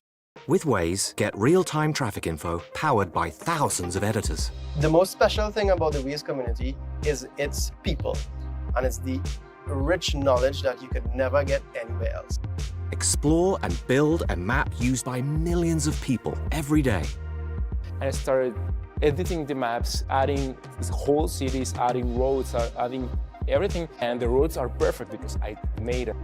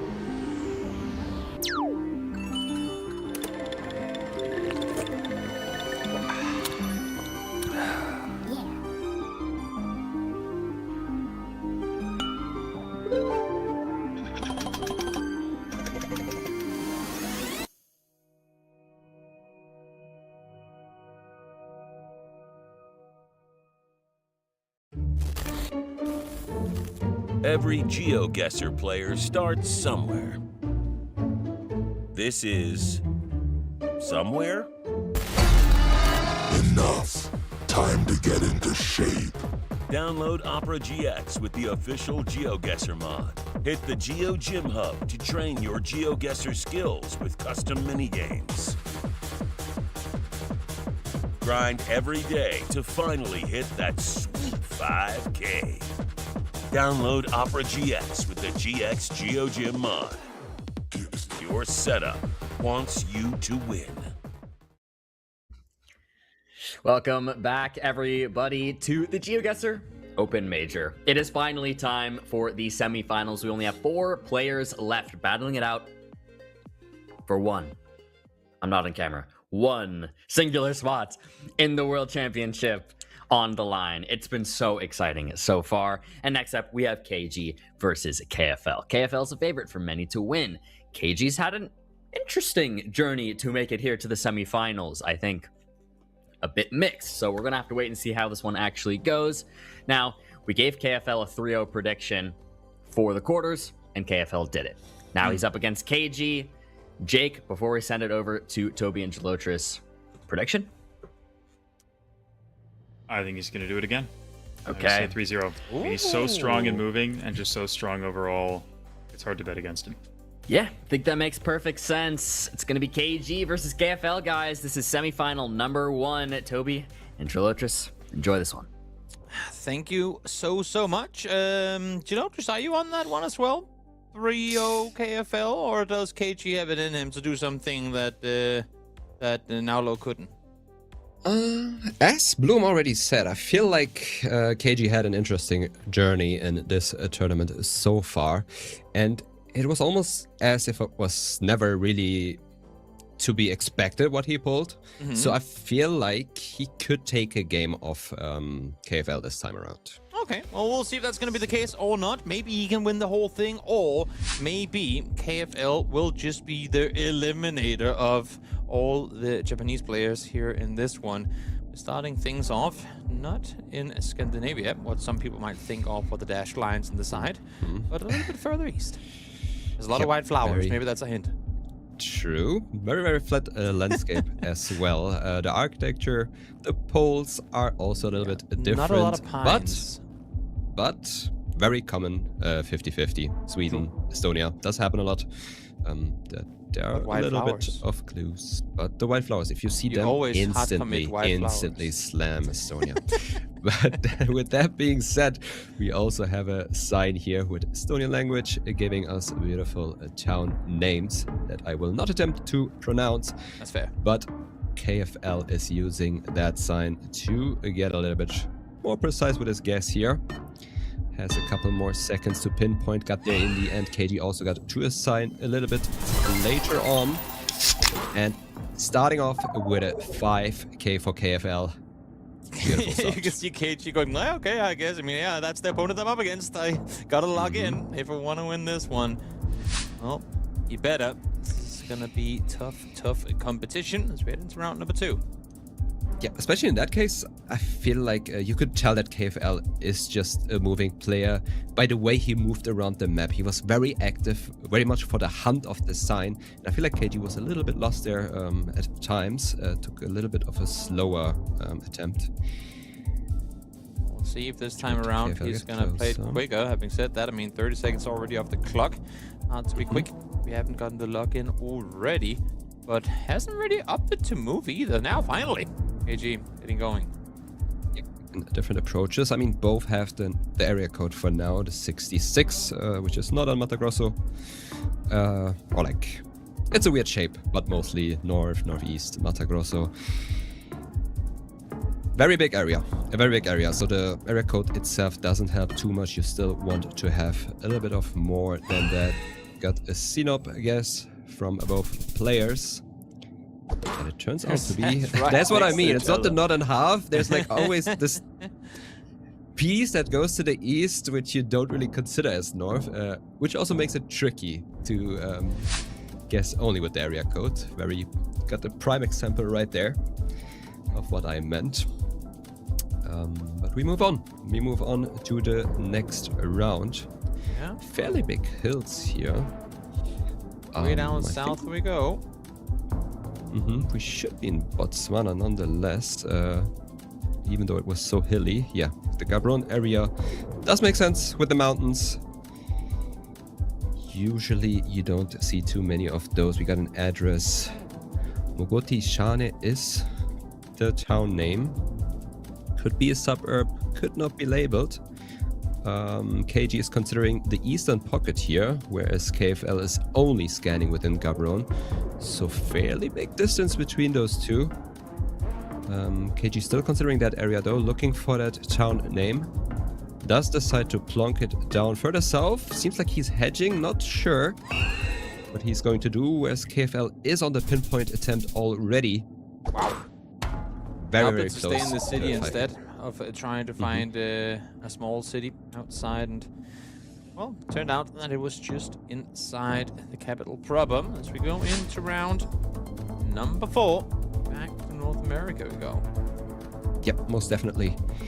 Strikes as North America immediately. We should be in the US. Got the junction 16. A very quick set from KG.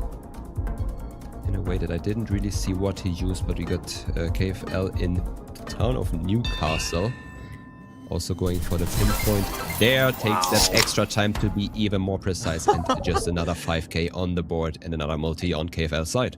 KG has got to be frustrated with that one, because finally, I mean, he does what we kind of wanted him to, try and see if he can put pressure on, and in doing so, the very first time around, KFL just slaps him in the face with a 5k, you know? Like, that's got to be kind of tough on your mental.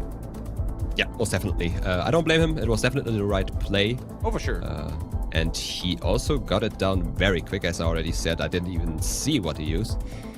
So I think he just went for the right play. Unfortunate for him that KFL still managed to get there in the end. And now we are in Uruguay. Got KFL on the main road, KG also on the main road. Usually on the main roads you can stumble up on the road number. Sometimes they are actually very commonly found in Uruguay, the road numbers. You see them if you go over bridges, on their signs, etc. KFL for now a little bit further south in the country. Seems like both are trying to hedge. Yeah, that's usually where you'll see people set up, and actually all the way over towards the western border. I was gonna say, usually when you're hedging Uruguay, you're going not just on the nameplate of the country, but you're shifting a bit down towards Montevideo. This time around, though, despite them doing that, also very western location, now headed into round 6. Yeah, definitely the right play if you don't have anything that's around the area where you hedge. Now, you could argue that a middle click does cover more of the country, but the coverage is mostly south of middle in Uruguay. There are like many more roads that are covered with Google Street View, and it's definitely more populated than our other areas. That's why the pro players tend to go further south. But this time around we are in Iceland. Seems like we have a coast towards the west, and I don't see land on the other side here. Is there enough houses in this city to just automatically think you're in Reykjavik? Or do you dare go I would elsewhere? say no, there are definitely decently sized towns here and there in Iceland. Don't think you can confirm it here. Southwest. Yeah. Well, let's see. Maybe right where they are indeed. And of course, KFL continuing do what he tries best. 5Ks galore, gets yet another run here, and KG, I mean, he's got to watch out, because unless if he catches KFL making a big blunder, let alone the multis now being +2 in favor of KFL, means that KG does not really have any room to make mistakes. No, not at all. And once again, I mean, KG got the right city there in the end, which is definitely the right play, but KFL just has this little upper hand of pinpointing and getting that extra multi in a way that we are on 1.5 multi versus 3.5 multi already. As we go on to the next round, we have Tabasco, and the town name is Sentla. So they are probably looking for a town named Sentla within Tabasco. I mean, both players Makes sense. had that initial thought that it might be there with the flatness and the palm trees that we had. So this is just a scan fest of who will find it first. But it seems like KG is looking for a little bit more than that. This Sentla, so he's definitely in the right vicinity. It's called something with Sentla further north as well, but he can't find the city on the map proper. Maybe it's not labeled there. Yeah. He sticks with the tag on the river, and it was just a bit further towards the southwest. Yeah, I didn't really like KG's approach on this round, because I feel like he should have also scanned for it immediately, because realistically there's nothing you can find better than the state name and the town name. So this, I wouldn't know what else you're looking for. Obviously maybe a road number would have helped to narrow things down, but I think it's more realistic to find the town name than gamble for a road number. But this time around, once again, KFL getting to the right piece of information quick. Going all the way north. If KG doesn't get to any information that will tell him that we are in the north, this could be tricky, because this doesn't really strike someone as far north based on the looks. He's way south, Tambra. And we are on hovering 5 down here points. as well. It's going to be dangerous with the multis racked up as well. Should definitely be game, and it will be game. KFL, as expected, takes the moving game. Yeah, as expected, nothing too surprising, but I must say KG, nonetheless, played it very well, did everything he can. I feel like he did put on a good moving game, but just nothing you can do against a performance like KFL did show us again. Tricky one. A few cheers. I like that. Respecting one another. Getting ready for the round to come. And also for KG, I mean, just a big respect of, kind of cheering your opponent on, going, bro, you had me there 100% of the way. But hopefully, he while he's saying that, he's also at the same time saying it with a bit of a, but watch out. Now it's no move and now I'm coming for you. That is correct. I think KG definitely has a better chance to win in this game mode. No move it is. But then again, I must say KFL really had only one mistake that I saw. A crucial mistake was on his first match against Gonçalo. There was a Bolivia round where KFL guessed Peru, which is obviously a very, very valid mistake, a very valid 50-50. But that's only the real crucial mistake I've seen from him so far in the no-move games. So can't count KFL out on the no-move games as well at all. And this time around, we have what seems to be... I'm actually not sure. I mean, I can't just think of any other country than Colombia. There's nothing that confirms it, but based on the landscape, I think it could be... I could see a possible Peru. I'm not sure about the card. It's a black card. But yeah, we have a Mexico hover from KFL. Okay, those reactions seems to be unsure, but yeah, it is Colombia. Not just does he get it right, but what an incredible guess from KG. Yeah, definitely a very strong guess. And as I already said, I did expect a country toss-up here, realistically, because we didn't really have anything to confirm that we are in Colombia. So a tricky round to start off, and a beautiful guess from KG. Yeah, I mean, most importantly, that's exactly what KG needed. Not only to be right, but also to be able to punish KFL when he's off by such a margin. Good on him for getting it right. And for the first time now, we see KFL actually trying to change up the pace here. Gonna go in with a quick guess just south of Singapore. Both of them gonna be down towards Batam, and it's just a bit further southeast, but at least for KFL, denying a flawless. Yep, definitely one of the regions within Indonesia that are a bit easier to recognize. Batam Islands definitely have their own unique looks, some unique poles. Very red soil. There's even a Batam camera, a very pink camera, or like purple-ish camera. A lot of clues to get to Batam, actually. Is this written from a bicycle race? Like written on the road, you know how they always do. Yeah. I feel like this I mean, especially with the X given. Yeah. I think we are in that region, northeast. Makes sense. KG's hovering further over towards Andorra, but it is going to be towards the southwest. And another good round for KFL. A big chunk of health taken off his health bar early on, but he is not out of this yet. I'm blanking how that language is called that they speak there. It's not Catalan. That's what I was going to say, so I'm just not going to say anything if that's not the case. It's Basque. Okay, I was blanking so hard. Fair enough. We got there in the end. We got there in the end. Anyway, next round seems to be Indonesia again, based on the polls that we have, I think. They look Indonesian. Doesn't really seem like specific polls. I don't think. I mean, those red rusty poles you see a lot on Kalimantan. Which could be the case. I don't know if we have indents at the bars. That would mean that we are on Sulawesi, if we have that. So yeah, that's only the real only thing that we can use. But there's a big difference between the guesses. And wow.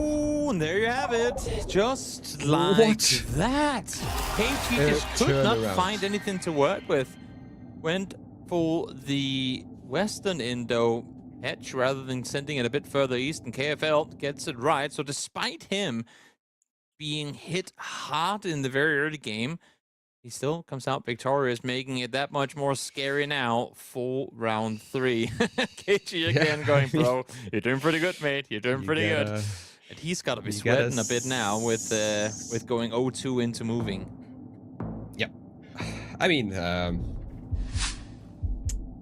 he got the right round in the right moment, I feel like, Yeah. KFL, because KG did strike hard. That's also probably why KFL did say sorry after the match. Sorry for winning in a fashion like this, but it does happen. I mean, you have to respect the Maluku guess. Definitely a very strong one. In order to make this game 2-0, and now it's looking very, very good for KFL. Definitely. Well, he was one of the top seeds for a reason and praised by everyone in the talent. So always interesting in seeing a guy who's been grinding, just waiting for his opportunity to be, well, I guess old enough to play in competition, and now doing as good of a job as he is. KFL with the quick luck in there, both in the same city. This could very well be a 10k in the making if KG can find the same road, just a few clicks towards the north, and he should be good. I think he's too far away. Yeah, It should be more than 200 just meters. be- Nope. As a matter of fact, he's the one that gets it. Wow, nice. Well, I mean, the difference between their Yeah. guesses did indicate that it's only gonna be a multi for someone, but I guess if it was right in the middle of the two of them, maybe they could have both had it. But hey, I mean, we'll take it a multi-lead and a whooping 2-point health lead for KG. Can he maintain it throughout this moving game? We'll see. Always a good feeling to get the flawless out of the way in round 1. Yeah, I suppose. If you are playing against someone who mains moving. But let's see what we have here. We should be in the UK. The architecture definitely looks a little bit northern with these wash bricks. The big hill in distance also strikes me more as a possible Scottish architecture. We have the A7 here. Hayvey Galsheets. City names and everything screams Scottish in comparison. Yeah, it's true. And then you have Langholm, which is like the most Danish sounding city name in the world. It does. It does definitely. But it seems like KG seems to be more confident. I mean, KFL is still scanning around. Yeah, he's all the and way further KG north. had it for a good while now. Wow. Very well done. Well, like to see it. The Back only to thing back. that scares me a bit here is that he got this same thing going in the previous one. That was no move, and still he got wrecked in the end. Can he do it in moving now? That is the question of the questions. Kenya this time. Kenya do it. Kenya do it. Oh, we're It's terrible. almost we have cast it a couple times together, Toby. It's almost like we've cast it a couple times together. Anyway, Red Soil Mountainous, north of Nairobi, is a very valid guess with that. I would say you have a couple hilly regions in the, like north of Kisumu, where it can look similar. So let's see how they will hedge out. Seems like they didn't find anything specific, and that is a very unusual place to get this landscape, but does happen. Mm-hmm. Does indeed. What we get to work with here for round 4? Up towards the highway, it would seem, as middle in early on. Yep. It's good info to get early on in this. Patago going the opposite direction. Be a quick log in. Yep. Both players going to different signs, but both signs do help to pinpoint this one, I would believe. Especially if you still have this much time left. As well, and this time around, once again, KG locking it in first. But if it ends like this, they will both be on this roundabout. Yeah. And I would believe that is the correct one at 10k. Solid, solid. Able to find it. KG able to maintain his lead. But of course, for those of you guys watching who don't know, when you have these draws, and that doesn't matter if it's a 10k or if it's any other point drawing around, both players get a multiplier stack. And I think that's what KG wants to avoid right now, is allowing KFL a chance to strike back. Yep. Whenever there's no damage dealt by anyone. Quick luck. It's a double multi. I didn't even get a chance to see where exactly he locked in, but Same. I Kalab was Beach. looking left and right. I think KG got to a sign, but I just saw it for a split second because once again I was looking at the wrong screen. Oh, they're both there. Wins the round though. Wins the round, and hey, he has more multis than KFL so far, more health, so it's not looking too shabby for KG. Not at all. He needs to pull off a reverse sweep though, and that ain't gonna be an easy feat at all. Continue to round 6. Let's see if he can get to info faster here as well. Round 6 it is. We are in the Philippines off the bat. We are driving on the right. Got those concrete poles. And the hunt for the province name starts, which you very commonly find in the Philippines. Batangas it is. Okay, now I see it. I was trying to spot it on KG's sign. So he has all the information he needs. KFL still looking for a sign that does help him a little bit more. He's already his pin down. So I believe that he also has the province, but he's looking for more, obviously. You want more information than only knowing that we are in Batangas. He's scanning around in between Lipa City and Batangas. Actually switching towards Lipa City. KG once again looking at first. See if he's going to be right with it. KFL had plenty of time to work with there and is going to be better off with the round as well. Minimal damage done, but multi on his way. Yeah, a little bit of a baity sign there. Obviously, if you see Batangas, you would also believe that you are in Batangas City. But KFL did take his extra time, look at some extra signs to confirm or rule it out in his favor there. We are in Argentina next. Got some Argentinian polls. Got this beautiful sign saying Salta Capital. Good luck from KFL. So I don't even see where he put his pin now. He might be in was that a bit of a Salta. shake on the head there from KFL? Maybe a bit of a mistake? Clicking when he did or where he did? Maybe you realize he could have been more precise than where he sent. I mean, they are both Probably in the went for a gamble. city, but maybe that's what caused him to shake his head, realizing that it wasn't actually there. Yeah, I think he was just going for the gamble that he did find the information quicker and was just hoping that KG doesn't take the extra 15 seconds to find it. Definitely worth an attempt. And now we are back in Brazil. South American The round. 62 area code, not on Goiás, it should be. Remember vehicles the 62 there again. Goiás, and the town name is Porangatu. Not a town name I'm familiar with, but it seems like to be a decently sized town, and KFL did find it. Actually, KG didn't have that information, I believe. It's on the screen right now, though. Vehicle? I'm always concerned when I see it. We'll see if they both I mean, I going for it. would trust it. I would trust it, definitely. Especially because it's also in the right area code. Nope.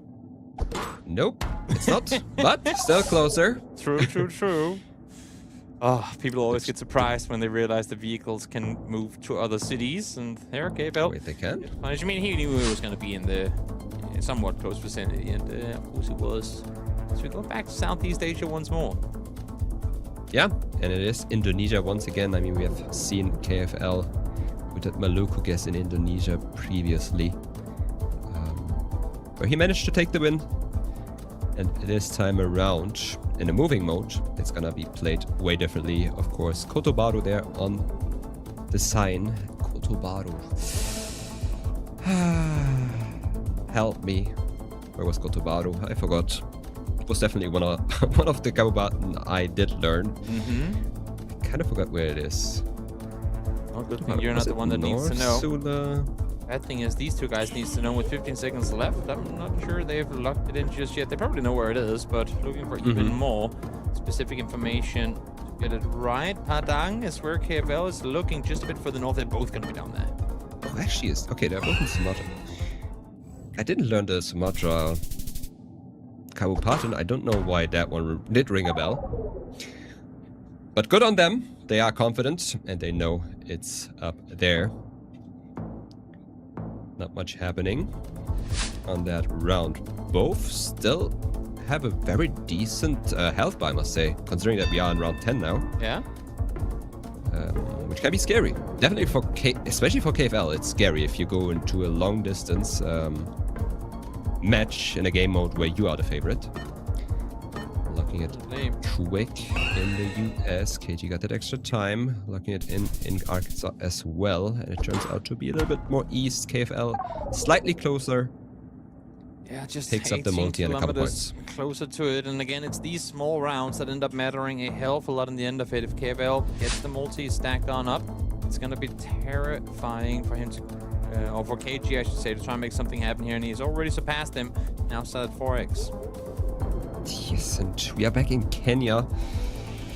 You could try something spicy in Kenya. You could try an Incessant. It's definitely not that easy to region guess without having a sign, and it doesn't look like you get to the most useful information anywhere nearby here. And with that being said, we have everything we need, it seems like, for both players. I mean, there's a lot of information given now, but I didn't spot a place name on neither the bus and also not on the sign. So, yeah, seeming surprisingly dry, or not surprisingly, but at least seeming dry here. So, also going to exclude quite a few areas, but again, neither of the two really honing in on the city specific here, despite having had quite a few signs to work with. Nairobi is where KG is looking, or a bit east thereof. KFL, okay, actually does end up going up to City. I thought it was going to split in between the two, but saw quite a big city there in the distance, and it's going to be closer, and again, just 3 kilometers closer still. It grants him the multi. Yeah, definitely. As you already said, saw the very big city on a very big divided, busy highway. Makes you think that we should be in Nairobi. Oh, and this camera glitch does happen in the south of Colombia. It's a couple cities down south where you have this camera glitch with this... What even is that color? Is it baby blue? Is it turquoise? Is it... Yeah, something like that. See who gets it. It's KFL, knows exactly what it is and where it is. 2,000 damage done. Nice knowledge in position there. KG looking at a 0-3 defeat here in the semifinals, unless he can make the impossible happen. This is exactly why it's so scary being high up at around 13 or previously in round 12 with the high multis. Even though both players were in the south of Colombia, it didn't seem like a big difference, but the amount of damage that KFL dealt there was scary, and things could easily end on this round. We are in South Africa. I have a coastal vibe here for now, but then again, we have KwaZulu-Natal on that side for KG. So we should definitely be in, KwaZulu-Natal, the state in the southeast in South Africa. And an area code 035 for KFL, so both players will know that we are in KwaZulu-Natal. I think the area code definitely helps a little bit more here to be more specific. But obviously, they try to get even more information because, as we saw previously, you need to be precise in order to not lose or secure the win. KG doesn't opt to go as coastal, a bit further inland, further towards the south, but it's not going to be him on point with it. And yet another big one is going to do it. KFL comes out victorious 3-0 in the matchup against KG and will make its way through to the finals. Ooh, and in what a way. I mean, obviously, we had those predictions. We saw this coming. But I must say KG played a very, very good moving game here. The positive on KG, I think, most importantly, was that the few times that we did see KFL make mistakes, KG was there to punish. Issue is, with a cheer coming the other way, issue is that, well, ain't gonna be enough. Ain't gonna be enough. You can't just have him make mistakes and make something off of it. You gotta play a good game yourself as well. And while he did, KFL was just that much better. He was, Toby, he was. But props given to KG for sure, especially in that last game, as y'all were talking about. KG put up a fight. It was not like that first moving game. First moving game, it was just KFL all day, every day. KG managed to make it much closer in that last one. So fair play all around, and congrats to KFL for moving on to the grand finals. Guys, let's take a look at the wager of the match. What was our fastest guess? I don't even know. I have no predictions. It's Colombia. Okay. Which round was that, Jello? That was the glitch round. Yeah. Okay. Makes sense. Yeah, 4.9 though, pretty quick. One of our fastest of the day so far. So, kind of fun. What about Wade's moment of the match? We can just go straight in and no dilly-dallying about moment of the match. Now, I have one. I'm curious if any of you three will say it. So let's go down the line. Jake, you first. I'm gonna give KG props and shout out the first round of the no move game where there was a Mexico-Colombia coin flip, which is the classic, one of the hardest coin flips even for Geoguessr pros. Everyone falls victim to that one. But going Colombia, of course, and AFL going Mexico, and if the multipliers had been anything but 1x, KG would have taken the game right there and maybe could have carried that momentum forward. Of course, moving is always going to be tough to beat KFL, but if he'd won that game, he might have been able to extend it to the next no move or even the NMPC. So it was a really nice guess. A little unfortunate that it was round 1, but still worth shouting out. Agreed. Toby, anything else? I would say, just off the top of my head, the Eastern Indo round where you saw, I think it was the one that decided the second no move, or the no move game, the one where you had KG kind of hedging way further west of West Sumatra. I think that one, just his position and daring to go that far east in that round was pretty good on the side of KFL. Yeah. Jello, anything else? I mean, those are really, I think, the two standard rounds, the Maluku guess, obviously, and the toss-up or the very precise guess in Colombia, even though the country wasn't obvious. But I'll give KG the moment here, starting off the moving game, especially in the UK. He played it brilliantly. He was so quick with using the information right. And overall, his general performance in this moving game was a great moment of today, I would say. Yeah, I love it. It's a good shout. Mine actually, I had one. I'm going to share it as well. Mine is just going to be sportsmanship. I found it beautiful how KG, like, even taking the loss, took it so gracefully. On the first moving game, he clapped, and then even at the end there, he was like giving KFL the thumbs up. I just thought that was very nice to see because, you know, obviously it's an esport. We're fighting against each other. They all want to win, but at the end of the day, beautiful community here in Geoguessr, so I love seeing the love all around, even for competitors. But anyways, guys, that is semifinal number 1 completed. Let's take a look at the bracket. In case you missed anything yesterday or earlier today or want to know what's going on still, this is where we're at. Jake, talk to me. Yeah, it's been a great one so far. We have our first finalists. It's really amazing how far these players have come. I mean, they had to play 4 weeks just to qualify for this, and then going through this gauntlet, not being able to lose a single match. It is such a grind, but we have KFL in the final, and then Alpha versus Yannick promises to be a fantastic semifinal as well, and then the final after that will be just as good. So can't wait to get into these last 2 matches today. Yeah, definitely going to be super exciting. I mean, this semifinal is grand final worthy level that we're getting up next, so cannot wait. But before we get into that, I think Kay from Opera GX has a little something to show you guys about the GeoGym mod and some cool, fun new game modes you can play there. So if you haven't downloaded the GX GeoGym mod, do it today, because now we have launched 2 out of 6 games, and I will show you 2 of them right here. One is you're riding a bike and you have to figure out which side of the road is this country, Guatemala, riding on. I think it's right-hand side, and we'll see. Yes, I was correct. Next one is Lesotho. So should I go right or left? If I play a lot of GeoGuessr. Oh, that was bad. Cool, that was an awesome game. The other one that we just launched is called the punching pads. Basically, you have to read a text from a certain country in a certain language and hit on the right flag that that text belongs to. It's a bit up-tempo. 3, 2, 1, let's go. So, first one. Oh, that's hard. It's got to be Ukraine. Oh, cool. So this is a new way of training Geoguessr in a GeoGym. So download the mod today. Pretty cool games. Always a great time to be raving with the Opera GX crew. Gotta pop that music, get ready for the games going on in there. As we set up for the second semi-final, it's going to be Alpha versus Yannick. We've seen both of them play. Geoguessr, I'm gonna come to you in this one, as we will have Bloom and Jake casting in just a few. And you called Yannick as the one to potentially go out and win the whole thing, but what will he have to do right in order to best Alpha? Yeah, this is going to be a difficult one. I think both are players that can handle pressure very well. We have seen comebacks from either one, so I would say in those terms they are very similar, but also skill-wise.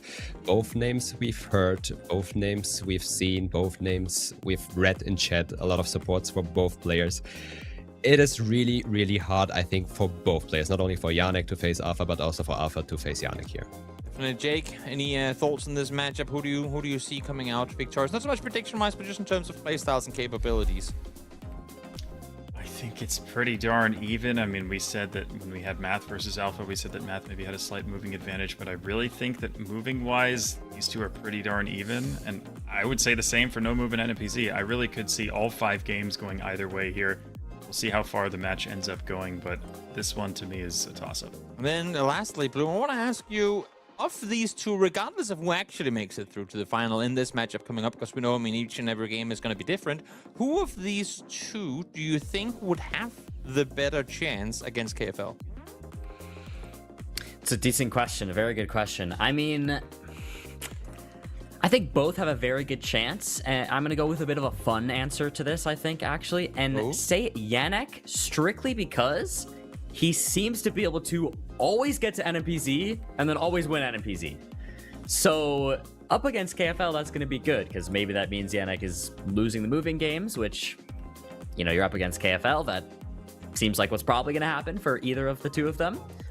Can't say that for certain, but we'll, of course, see. So then if it does get to that NMPZ, I think Yannick would have a very good chance. But I think both these players would be a very fair and good contender for KFL.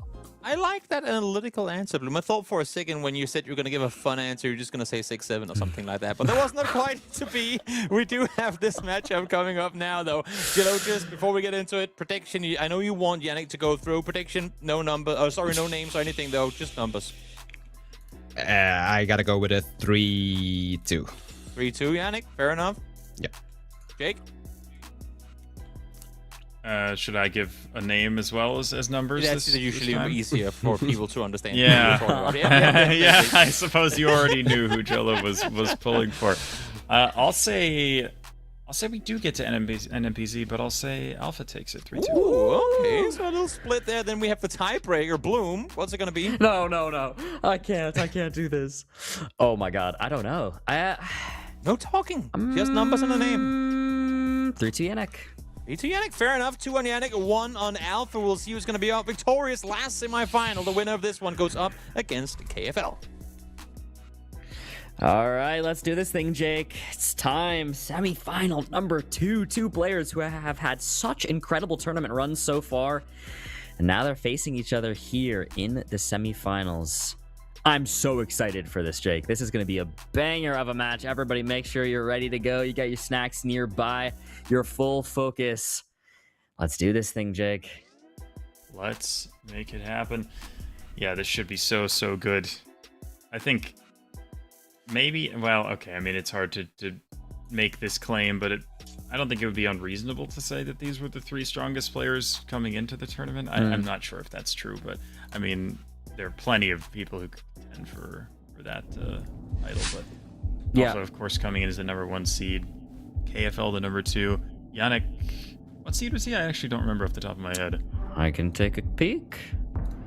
Let me take a quick look here for you.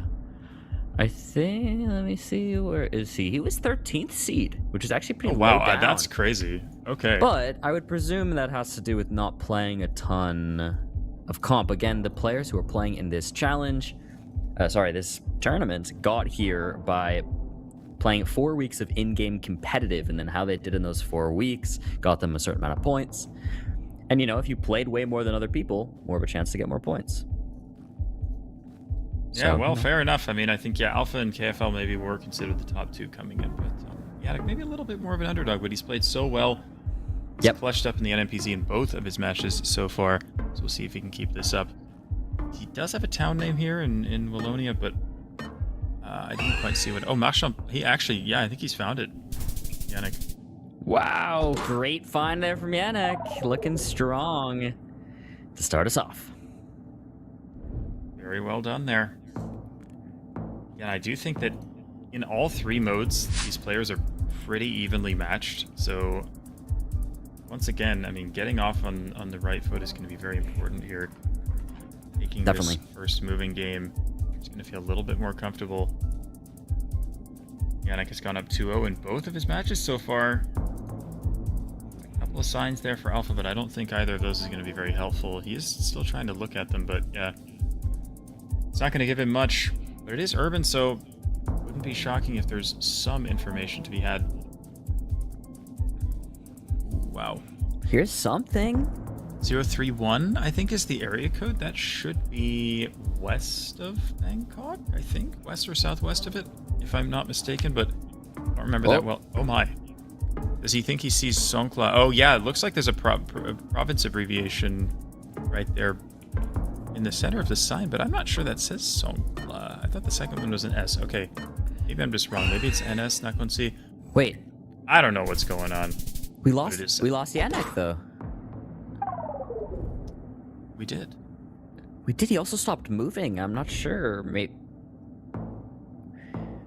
Everybody hold your horses. We're gonna see if Yannick moves on this one. He's not.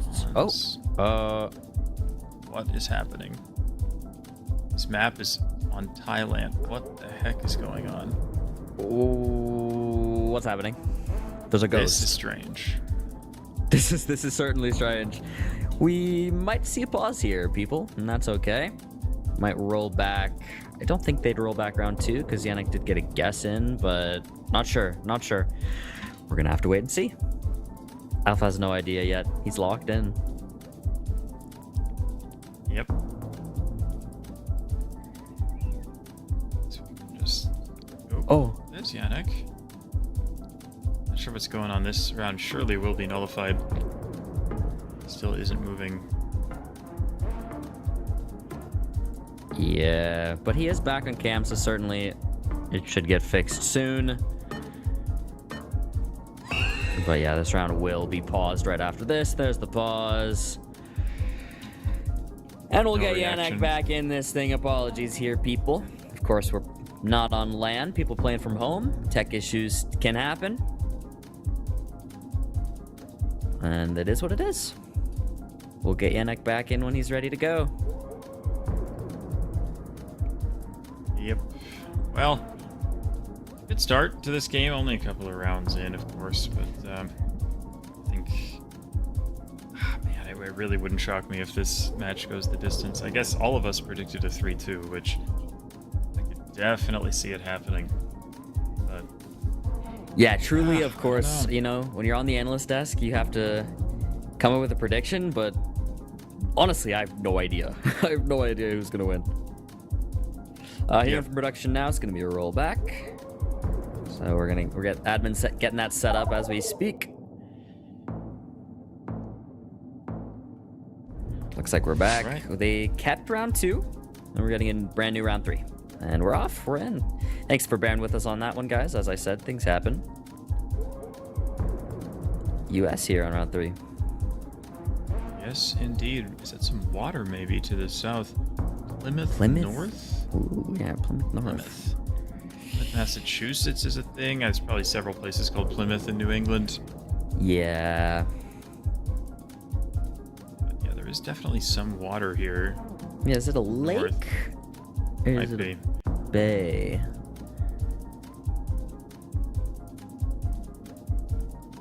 License plates, there's a few different ones. I can't actually quite tell what these ones are that we're looking at.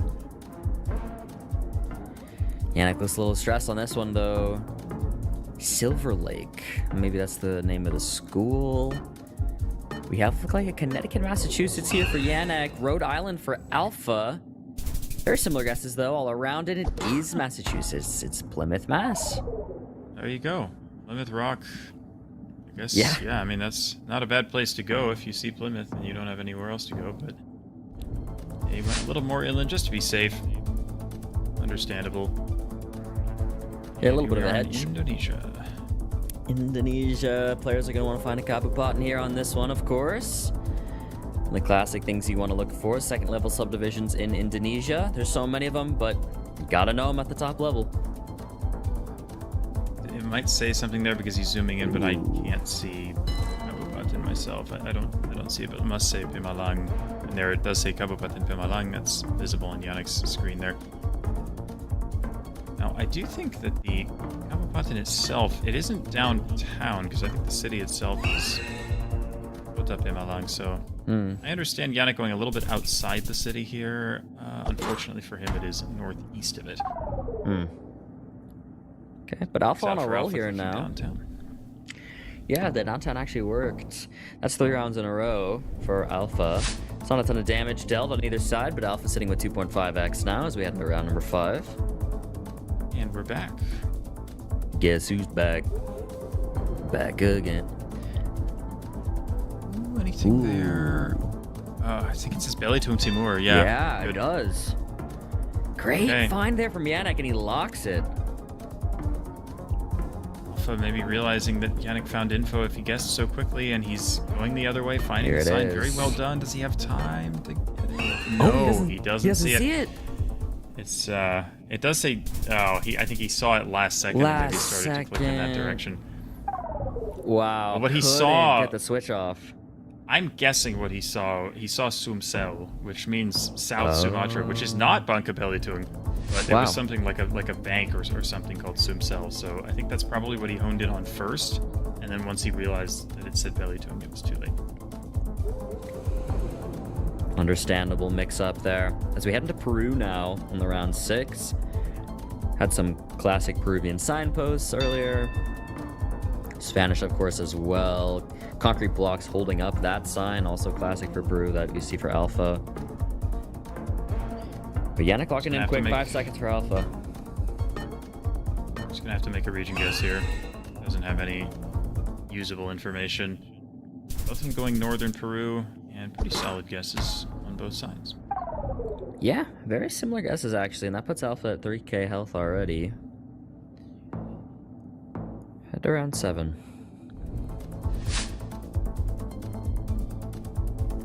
Okay.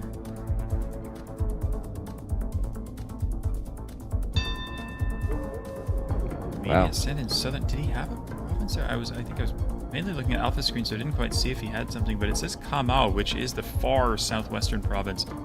So yeah, Yannick not in the right province. He is in the right part of the country though, so it's not going to hurt him that badly. But a nice find from Alpha. Yeah, wow, maybe just a quick region guess there from Yannick. Not totally sure. Maybe he saw something that took him that direction. But yeah, great find from Alpha. Great use of information. Deals a bit of damage back, but Yannick's still in the lead. Round 8 in Mexico. Doing that in a moving game in Vietnam is so risky because it's like there's so often an address written nearby that usually you just want to go and look for one unless you're really in the middle of nowhere. Oh. Chalacingo. I don't know what that is. I feel like I've heard of it, but I might be going crazy. Wait, why has he gone Jalapa? Is that the same thing or? What? No. I mean, maybe he saw Jala something, or maybe it is actually the same thing. But Chalacingo could be a different place. I don't know. We're gonna find out here. Timer finally up. And There it wow. is, yeah. Yeah. Great guess there from Alpha. Excellent guess. Very Yeah. impressive because it seems like he didn't find the town, but the region guess was immaculate. Yeah, very good work. Heading into round 9 now. Very even game, but Alpha up in the multi, 3.5x. In Argentina, Yannick made a very good Argentina guess earlier today. And we have pretty different Wait, no, you can on this. Interesting.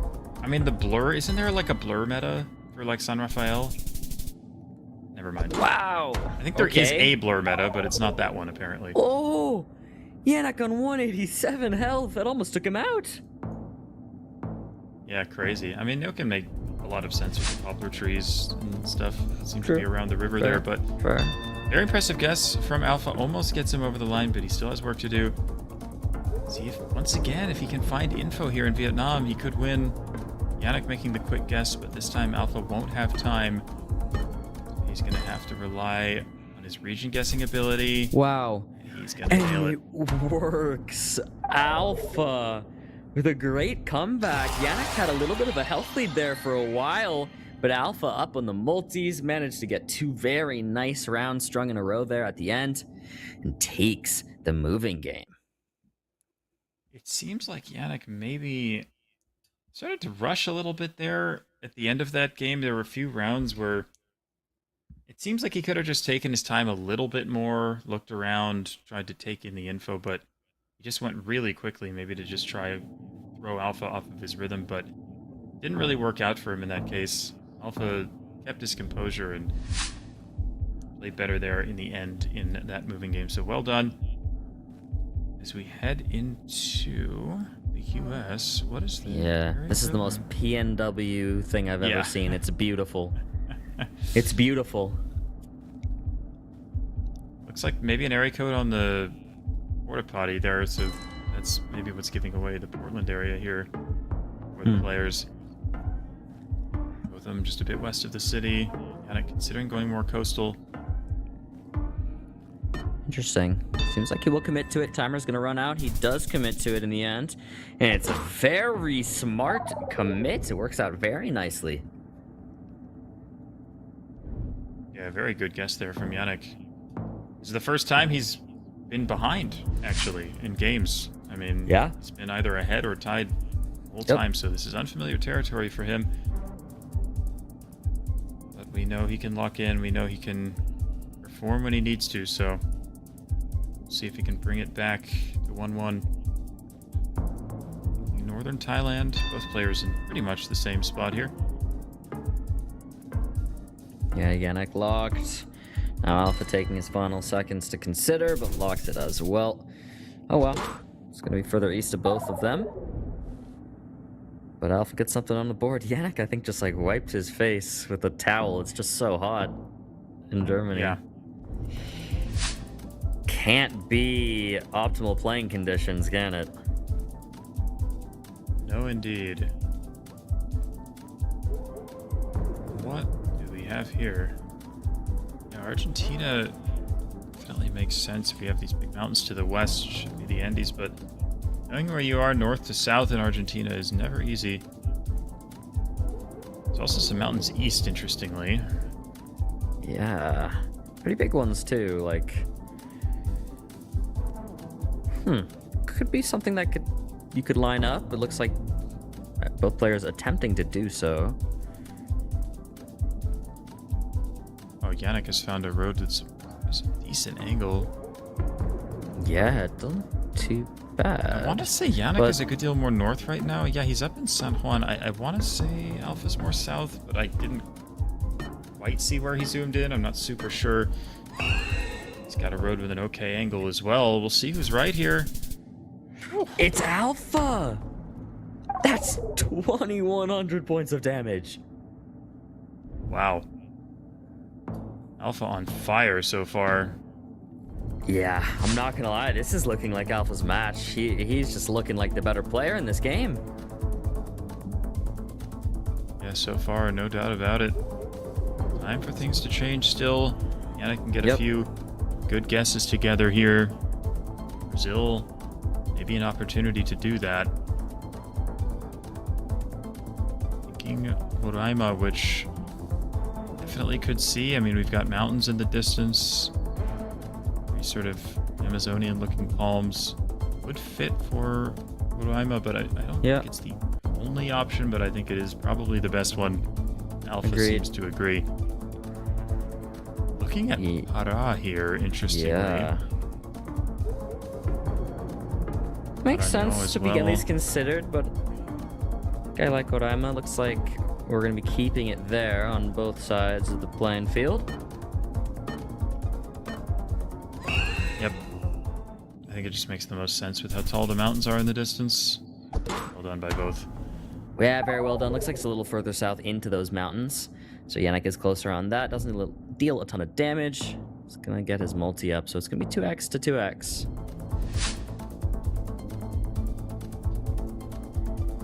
Irish gates, perhaps? They do look like Irish gates. Alpha thinks so. Locks it in. He does go for it. Can always be Northern Ireland still with the gate style. True. But, yeah, they're both going to go for Central Republic of Ireland. Pretty decent guess on both sides. Alpha, a bit fortunate to be slightly closer. Yeah, pretty chill hedge from both of them on that one. Go to round 6. Botswana. Haven't seen a lot of this today.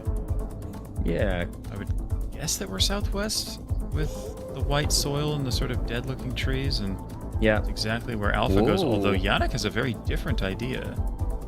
Wow, he's more up in like the mountain area, which can be very sandy. Yeah.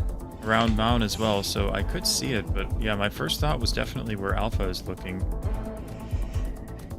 2.5x to 2x on this one too. Could make this a decent hit. See if they keep it there. There goes Yannick into the southwest, considering a lot of things. Doesn't look too sure of himself. Let's see, 10 seconds left to go now. Will they commit? Yannick considering so much of the country. Alpha 2 now. Yeah, but it seems like they're going to be keeping it there. Yannick's a bit further north, and it is the mountain area. Yannick could have dealt some lethal damage if he had stuck to his first idea. Yeah, and Alpha, you can see him frustrated because he was considering that towards the end of the round. Shatka? Okay, interesting. Oh yeah, wow. Yeah. Very, very distinct coverage. I mean, do we see any of the mountains, though? We do. We see some mountains. Looks like we're driving south, which I think that means we're south of Milkovo. It's like one of the few Russia metas I remember, but nice. That kind of splits this road in half in Kamchatka. Now you just kind of have to line it up, look for an angle. And there you go, south of Milkovo. And actually, Yannick going north of it, quite a bit north of it. Wow. Almost as far north as the coverage goes, and that's actually going to hurt him pretty badly. So the driving direction meta coming in clutch there for Alpha. Yeah, works out very nicely for Alpha. Alpha sitting in a beautiful spot to take it to a 2-0. Maybe then it would be Yannick's turn to try and make a run at a reverse sweep. We'll have to wait and see. This looks like the UK. Yep, North England guess from Yannick. Don't mind it. It looks like, is that some snow? Is that a cloud or was that a snow-capped mountain? I'm not couldn't sure. tell. Yeah, actually it could be, but it's hard to tell without them zooming in, but I think it's just clouds. Yeah, in Scotland. Let's take a look. Yeah. Oh, maybe it could have been a mountain in the back. It's a good hit for Yannick. Very nice. It's just Lake District there. Yeah. I mean, that's the highest elevation place in the entire United Kingdom, so it probably was actually a mountain. Okay. W eyesight? Yeah, for real. Apparently. All right, round number 9. I think it is. Ooh. Different guesses, I think. Yannick, wow. Looking at Kyushu, Alpha closer to Shikoku here. It's 3x to 3x on both sides. 2k health for Alpha, 1100 for Yannick. Yannick locks it in Kyushu. Is Alpha still in Shikoku? Oh He's my going gosh. even farther north. Towards This is going to be Tokyo. game. I mean, I will say my first thought was Kyushu, but I don't know. It's a very difficult round. We're going to find out, Even Jake. near Nagoya. Alpha hedges middle. And it's just Tokyo. Alpha wins on that. What? Such a tough round. I can totally see the vision from Yannick there, but unlucky there. He commits far southwest. It does not work out for him in that case, and Yannick's been up 2-0 all day long, but now he is down 2-0 and has a mountain to climb himself. But we've seen crazier things happen, so we're going back to moving, see if he can lock in. Alpha did probably look a little bit better, I would say, in that first moving game, but again, it's not over until it's over.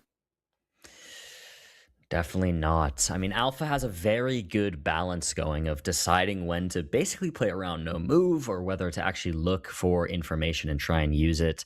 Obviously, we saw it earlier today against Math. Now, we'll see if he can do it once again against Yannick. Here we go, game 3. Back to moving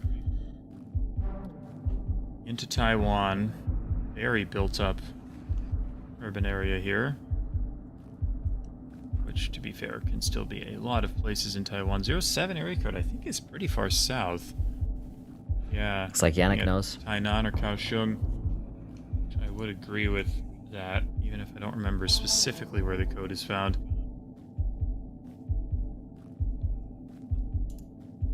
Alpha doesn't have anything yet, as far as I can tell. Just 20 seconds left. Pressure here. Yeah, I'm so curious where Alpha's going to end up actually going once he opens the map. 5 seconds now. He does go in the south. No, he switches to middle. He switches central. Yep. And it's a great guess. Great use of that area code there for Yannick, and a great start. Yeah, even just one phone code can make a pretty big difference. There's no multipliers, so not a killer blow there, but a good start for Yannick in a game that he needs to win. Okay. Some tiny town in Romania. I mean, it looks... I don't know. I mean, it's very flat, very empty. Oh, there's a little waystone there for Alpha. Let's see if it's legible. Bad buff. 8G, 56G.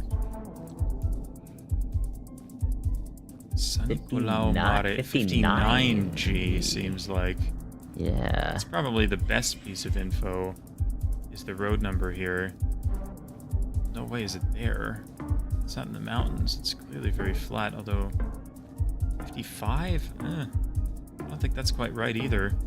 Would we be far west? I don't know. It looks like neither player has found much. Yannick tried to switch as far west. There you go. Oh my. That's where you get flat landscapes like that. It's either south or it's far west, but I was thinking, I mean, if Alpha was seeing the 55 and 56 in the south, 59 could have been in the west, but... Yeah. Neither one able to capitalize there. Moved around 3. We just move on to the next Indo. We have some once again, signs. Yeah, might be something there. Nope. Oh, actually, it's a Lintas Padang maybe, which... What does that say? Solok Selatan? Yeah, that's what it is. Solok Selatan is in southern West Sumatra, so that must be what it said if Alpha sent there so quickly, so confidently. Yeah. I'm not sure Yannick has this. Oh, he has the roof there. The roof there is going to help confirm. Why is he going Sulawesi with a West Sumatra roof? Oh no. West Sumatra roof is in Sulawesi. And Alpha wins the game! Oh my gosh, the roof. I mean, to be fair, he had like 5 seconds to process that. Wow. Maybe wasn't looking at the roof and was just thinking, oh, what have I seen so far? What can I use to try and guess? But, oh my goodness. Wow. I mean, yeah. Who knew coming into this match whether it would be Alpha or Yannick who came out on top, but I don't think any one of us thought it was going to be 3-0. Absolutely not, Jake. Absolutely not. A 3-0 dominant round from Alpha here, starting off with some great Argentina rounds, and then we finish it off with, I mean, Geoguessr, try and put some words into what was a bit of a head-scratcher, I think, for four of us. Yeah, I mean, just a series of some unfortunate events, I would say, for Yannick. Did fumble some rounds where I expected him to get those rounds. I think he was very inconsistent in Vietnam. That did not pay off great for him. And here and there, just a couple rounds, just those little mistakes he did, but that went crucial. And of course, boys, great cast in the semifinals there. Jake, I want to hear from you. I mean, just as we, let's get the ways of the match on screen as we talk about this. What to you was it that really set Alpha apart from Yannick in this game? I mean, I really do think it was just maybe better strategy in the moving, and I think that's exemplified here by our wager of the match. It was a round that Yannick lost, and he sent very, very quickly on a round that I don't remember which of the 2 Vietnam rounds this was, but I think in general, he was just maybe rushing a little bit too much, and in Vietnam especially, when there are so many storefronts, so many opportunities to find info and find addresses, oftentimes the best thing to do is just move around and look for one. And Yannick was kind of, I think, just rushing a little bit too much and not taking his time on those Vietnam rounds, and that was maybe a strategic misplay that led to him losing that first game.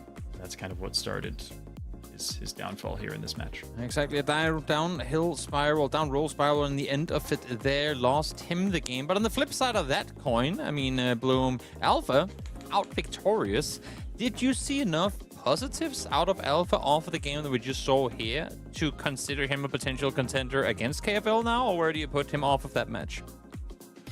Yeah, I mean, even going into this one, you know, it was fun to kind of say, oh, Yannick, NMPZ, but I really had no idea. And Alpha has played so incredibly strong, coming in as the first seed. Like, obviously, I had to throw some love to Yannick as well, but Alpha's such a strong contender, and we've known it from the start. So I really do think he'll be a strong contender for KFL. I think it's going to be very exciting in Grand Final. And quickly, I also just want to note on Yannick, too. I think we saw some nerves from him there that I don't really feel like we saw in the first... like his game yesterday or his first game today. Just there was like a shift. Maybe the internet issue had to do with it, having to reset. But it felt different. The Yannick we saw in that game felt a bit different. I can only concur. And with that, I'll stay with you for a sec, Bloom, because we are now taking a look at the Wazer moment of the match. Taking a look of a little more so talking about. What to you was the standout? It could be a moment, could be anything, whatever you want to phrase into the moment of the match. I hate to do it, but I'm going to go with the final round. And why? I have to. I have to. The final round, I mean, it's just one of those things, again, where it was just Alpha showing he was the better player and seeing Yannick's kind of nerves and not thinking totally straight. I mean, he saw some really typical West Sumatran roofs at this level of play. Every player knows about those roofs. Everybody knows about that. And I think he just wasn't locked in enough to notice it and use that information. Alpha was just locked in. He was calm, collected, and the fact that Alpha managed to win in 3 rounds on the deciding game when Yannick won his deciding game in 3 rounds. It was like a little reversal. So I'll go with that. That's valid. You know, that is valid. Jake, what about you? Any other thoughts? Any other moments? Yeah, I mean, I do think that last round was probably the most consequential, being the nail in the coffin. I think I'll just reiterate what I said before about, I think those Vietnam rounds were kind of exemplary of how this match went in general for Yannick. Maybe a little bit too rushed, maybe let the nerves get to him.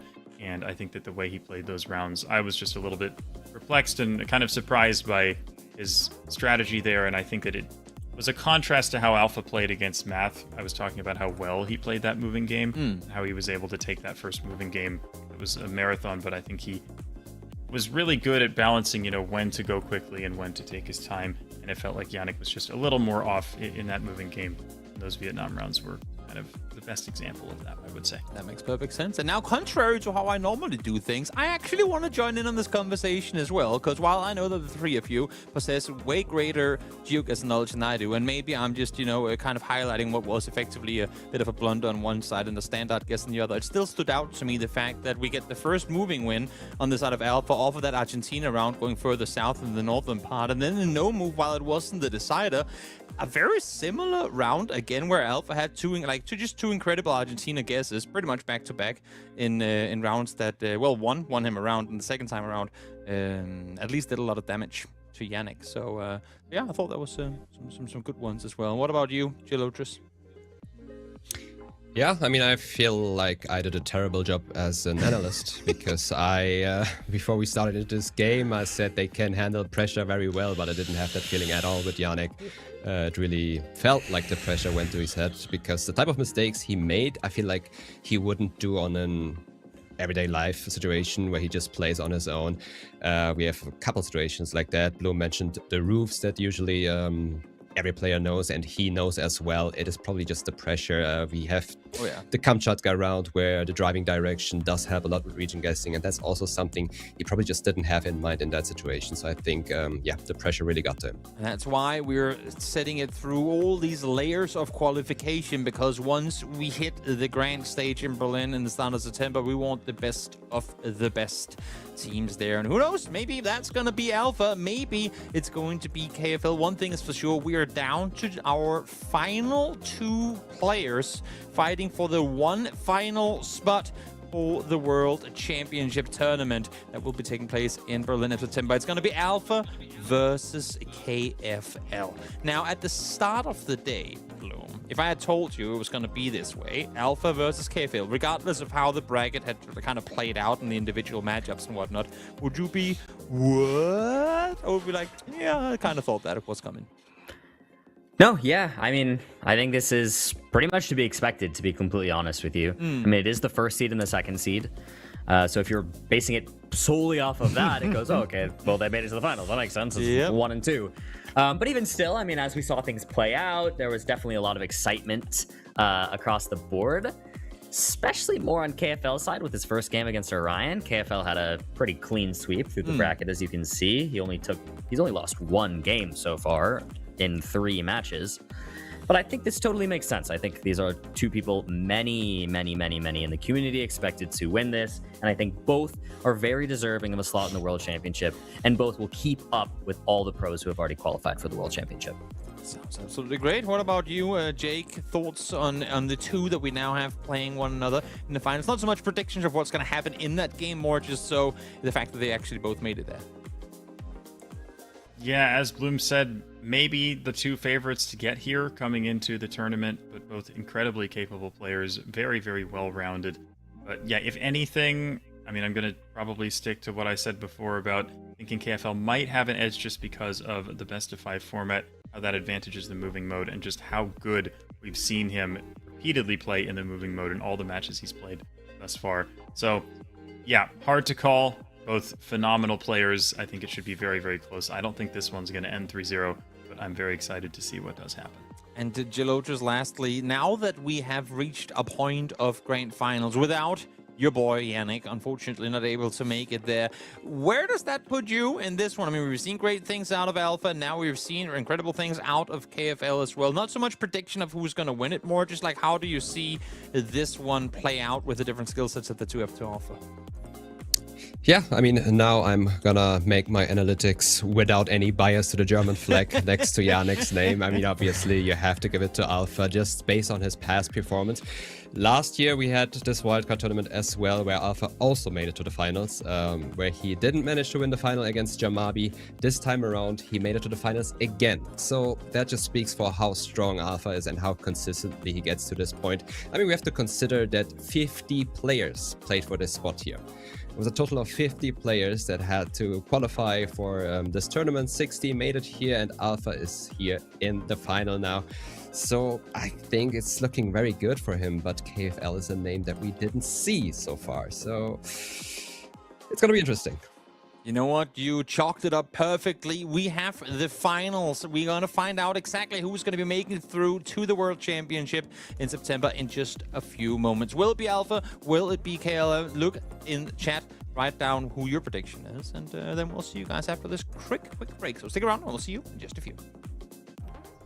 Welcome to Tempodrome, where we will crown the Geoguessr World Champion 2026. Here's what you can expect.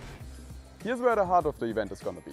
We will pop up a few food trucks and a nice beer garden, and you can watch all the group stage games with the entire community right here. Let's take a closer look.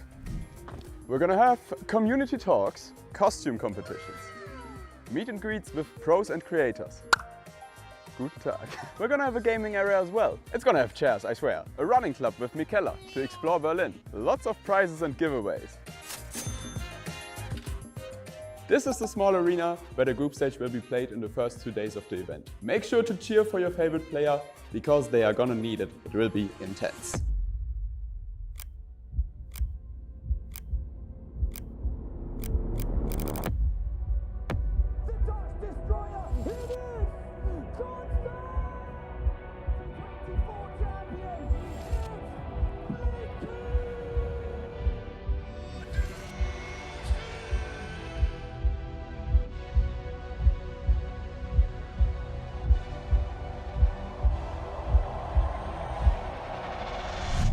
See you at the World Championship starting the 2nd of September here in Berlin.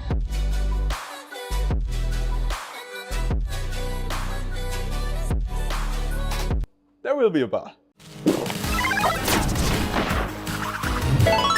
Red Bull gives you wings. With Waze, get real-time traffic info powered by thousands of editors. The most special thing about the Waze community is its people, and it's the rich knowledge that you could never get anywhere else. Explore and build a map used by millions of people every day. And I started editing the maps, adding whole cities, adding roads, adding everything. And the roads are perfect because I made it.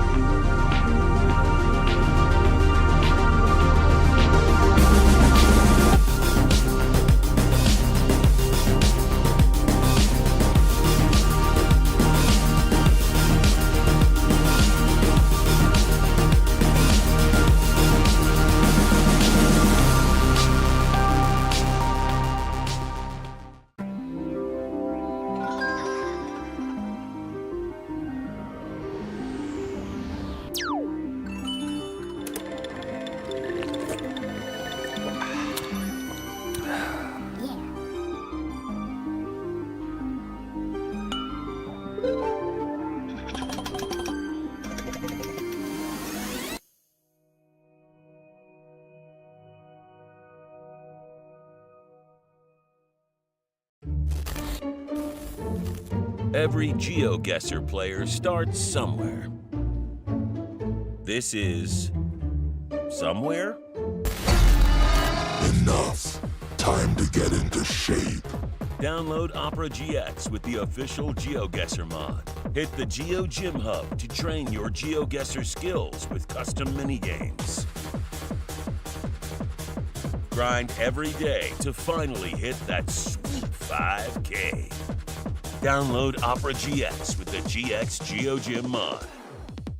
Your setup wants you to win. Welcome back, everybody, to the Geoguessr Open Major. It's been such a fun weekend of games so far, and there's only one more to go to decide the one final slot in the Geoguessr World Championship this September 2nd through 5th. Either Alpha or Kiribos for life. KFL is going to make it through and become the last player qualifying to the Geoguessr World Championship. It's been so fun. It's been so exciting. I have had such a blast this weekend. I hope you guys have as well. And we're hyped and we're ready to go. We've already hyped up this final match a decent bit before heading into this. And Jake has had an opportunity to talk about it. Geoguessr had an opportunity to talk about it. I did, but what about Toby? Toby, what do you think's about to happen in this? Okay, no, Toby's gone. Toby left. Toby's not on the broadcast anymore. We'll miss him very much now. Toby, what are you thinking? What are you thinking? I'm gonna give you the most political answer in the world. I'm really excited to see what was kind of, I don't want to say meant to be, but in the way that both of them played, they've been very dominant in each their brackets. Obviously, scores alone, KFL sits a bit above with his 3-0s, but I like to think that some of those matches could have gone the other way as well, whereas Alpha, while there were mistakes in some individual rounds, I think if we praised KFL very early on as being the victor here, I think Alpha is going to be the best competition we have to go up against them. Yeah, no, I really like that point. And also you just kind of bringing up the brackets that they had. I think KFL has had an easier bracket throughout the weekend. If we're just looking from a standpoint of analyzing guesses on both sides, I think KFL's opponents were, quote unquote, easier, at least with how it actually played out. Maybe if this tournament happened another day, it could have been a little closer, things like that, as you were saying, Toby. Like, I could have seen a world where KG or Naulo or whatever played a little better than they actually ended up doing. Regardless, I think KFL's path, though he is so amazing, has been slightly easier, and Alpha has had to fight his way through to get here. It's looked a little closer. It seemed a little tougher, especially Alpha's first game. But regardless, it's finally time. We're going to get into it. Jake, did you hit a point prediction on this one? I don't think you did yet. You have one? I don't think I did. Oh, man. I mean, this is so tough. I'll say, stick with KFL. I'll say 3-1. Okay, that's a bold one. Well, it seems like our players are ready. Alpha versus KFL, the finals. Who will make it to the World Championship? Toby, Geoguessr, take it away. I had to wait for the drop on that one. The music was simply set up too great for it. Thank you so much, Bloom. As yes, we will now get into the finals. Also, I love how Bloom kind of snuck his way out of having to do a prediction there. Bloom, I know you're in chat. Give us your prediction in chat, because I know you'll be in there. In the meantime, Geoguessr, now that you can't vouch for Yannick any longer, what are your numbers? Yeah, sneaky Bloom ditching that prediction. Now I will wait for Bloom's message in the chat and just copy that. I mean, he was right with how the games went previously in this tournament. I feel like Alpha had tougher opponents, had more experienced players he did face, so I think you can't really make it based on that. But nonetheless, going through a tournament without doing any big mistakes at all. I've mentioned it earlier, it was basically only one round that KFL did fumble. Besides that, I didn't really notice any mistakes. You can put it this way. I mean, even in the previous one where he did make mistakes against KG, that even though he still came out 3-0. Yeah, so, that's the point. I mean, he was right when he needed to be right. Yep. Let's put it like this.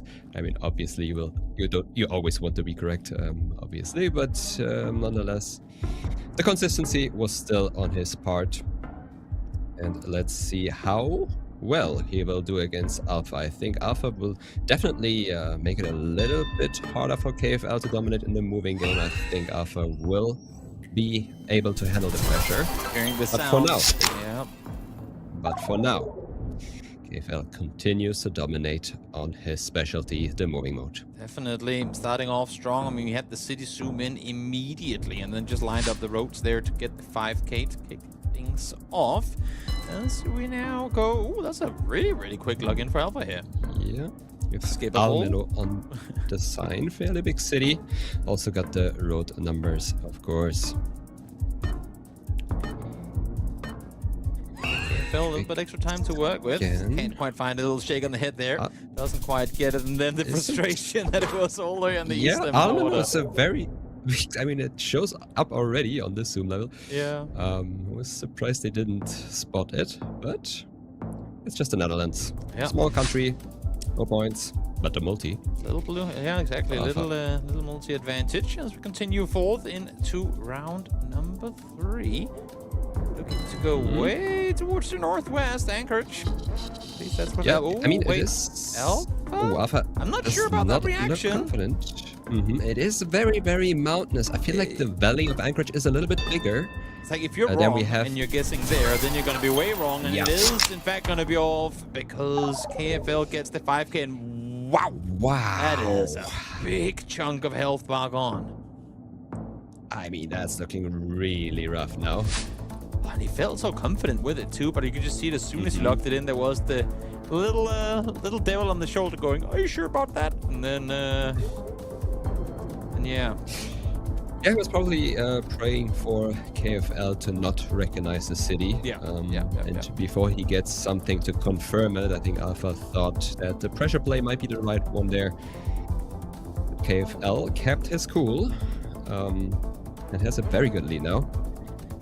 Definitely. As we go into the next round in Russia, seems like a little bit of forest fire coverage, which you get a lot here, where KFL is already zooming in Murney, and everything north, east, and a little bit also northwest of it.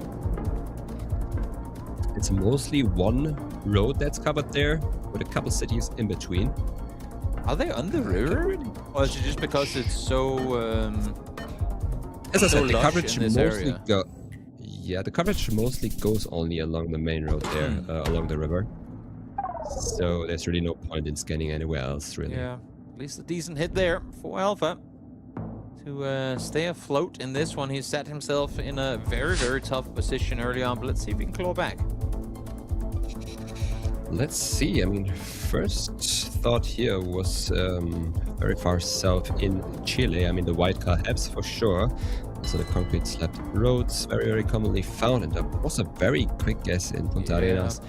Definitely one of the more recognizable cities, especially in Gen 3. These players have seen this down many times. With the overcast coverage as well, there's a lot of clues to use. No trees at all. Is it actually Alpha getting it? No, this 5K. time it's KFL again. I mean, it's the way that Alpha locks in, looks so confident in the way that he finds the intersection, clicks it in. But KFL, once more, out here victorious. They've been taking turns winning rounds. Every time KFL's gotten one, it's been 5Ks, 3 already.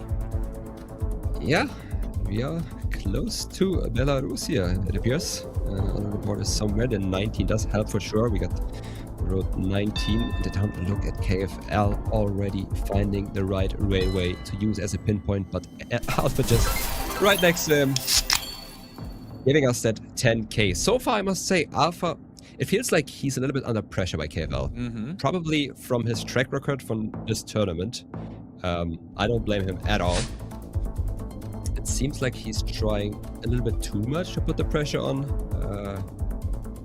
I think he should believe in himself a little bit more. Yeah. And take his time on some rounds.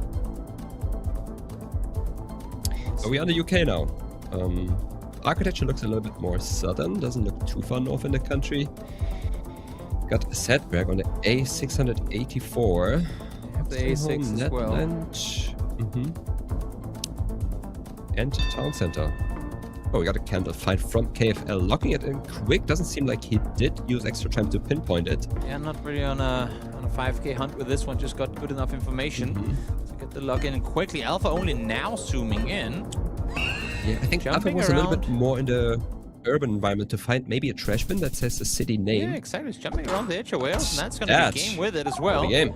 A tricky one. Alpha couldn't get to info early on, and that's KFL out victorious here. And it's, if we try and ignore the heavy hitter in Alaska, I feel like Alpha actually played a pretty decent moving game, at least kind of to start things off. But KFL, I mean, that was the first non-5K moving game he had, and I'm sure he could have actually 5K'd had he cared to look for it. So just a completely perfect moving game for him. Yeah, but at the same time, I must say, the locations weren't that challenging. I feel like usually it was either a very recognizable city like Punta Arenas, or like in Poland, it was a very clear indicator where we are with the road number, with the railway. It was easy to pinpoint. I feel like they didn't really get challenged too much, and therefore the Anchorage blunder really had a higher weight. Yeah, I feel like. that's fair. That's fair. Well, let's see here. What do we have to work with? We have Looks Alpha. like Mexico. Mexico, to yeah. What me. sends them there? Especially the fence along the road does look Latin American. Very white sandy soil, maybe puts you away from Brazil, makes you consider Mexico more. The landscape doesn't really fit for Colombia as well, with how flat it is. And yeah, pretty much ruling out other countries that have these fences.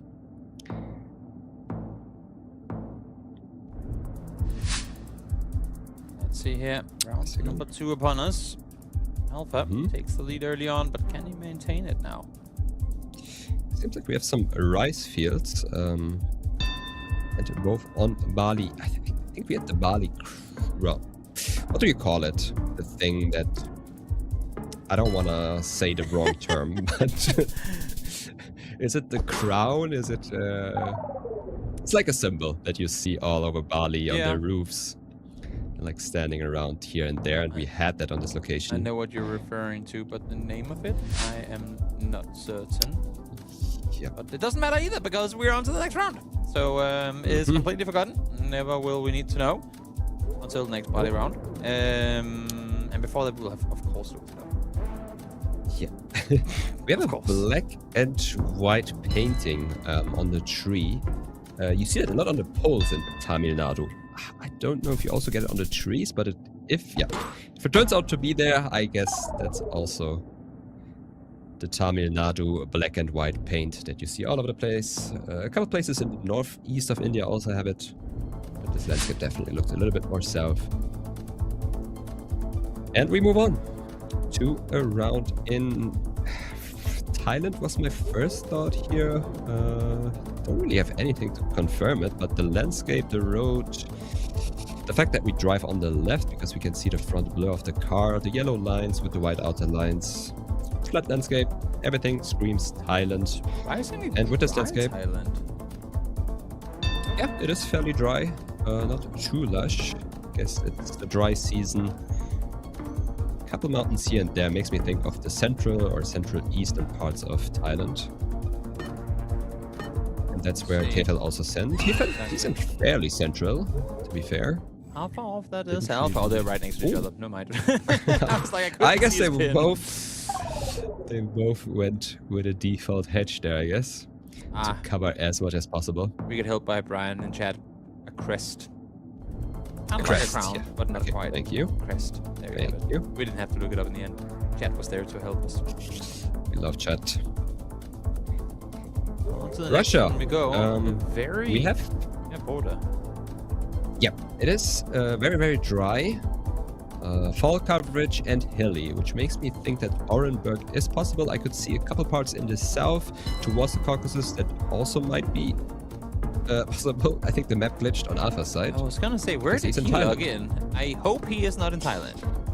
That would I hope be so too. terrifying. Yeah. I think Orenburg or the western border parts of Russia are possible here, but yeah, the map glitched for Alpha. We all saw that, so let's check what happened there. Well, we are not checking, but our lovely admin team is checking.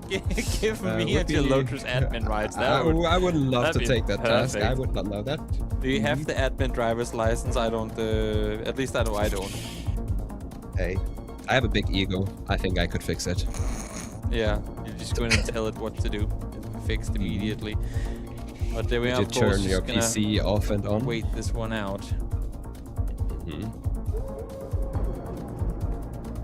It does happen. Just making sure that everything works properly and fair, of course. But in the background, it seems like KFL is still on the map. Yeah. You can see him still hovering, scanning. They just wanted to give him some extra time. Yeah, but we can talk about the round. I mean, it was fall coverage, hilly. With the long antenna, I mean, usually you have the tilted antenna in the western parts, like Bryansk, for example, or Smolensk, are oblasts where you have a hilly landscape with fall coverage. But I don't think the antenna did fit for there. Therefore, I was thinking more of the Orenburg area, or anywhere south of Moscow also has fall coverage with a couple hills. It could be towards the Caucasus as well. So a lot of areas we should consider. But I'm sure that these players will know where you can rule out the landscape with the antenna of the car. Roger that. I am being told now from production that the round did not load properly for Alpha, so we are gonna roll back this one. Of course, it's always nice because no damage was done, and we don't even really know where it ended anyway. So I guess even if KFL feels like he had a good round in this one, it won't really matter because you won't see where Alpha didn't guess anyway. Yep. So that's good. Has been reviewed, has been confirmed. We are gonna replay round 5. That's what it is. I mean, I would believe that KFL would have picked up more points with us seeing Alpha being in Thailand with his guess. But obviously. What makes you say that? There's a 50-50 coin flip. What do you mean? What if it was actually Thailand? Exactly. But it was very far east in Russia that you are closer from Thailand. You know what? I mean, you never know. Maybe you do know. But here we are. Are we actually playing Alpha? Please move. Doesn't Alpha, please look move. like it.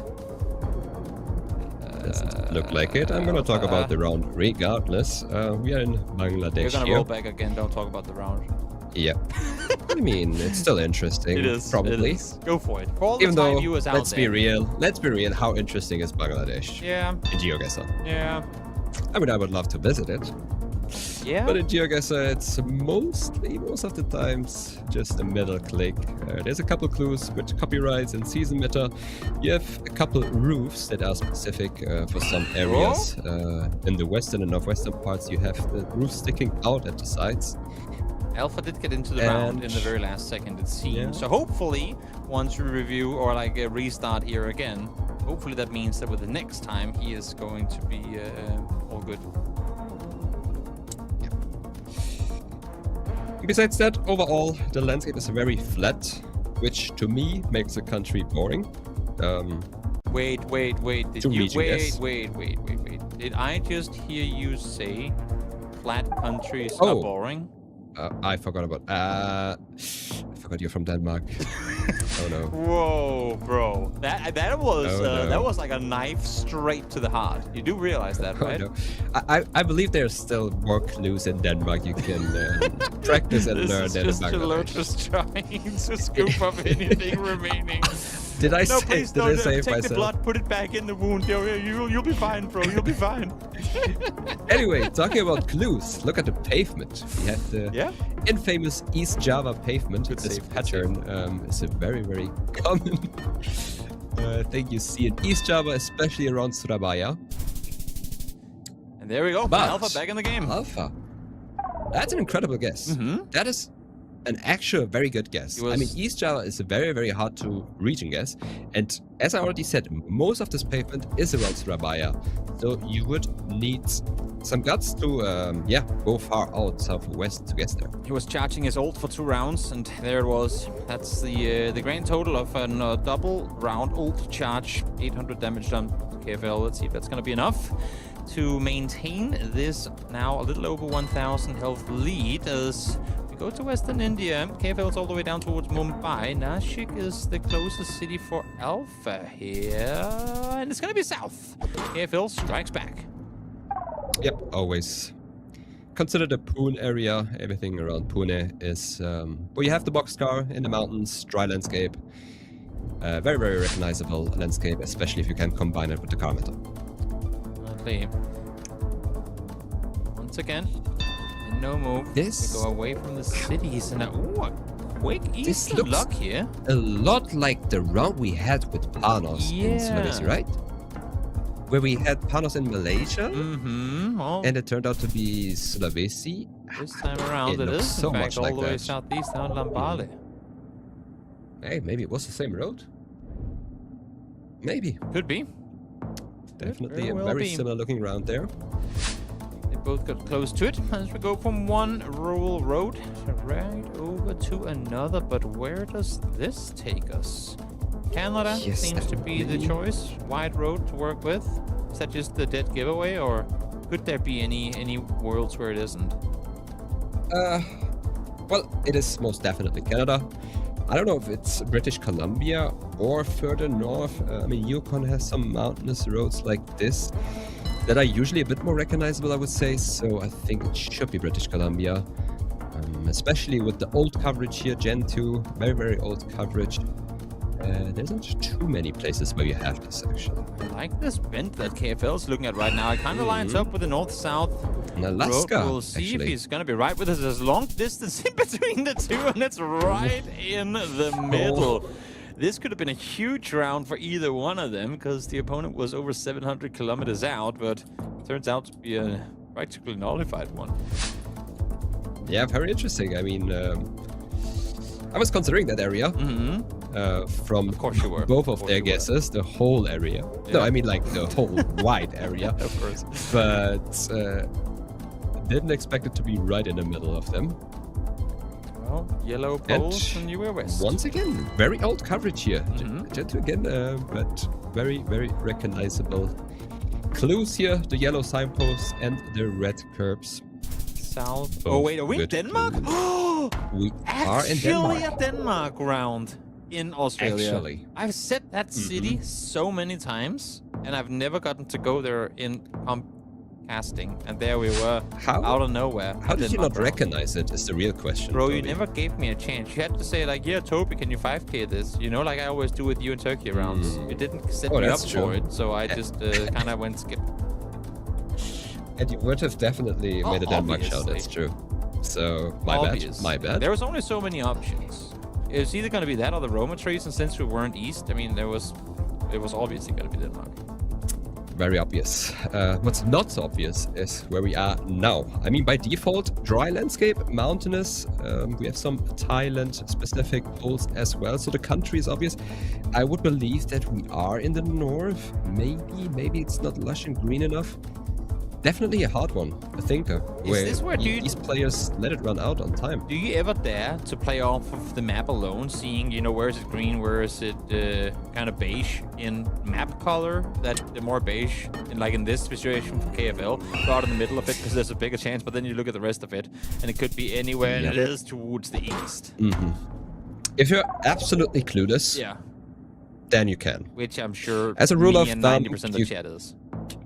As a rule of thumb, that is a good indicator to indicate where it's green and dry. The clueless Geoguessr But- is savage today. What do you mean? Not everyone knows season distributions of countries. That's fair. So if you don't, then you're clueless. And if you're clueless, True. you go by the map. True. And we are back. We are back indeed. Would you click in a green part here, or would you click in a white part? Definitely green.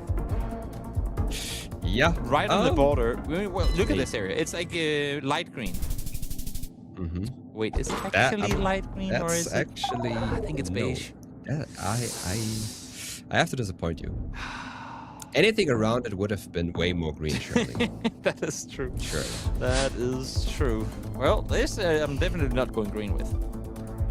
Nope. We have a Peru round. I think we have also the license plates on the sides, which you see in a couple countries, especially in Latin America. Colombia has it a lot, even on the roof, where you see the license plate on the side. Also in Mexico, for example, on the taxis, you see it on the sides very often. And does Peruvian license plates give you more info than just the country? No, I don't think it contains more info than that. For any of you out there, now you know. They both guess in and around the same area. That's exactly where it was, just a bit further north. Alpha coming off to a very tough moving game start, has actually now found his footing here in no move round 13, and he sits with a 2,500 health lead. Yeah, very interesting to see that we have been this far into the no-move game already. Round 13 it is. I would believe that this could end it. We are in Indonesia. I believe that we have Kalimantan poles. East Kalimantan, North Kalimantan specifically.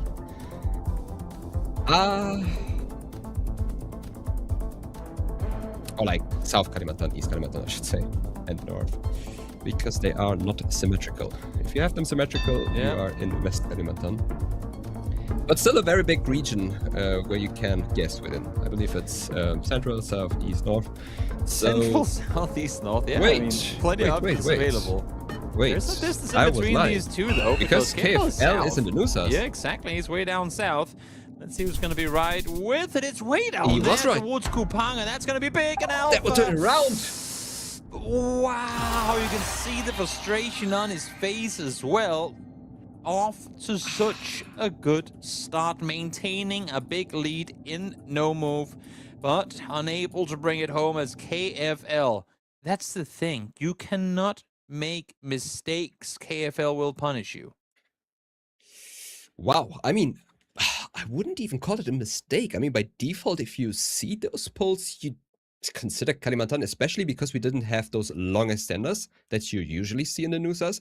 So not having that and having the default Kalimantan poles and still going against it, I don't think it was a mistake from Alpha. It was more so a very great guess from KFL. Yeah, I mean, fair. Fair enough. We now move forward 0-2. Alpha. This is not looking good, my man. Having said that, though, individually, the rounds have been good for him. KFL has just been superior. As we go to Switzerland, a very quick plunk here from Alpha. Not even really caring to put the pin down city specific. There was a split second where the canton was written on the sign. I could not make out what abbreviation it was. But he's playing it quick. And he gets punished for that. Not too much. Yeah. But giving up the first multi over to KFL. Is that what we're going to be seeing from Alpha now? Just quick guessing all the way through this moving game, hoping that it's going to force some errors onto KFL? Well, if he looks back at the first moving game, I feel like it didn't work out that great. The incessant, the pressure play, I feel like he fumbled a little bit with that one on the first moving game. So I could see a switch, or I could see him hoping that it works this time. Yeah, I can see how he just seems frustrated. I mean, of course, that last one, he knew that I won't say he had it, because, I mean, obviously the score tells you that he didn't, but I'm sure he felt very comfortable with the lead that he had there, and then one Indonesia round doing to you what it does always. That's going to be tough, and now this as well. You try to go quick, you get the info fast, and every time you log in, KFL has the answer. Yeah, beautiful guess once again from KFL. Didn't even consider many more areas. Not a lot of scanning work needed for KFL. Got there very, very quick with what he had given. Let's go over to the next round. Looks like Northern Territories, maybe Alice Springs, maybe. Definitely looks a bit more northern. This time around, I don't see any hills, which makes me delete the thought of Alice Springs, so I think we should just be in Northern Territories up north towards Darwin here. Not Denmark, confirmed. Not Denmark? Yep, calling it. Sure to be. Yep, didn't really have any polls to confirm it, but based on the looks, the landscape, the vegetation, I think we should. In before Denmark. I retire from casting if it's Denmark. I think very good. We'll see. See where we end up going. From quick guessing, 2 rounds in a row, Alpha now lets this one run all the way down to the end. Both of them going far north. KFL is out in the Oh, wait, no, it's Alpha. Alpha out there. swimming?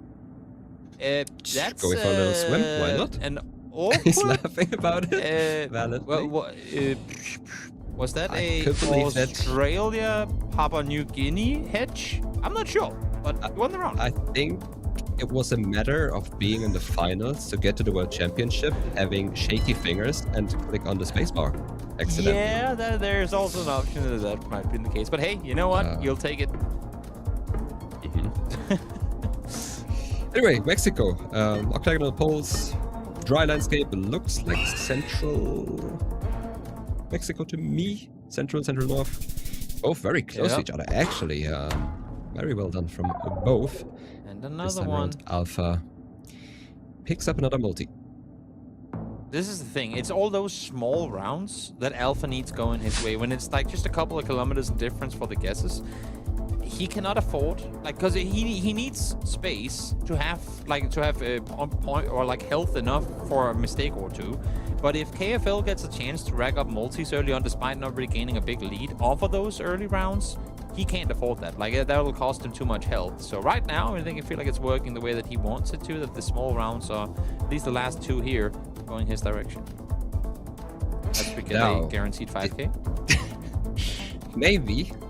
Maybe, bro. I mean, we had... Give it to us. Oh, from me, you mean? Of course. Well, we had a trash bin for a second on KFL's side, but I didn't manage to read it. And without reading, it's gonna be rough. It is a fairly flat landscape with metal roofs. And sheet metal roofs as well. I was considering the west first. Could we be on the European side? Like in Tequila, maybe? The European part where you have some coastal parts with water east? Yes. We could. It is. We could. Well, it's not Tequila, but it is the European part. Yeah, it is tricky, especially the coastal parts look so different from how the European part of Turkey looks inland, which makes it definitely very tricky to get that one. Well, here we are, Alpha, once again, as we've seen a few times now, able to gain the early game lead. But every single time, KFL is struck back in one round. So let's see if this time around is going to be different. Yeah, we are in the Patna district. Given on this sign, KFL is hovering over Patna. I cannot read what the city name is, but... That's fair. We're most definitely around Patna. I would believe that sign, and Alpha sends it down. KFL was there initially already, so he has some extra time to think through and maybe find something that lines up. Oh, he's zooming out. There's always... Yeah, I mean, it's a district. It could be around Patna as well. Let's see if it's going to be in the city pro or not. It looks like it will be. Yep, downtown Patna. Yep, always hard because you have the district name always given, but usually the second, like the level after the district, the city name, can be just a pure I or not labeled at all, which makes it a bit tricky to scan for that. Definitely. Cairn, another one at that, a lot of ace. And this one here. Just forward. Casa de what? That maybe stand for Ceara, the C-E-A-R in the beginning of that. Oh, I thought it was C-A-E. Oh, okay. Well then, we delete that thought. It's saying Rio Grande do Norte. Okay. That also works. Right next to Ceara. One state east of it, all the way northeast. If you don't have that sign, I think it's very hard to commit this far north. But you would believe that your opponent also has the information. Yeah. Seems like this one's going to run all the way down. No point in locking in now. As the opponent will just be giving the last remaining time available in the round anyway. Let's see now. Who gets it? Wait, did KFL just find it last second? He did. Oh my god, he did. He just didn't click. Oh, well, he clicked there, but it didn't have, like, if he had a quarter second more, he would have lined it up perfectly. That was an insane last second find. Yeah. Very beautifully done. I mean, it was all the way west, almost on the border. Always hard to find something that goes along the border if you're scanning. And we are in Mexico. 186 is the highway number. We should be on the Yucatan Peninsula by the looks. 186. We have a quick send from Alpha. He found a mantel. KFL got some extra time to get there. Also has the road number. Also has momentum on his screen right now. He finds it. Another clutch situation for KFL, where he does find it in the very last second and even gets the multi on his side. Really is clutch rounds coming out for him. Just 5 points separating the two players now, and as we kind of dreaded on behalf of Alpha, being able to maintain the multiplier lead, now he has lost it. Swedish player KFL sits in the lead. He does, and first thing I noticed here are some round holes, which you usually find in Sao Paulo and south of it, usually. Got a quick send from Alpha. I don't know what KFL can use with this time, but it looks like he can make any usage of that. Yeah, it seems confident with where he is. They are both right next to one another. It's just going to be a bit further towards the south, and again, it's KFL winning the small ones. Alpha cannot afford this happening. Has gotten the lead on the health bars now as well. One big strike could be the end, could crown KFL this wildcard winner. Very, very unusual landscape here for Taiwan. It looks like a desert almost. Very, very unusual. Usually more like a tropical looking country, Taiwan. I mean, now we see a couple of banana trees at least, but we should definitely be either... Yeah, we should definitely be far west on the coast or maybe even on an island. We weren't. Just towards the south and Alpha. Luckily for him, able to stop what was a bit of a streak starting for KFL. Scores again almost tied, and with the multis being this high, I mean, it is practically a tie at this point. 4x multi for KFL, so we go back to Australia once more. Back to Australia it is. We got Highway 14. Vindora, definitely a town you can know, and KFL, obviously. Super quick with it. Not only with recognizing those town names, but also with finding the right pinpoint, the off-road of the 14. That should be correct. I mean, it looks beautiful using the lineup on Alpha screen right now. It takes a couple extra minutes, doesn't get there in the end. KFL, great one. With another one. Practically a 5K 188 meters out, as we'll be pleased with the round there. Able to win yet another one, 12 rounds in. But again, I mean, we're playing moving, and Alpha brings it all the way to 12 rounds with an even score. You gotta give it to him. I mean, as much as KFL is like the master of moving in this tournament, Alpha is putting up a really good fight. Yeah, most definitely. I mean, I was surprised that KFL did put the pressure on immediately on the last round, even though he wasn't on the 5K. I feel like Alpha is good enough to 5K that one, so I think KFL isn't playing it too safe there, but he didn't get punished, luckily for him. And now in South Africa, Kids Beach is the town that we are in, apparently. KFL got his guest down there once again. And we got Buffalo City Municipality with the Kids Beach library down underneath, so it will definitely be Kids Beach. Alpha is very, very far off here. It's gonna be big. Is it gonna be big enough? Of course it is, with the multis ringing that high. Already knew was gonna happen. KFL out victorious 3-0, and understandable frustration on the side of Alpha. Knew that he had more to bring in this fight, but just could not make it happen. What a way to secure your ticket to the World Championship, KFL. I mean, at 3-0, no one saw that one coming. I mean, we had our predictions of 3-2s on either side. Alpha facing KFL, you wouldn't expect this one to end up in a 3-0. But at the location we had with the performance, how KFL played this out. I mean, the first time he gets a chance to try and qualify for this properly. Did so last year as well, and this time around it's just... Being able to bring it home now, securing a spot, that's insane, Bloom. Did it. KFL made it happen. Finally old enough to compete, does it, and gets his ticket. Big props have to be given to KFL, and of course to Alpha too. I mean, that is a second place finish for Alpha, 2 open majors in a row. Surely next year we'll have to wait and see, but congrats to Alpha for making it there, and a massive congrats to KFL for securing that ticket to the Geoguessr World Championship. Very well deserved after a dominant performance throughout the open major. But guys, let's take a look at the winners of the match. What was our fastest guess from the finals? I'm curious, Jello, what are we looking at?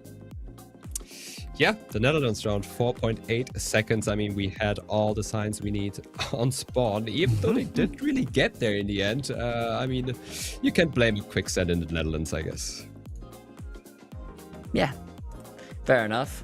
Netherlands is not too crazy. You kind of just click go next. What about our moment of the match? It was pretty much KFL domination throughout. I have maybe an idea or two what I might pick, but I want to stick with Jello and we'll go reverse down the line. Yeah, I mean, for me, most definitely the split between Kalimantan and the Nusas. I mean, I was so much with Alpha there. I did fully believe that we are in Kalimantan. Saw KFL's guess and I was like, oh no, that might be a mistake. Turns out that he was right. I love to be wrong sometimes and be proven wrong, and he definitely did that. Now, yeah, I that was was mine too. Sorry, Toby, go ahead. Sorry, I was going to say, I was going to take the same one. I thought we were just continuing. That's my fault. But now that he took the one that I wanted to say, I'm just going to go with the Denmark round. Because we didn't actually get a Denmark round today, so at least we got Australia and Denmark, which is close enough for me. We didn't get an actual Denmark round? Denmark, no. Oh, they were like, Toby's here today. Keep it out of the We had them all mouth. yesterday. Like that. Always We had them like all that. yesterday, Toby. Anyways, Jake, sorry, go ahead. Yeah, well, I mean, it kind of has to be the same. I really do think that no move round was more consequential than the others, not just because of how difficult it was and how impressive the guess was from KFL, but also because coming into this match, we knew that KFL was the favorite in the moving mode, and I think we probably expected him to take the moving games, but it was that no move game that really, brought him over the line. It's like he wins those 2 moving games, all he has to do is win the no move game, and he's already qualified for the World Championship. And he did it with a beautiful guess, won the game with a match 3-0 convincingly, and you have to say deserved. So unfortunate for Alpha, but I mean, coming through this entire tournament out of a pool of 50 people and then a pool of 16 people and making it all the way through, losing only 1 game the entire time. I mean, incredible performance from KFL, and it's going to be so fun to watch him play in Berlin. Yeah, you just put it beautifully. It was a beautiful wrap of everything. Honestly, I loved it. But yeah, especially after you get that no move win, it kind of felt a little like, God damn. Well, might just be KFL's full match then, because if Alpha couldn't pull it off in the no move, you putting KFL back on moving might end up being GG's, and that's just the way the cookie crumbles. Guys, let's show the bracket. Let's see what we went through. We had a wonderful, beautiful, amazing, hard-fought tournament with 16 phenomenal players. I would love to see all of these players again in the future. Really fun watching these players play. I really enjoyed this. Geoguessr, did you have a favorite match from the weekend? A favorite match? I really liked the Salex Janek game on the first day. Yeah. That's the first one that comes to my mind, and I don't think I changed my mind on it. I think that one was pretty great. Yeah, fun pick. Lots of fun games all around. If you missed any of it and you want to go back and watch, the VODs are, of course, up on the Geoguessr YouTube if you'd like to check anything out. It was a very fun weekend, and also, taking a look as that bracket finally goes away and subsides. As Jake mentioned, KFL lost only 1 game in the entire weekend. 3-1 and then 3-0, 3-0, 3-0. That is an insane performance. And speaking of the man himself, he's ready for a winner's interview. Let's talk to KFL. KFL! Massive congrats to start off. I'm very happy for you. How are you feeling? It feels great. I don't even know. I still can't believe it. Like, going into the tourney, I like my chances with the best of 5, obviously, but there's just so many good players that it's just completely unpredictable what will happen. So, I honestly, I don't believe it still. I can't lie. Yeah, you'll have time to let it sink in. You got I guess a couple months, 2 months, something, till it actually will happen. So you're gonna have time to lock in. I'm sure some of my other members of the desk here are gonna want to ask you about that. But I do want to ask you, before I pass it on to them, you've been a very good player for a very long time. You've played in tournaments I've hosted, 1 at least, off the top of my head. And you've been around for a while, you've been killing it, but obviously you gotta be 18 to play in the official Geoguessr esports. So I just want to ask, how long have you been waiting for this chance to finally compete, how you feel that you were able to make it through and get in this last little open major at the last second, because I believe your birthday was like relatively recently, if I'm remembering correctly. And now you're here, and your first ever LAN is going to be the World Championship. How does it feel? Well, I mean, okay, there was many things there, but I'll try and answer everything. Sorry. Okay, so, I mean, I was old enough to play in the World Cup last year even, but I wasn't old enough to play in the World League. But I wasn't home when the major was, so I couldn't play. And then this year, I mean, I tried to qualify for the World League, but yeah, I mean, it didn't go too well. I didn't really like the way the qualifiers were set up. I think there's many players that deserve to make it. I mean, me and Alpha and many others, example. But yeah, now, I mean, I didn't have anything now this year, so I just decided to apply. I mean, obviously, yeah, I played many tourneys before, mostly doing well in the moving tourneys, but overall, I feel like most of these tourneys that I've played, I've done quite well with. I've just gotten quite unlucky. I mean, getting paired up against like players like Leaky and Consus and losing narrowly, so I felt pretty good. I feel like when there's a lot of pressure, I usually perform quite well. But I mean, obviously, this is like the biggest thing by far that I've done, in my opinion. I mean, especially now that I won going to the World Cup. So, I mean, obviously, don't know how I'm going to handle this, but I think I handled it quite well overall. So, yeah, I'm happy. Yeah, no, I definitely think you handled nerves well, and it was definitely fun to watch you play on this stage, which is your biggest so far. I'm going to pass it over to the other guys for questions. We can go clockwise, maybe. Jake, you first. Sure. So, yeah, congratulations, of course, to you. Amazing games today. And so I know that you're known as a moving player. That's kind of how I know you. I mean, I've gotten to know you because you've played so well in those moving tournaments. You're such a phenomenal pinpointer, and you really showed those skills brilliantly both today and yesterday. And I wanted to ask you, you know, this open major is one thing, but of course going to the World Championship is a step up from that. So I'm wondering, how confident do you feel in your abilities, specifically in moving, but also just overall heading into the World Championship, you know, thinking about going up against the likes of, say, Blinky? Do you still feel like you can compete with the best of the best? In moving, I feel like I can definitely compete with everyone, maybe except Blinky. I mean, I've definitely beaten him before, but he's definitely much better than me still. Usually when I play Blinky, I try and insta-send on some like car metas or something that I know, and I can win on that. But the rest, I feel pretty comfortable playing against. I think I wouldn't say my pinpointing ability, at least, is worse than anyone else there. But probably need to learn a few more things. Like I still don't know many area codes and stuff like that. So probably gonna do that. Yeah, I don't know. Was there anything else you asked? I don't remember. I think I feel pretty good overall. Certainly cannot wait. Cannot wait to watch you play. Sure.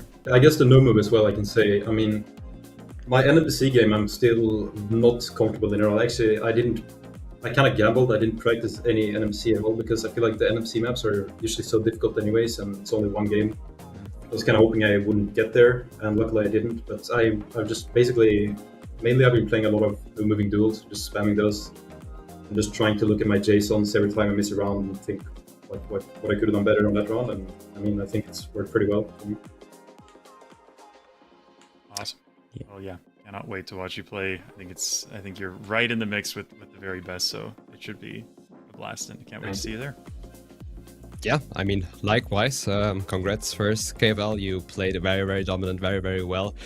You have been in this game forever. I mean, since I played this game, I'm thinking back in 21, I've seen your name already. So you have played way, way, way before there was even an official competition.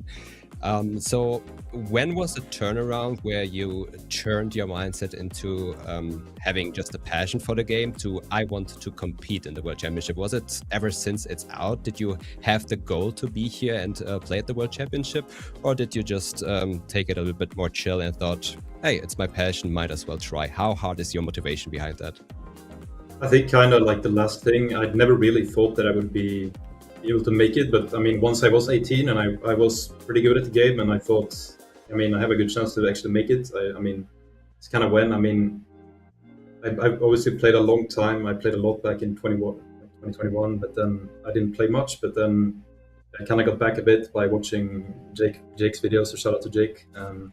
everyone go subscribe to him. But yeah, except for that, I mean, yeah, I don't know. I've just been kind of playing, not super serious, but like also trying to have fun at the same time. You know, play a lot of game goals with friends and stuff like that, to try and enjoy the game and not get spread out. You know, that's worked pretty well. That's a very good approach. I love that. Good luck with your journey, and I give it over to Toby. Yeah, I mean, congrats, KVL. Been a pleasure casting you here this weekend and watching your progress through. I mean, a lot of the stuff that I wanted to ask you, you've already had a chance to answer, so that's incredible. So I guess I'll keep it pretty simple and say now you get to play in front of an enormous crowd. Do you have any experience, you know, maybe coming from youth sports or anything else of, you know, like performing in front of an audience, or is this going to be the first time that you get to be on a stage like this? No, I mean, basically not. I mean, obviously this is going to be the biggest stage I've ever been on. Actually, I can do a little, I mean, I'm going to play at the Hotland in Strasbourg this July. It's like 18th of July. So for those of you who want to watch more Geoguessr for the World Cup, I mean, I think that will be streamed. I don't know if it's on the official channel, but I'll be there. There's a bunch of good players like Linky, Lou, Kratzu, Lament, I mean, a bunch of players. So it will be fun. So I guess that's like a little mini warm-up with a LAN experience for the World Cup. So maybe that will help. I don't know. Yeah, I mean, no, honestly, I think any experience you can get is always going to be helpful. Then lastly, do you have, I mean, obviously, I'm sure some people are already now looking into the seats now that we have every player listed for the World Championship, like figuring out who's going to be playing who in the first rounds of the group stages and whatnot. But if you could pick, let's say you make it onto the grand stage, to the finals in the Tempodrome, is there one player in particular that you would really love a chance to sit across from and play against on stage? I'm not really. I mean, I feel like if I answer that, it's kind of mean, because that just means who I think is the worst player. I don't know. It's a bit cruel to say. I mean, obviously, I don't really have anyone I would love to play against, but maybe I have some players I would like to avoid. I mean, I would like to not play Linky, for example. I feel like he would cook me. Yeah, don't really have anyone. I'm not gonna, unfortunately, give an answer to that. Fair enough. That's all from me. Congratulations again. Thank you. Yeah, big congrats, KFL. Before we let you go, any thanks or shout outs? I always love giving an opportunity quickly. Yeah, okay. Shout out to everyone watching and supporting me. Shout out to my family, my friends, everyone in Kiribati Court watching in the VC and cheering me along. Also special shout out to Adem and my goat and Kaku. Yeah, that's it. Thank you. Love it. Of course, KFL, man. Best of luck. Excited to see you in the World Championship in September, man. Enjoy your little summer off, and we'll see you soon. Thank you so much. Wow. What a guy. He's done it. Yeah, I wasn't sure exactly about the whole age thing, but I know he's been around for so long, as Delotris is mentioning as well. But he was a young guy in the scene, now finally old enough to compete. And in his first real tournament, he makes it. I'm very happy for him, very excited. And as Jake also mentioned, definitely think he's going to be a fair contender with all the other players in the World Championship. And of course, speaking of the World Championship, get your tickets to the World Championship if you haven't yet. We'd love to see you there. Every single player is decided now. We have the full lineup with KFL rounding it out. Toby, you excited for the World Championship? It's going to be incredible. Every single year we've had these tournaments that I've been a part of, at least, I've always thought there's no way that next year is going to be bigger. There's no way that next year is going to be better. And every single time I've been proven wrong, because it always gets bigger and it always gets better. And I will just say this. Obviously, we talked about our favorite World Championships so far. Me picking last year. It's going to demand a lot for it to be bigger for me than what last year was, but something in me tells me it's going to. I mean, knowing that Geoguessr always cooks up all the great stuff for these tournaments, I'm sure it's going to be a hell of a great week. Yeah, it's going to be a fun time. 4 full days of Geoguessr madness, insanity, intense matches. It's just going to be so fun. And, like, seeing your friends. I'm very hyped. I'm very excited. But, with all that said, this event is the end of the season leading up to the World Championship, and we have had a lovely time bringing it to you. I also want to give a big special thank you to Opera GX, one of our sponsors. Just another reminder. And if you want to check out the Opera GX Geo mod, you can as well. So thank you to our sponsors making this stuff possible. But guys, that'll be it from us. Let's get some closing thoughts quickly, and then we'll let everybody go, take some rest, and we'll see them in September. But Jello, starting with you, Mr. Gelotris, how you feeling? Weekend's done. Weekend's done. I mean, we are closing the gates. No more entries for any other players. The players are set, and I'm so happy with the list. I mean, I think KFL is a great addition. I think he fits very well in that competitive scene. He's playing very, very well. Yeah, and especially with his moving expertise, I think he has a very good chance, even though he's coming from the wildcards. Yeah, Toby, we did it. How you feeling?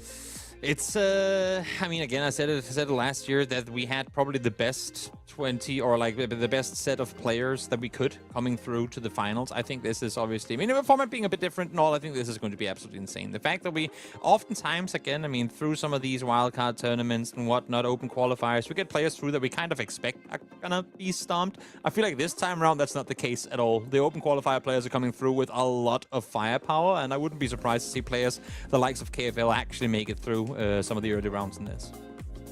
Yeah, totally agreed. I think it was mentioned last year, but I think looking at this lineup for the next World Championship, I think it's safe to say it's our most stacked lineup we've ever had. It's really consistent across the board. So super, super hyped. And Jake, any closing thoughts from you as well, my friend?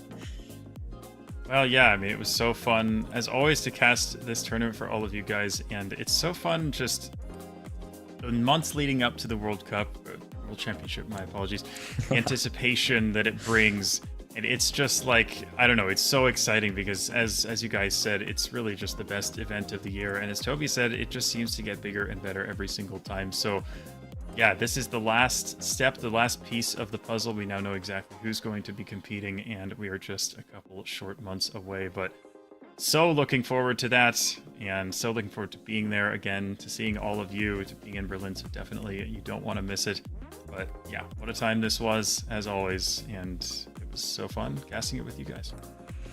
Thank you, Jake. Yeah, guys, that's been it from us. Bloom, Jake, Toby, and Gelotris bringing you the Open Major. We appreciate you. We appreciate your support for Geoguessr Esports. This stuff's not possible without you guys watching at home, so make sure you stay tuned. Mark the World Championship in your calendar.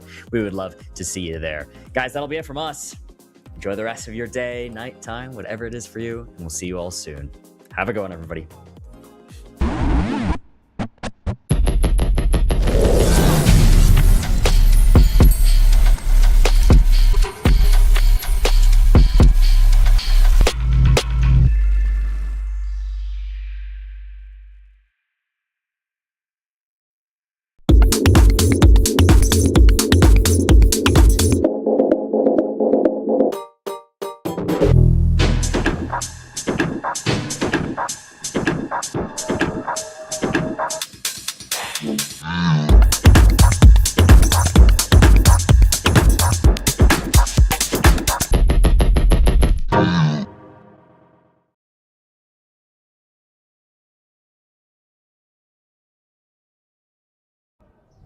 Welcome to Tempodrome, where we will crown the Geoguessr World Champion 2026. Here's what you can expect.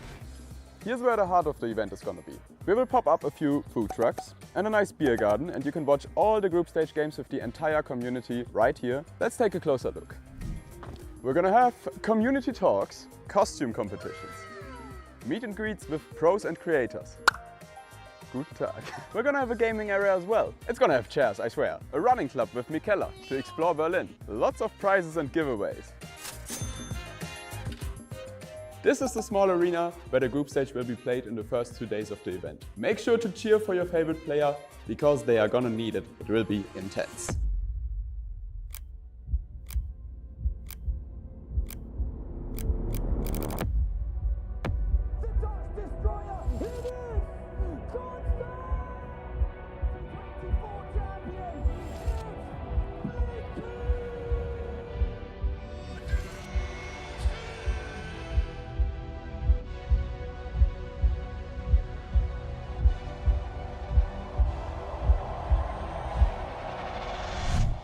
See you at the World Championship starting the 2nd of September here in Berlin.